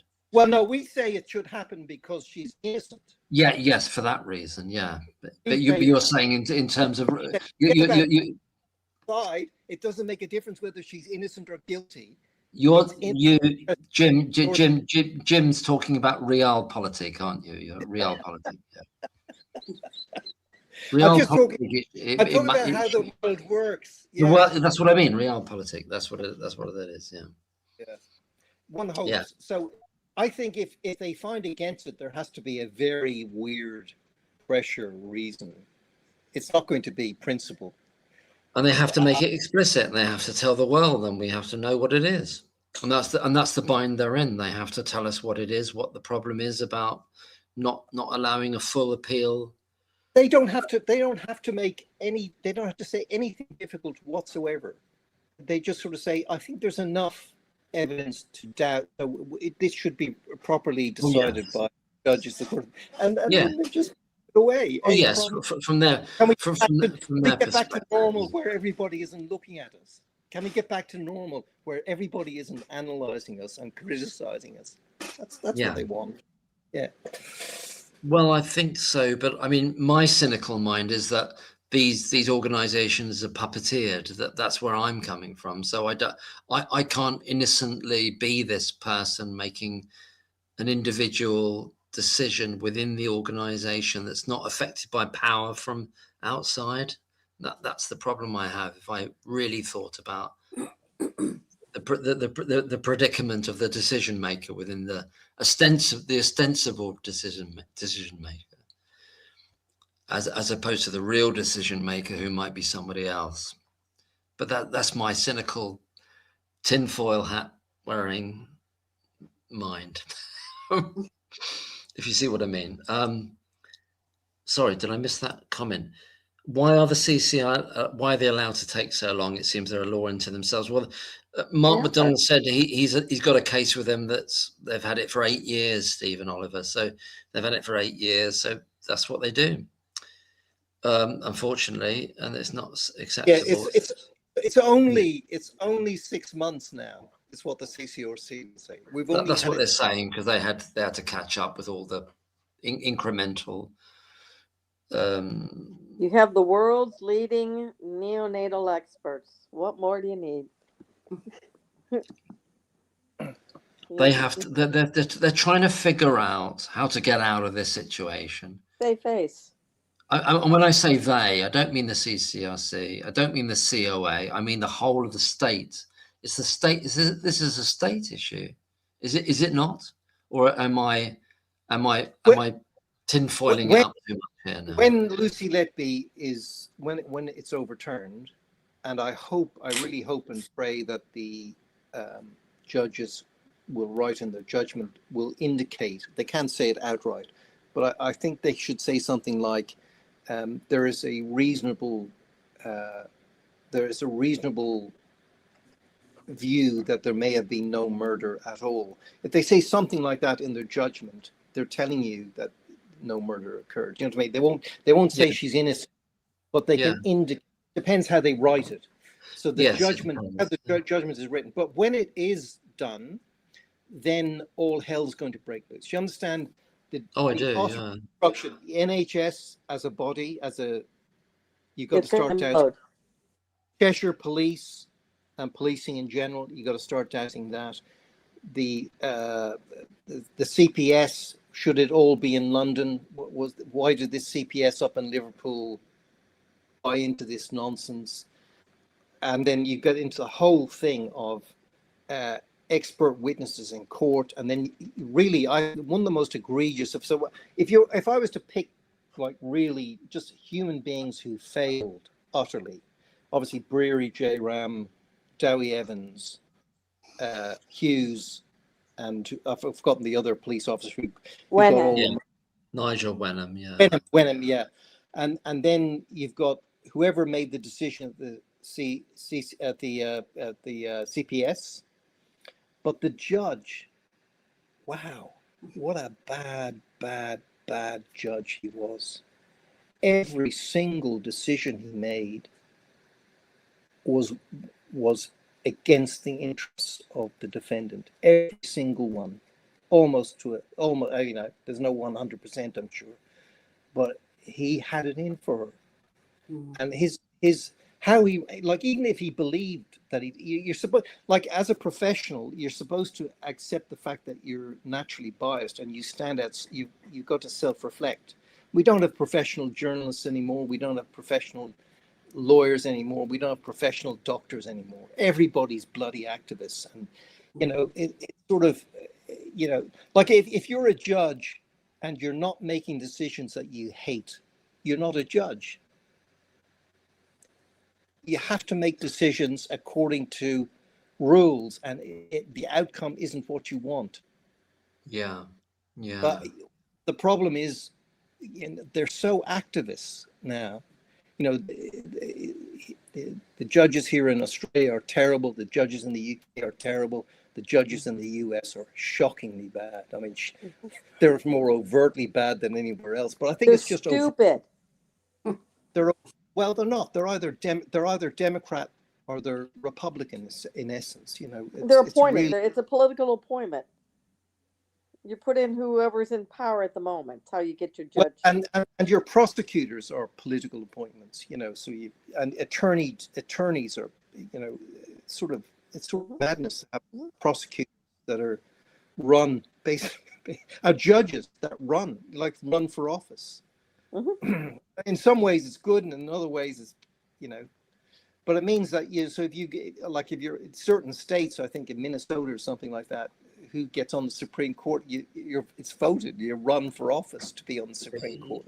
It's voted. Can I just bring in Simone? And Simone, can I ask you what you think? Obviously you're in discussions with Tony about it as well. Is this a case of, like, waiting the situation out and you're thinking that they have to do the right thing in the end, or is it that further pressure will make a difference in some way? I think the growing pressure is important, but I think the way the UK kind of operates is just, we've got to sit and wait. We haven't got any choice, have we? Really, we've got to wait till they come up with the decision, really. But I mean, we've said before, we went to the appeal hearing in London, and it was just shocking the way the whole setup, even setting up the video conference with Lucy, they couldn't even work that out. And it's like, these people are making decisions on, you know, her life, aren't they, really? Yes. You know, yes. they couldn't even get the equipment set up. I mean, Tony and I were sat in the room, and Lucy was on the screen, and it was like she didn't have a clue what was going on. How did she look?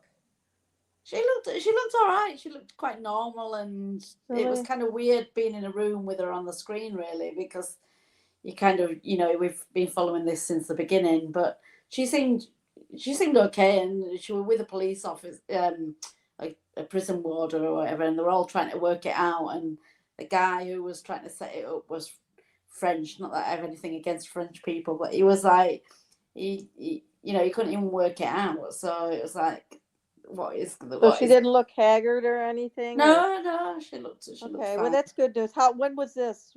What was This the was date? it was the last appeal, so it was a couple of years ago now, I think. I can't remember the exact date. It was kind of in And this was before summer. Mark McDonald came on board? Or it was before. I think it was before. Okay, I mean, and Mark we're not from McDonald's London. given her some hope, so she probably Yeah, even looks we're not better. from London. We just happened to be down there, and Shu Lee was actually doing. I think he was actually there. I can't remember, but we'd missed his particular, you know, slots, because they kept it really low key as well in London. So we thought it was just one day. We were down there, so we said we'll go. And when we went, we'd realised it had been on for 2 days already. And Shu Lee was actually there talking, and, you know, saying how the article had been misrepresented and all that. So we didn't actually see him, which was a shame, because I would have like to have heard that as well, but it's all kind of interesting, isn't it, really? Oh, and I bet he was wonderful too, wasn't he? He was. Really. He He was was. just matter of fact, like, Yeah, we literally saw him for about half an hour. God, yeah, he flew himself in. Yeah. Well, or was it coming in, or was he in Canada at the time or something? Or did he actually come into I think London he actually came over for the appeal. and he paid his own Yeah, ticket? yeah, I think so, yeah. It wasn't an appeal. It was a leave to appeal. Yeah. Sorry, leave Yeah. to And appeal. I thought he just wrote a letter, but you sort of No, saying he he came gave. in. No, Yeah, I think I think that because Yeah, that yeah. failed, when that failed, and then he looked at Mark McDonald and says, "Okay, I am going to." That's when he made the decision to have call his buddies all over the world and say, "Okay, guys, let's look at the things." So he contacted the previous defense barrister to Or they say, contacted him or something, and then finally it was like a second letter. He didn't. The first one he was like, "Well, what's this?" And the second one he said, "Oh my gosh, you know." well, I mean, I knew he got involved at the level of the leave to appeal thing, Yeah. but I thought it was just a letter. But the leave to appeal application, I think there were two of them, were both done by the previous defense team, who was their defense team, I think. Mark McDonald has come after that. So it's interesting. So he's gone to Mark McDonald then afterwards and sort of said, you know, I'll let me try Yeah. and look into it. And That's what he said at the February conference is, okay, something about the appeal didn't work. Okay, well then I'm going to put together a panel for you. And but whatever we come out, then it has to be if we think there's signs of murder, we will say it. We will say whatever we're going to say either way. We will so I say think, the truth. do you know, Mark? So if the CCRC refer it to the Court of Appeal, is there a full Court of Appeal, or is there this? Does that just mean it's a leave? They're seeking an application for leave to appeal. No, I would assume it goes beyond leave to appeal. I think it would be a decision that the Court of See, this is I'm not entirely sure whether the Court of Appeal have got the latitude then to actually bat it back to the CCRC and say we're not accepting this. We're just not going to accept this. I don't know about that. Or do they have to accept it? Do they have to then go to the original prosecution and say we're going to mount an appeal? Are you going to want to reinstitute your prosecution or whatever? Have we got the options to quash it? I'm not sure. I think we need a legal expert Be to nice tell to get us somebody that. who could tell us. It, Yeah, I yes, imagine it would be. Yes, I'm not sure, to be honest. They're going to keep playing ping pong until we all forget. That's my prediction. I hate to say it. They're going to figure out a way to play ping pong until we all forget. It's kind of it's unforgettable already, though, isn't it? It's unforgettable.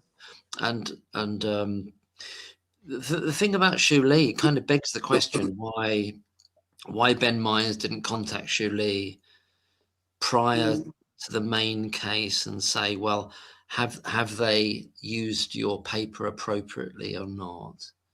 to be fair, to be fair, I don't think they're just there going. He's a lawyer, doesn't know anything, and this prosecution witness expert is there saying, well, he's saying he's got these mad conspiracies. For example, one of the obvious ones is, oh, she wasn't there for these two injuries. It's interesting that the two insulin cases. That's what I think more than anything else. That's what did her in. In retrospect, we can. Yeah, that's the tip of the spear. That's what did her was those two cases, and none of the doctors at the time noticed it. Nobody repeated the test. Oh no, they didn't. Yeah, no, they thought it was a lab error, right? Well, okay, it's too weird. They didn't care about it. Yeah, but they didn't care about it. Didn't register. Didn't compute. No, not at all. Not at all. And so the first thing you do when you get a lab result that makes no sense is you repeat it. Right. And, they didn't care enough. Yeah. Well, yeah. I don't think they recognize the significance of it. So they didn't recognize that it was a problem, and so they didn't repeat it.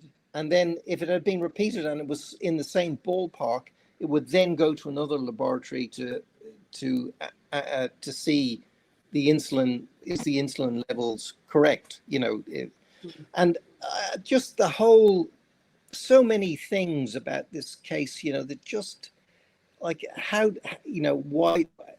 I just can't. I haven't got words as a sort of normal, just as a junior hospital doctor level. I haven't got words for the idea that two tests that weren't even responded to, weren't repeated, weren't gone to test sort of beyond all shadow of a doubt, so gone for a different type of analysis. That was used in evidence against her, and that's what nobbled her, because none of us knew that. I sort of thought, wow, I was just interested, as they're going, because I'd worked in lots of ICUs and stuff, and I was just listening, and so what happened was, in the weeks before they started, the shutdown happened again, but for several weeks we were hearing details about the trial, and I was listening for anything substantive. And all I heard was hot air and silliness. And that's when I got suspicious. I was there going, if what I'm hearing is the best they've got, it's nonsense. So that just means I was suspicious. But it's so sad that this got through. The judge again, my God, the decision making, and then everybody who should sort of call a halt, like the leader, the woman who is the leader of the lab in Liverpool, they all sort of fell into line and sort of said, oh yeah, well, this could, rather than sort of, she knew that her lab could have bizarre results. Oh, she knew that, yeah. A month later, the same machine that measured the last of the blood tests was out by tenfold or something, when it was sent to 800%. So she knew that. Why couldn't she sort of say, well, it wasn't repeated, we can have really weird results, I can't say any more than that. You'd have to judge for yourself about whether the fact there are two of them, whether that's significant or something. It makes you beg to wonder if someone scared the life out of her. Well, they had to get their ducks in a row. They had to be on message. They had to be a team. Someone had to say to her, you got to say this. They're just doing what they're supposed to say. They're just there going, they all believe she's guilty, and they're trying to, within reason, trying to say, yeah, you're right, she's guilty. They're sort of saying, yeah, because, on a textbook level, what we knew is so if the C-peptide is this level and the insulin level is this level, that means that there has to be foreign insulin introduced. Exogenous, right? Yeah. And so in a exogenous insulin. So on a textbook level, they're correct. In an everyday practical level, just lab work day in, day out, they're not allowed to say that. And she said it more or less. I don't quite know what the turn of phrase was. But basically, they all concurred with everybody else. Hindmarsh, the pediatric endocrinologist expert that was working for the defense, the neonatologist working for the defense. They all and so what's Myers got to do? He just got to go, well, if you say so, but if you sort of say the babies, these two babies were poisoned, well, we accept that, but it wasn't Lucy. And of course, Lucy wasn't there for one of them, so or maybe even both, and I'm not sure. So then they had to find out, how did Lucy get this insulin into the baby?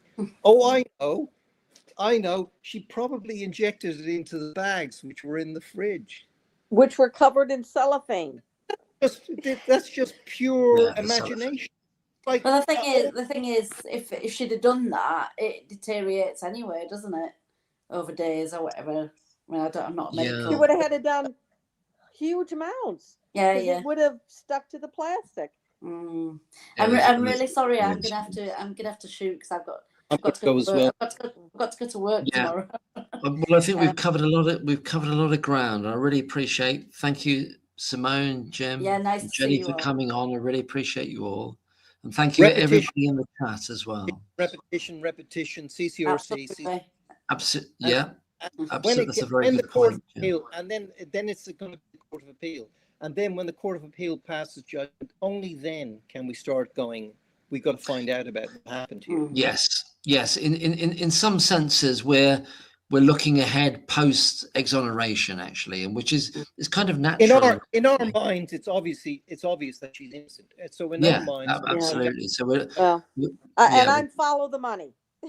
yeah. That's Follow it. the money. Definitely. Yeah. Because a lot of the Yeah. things that you're saying, it's 100% accurate. Okay. I think so. I And think so thank too. Tony for me. Tell him. I will. Tell him the Empress says thank you. I will. I told him yeah. earlier that you'd give him another mention, Mark. Yeah. I messaged him earlier and said you've got another mention on Mark's live, but I don't know if he was gonna. I sent him the link to join, but he's down in Southampton at the Oh, moment. that's okay. We'll forgive him. Just All the best. thanks. All the best to Tony. Okay. And thank you everybody for coming on, and thank Bye. you everybody in the chat.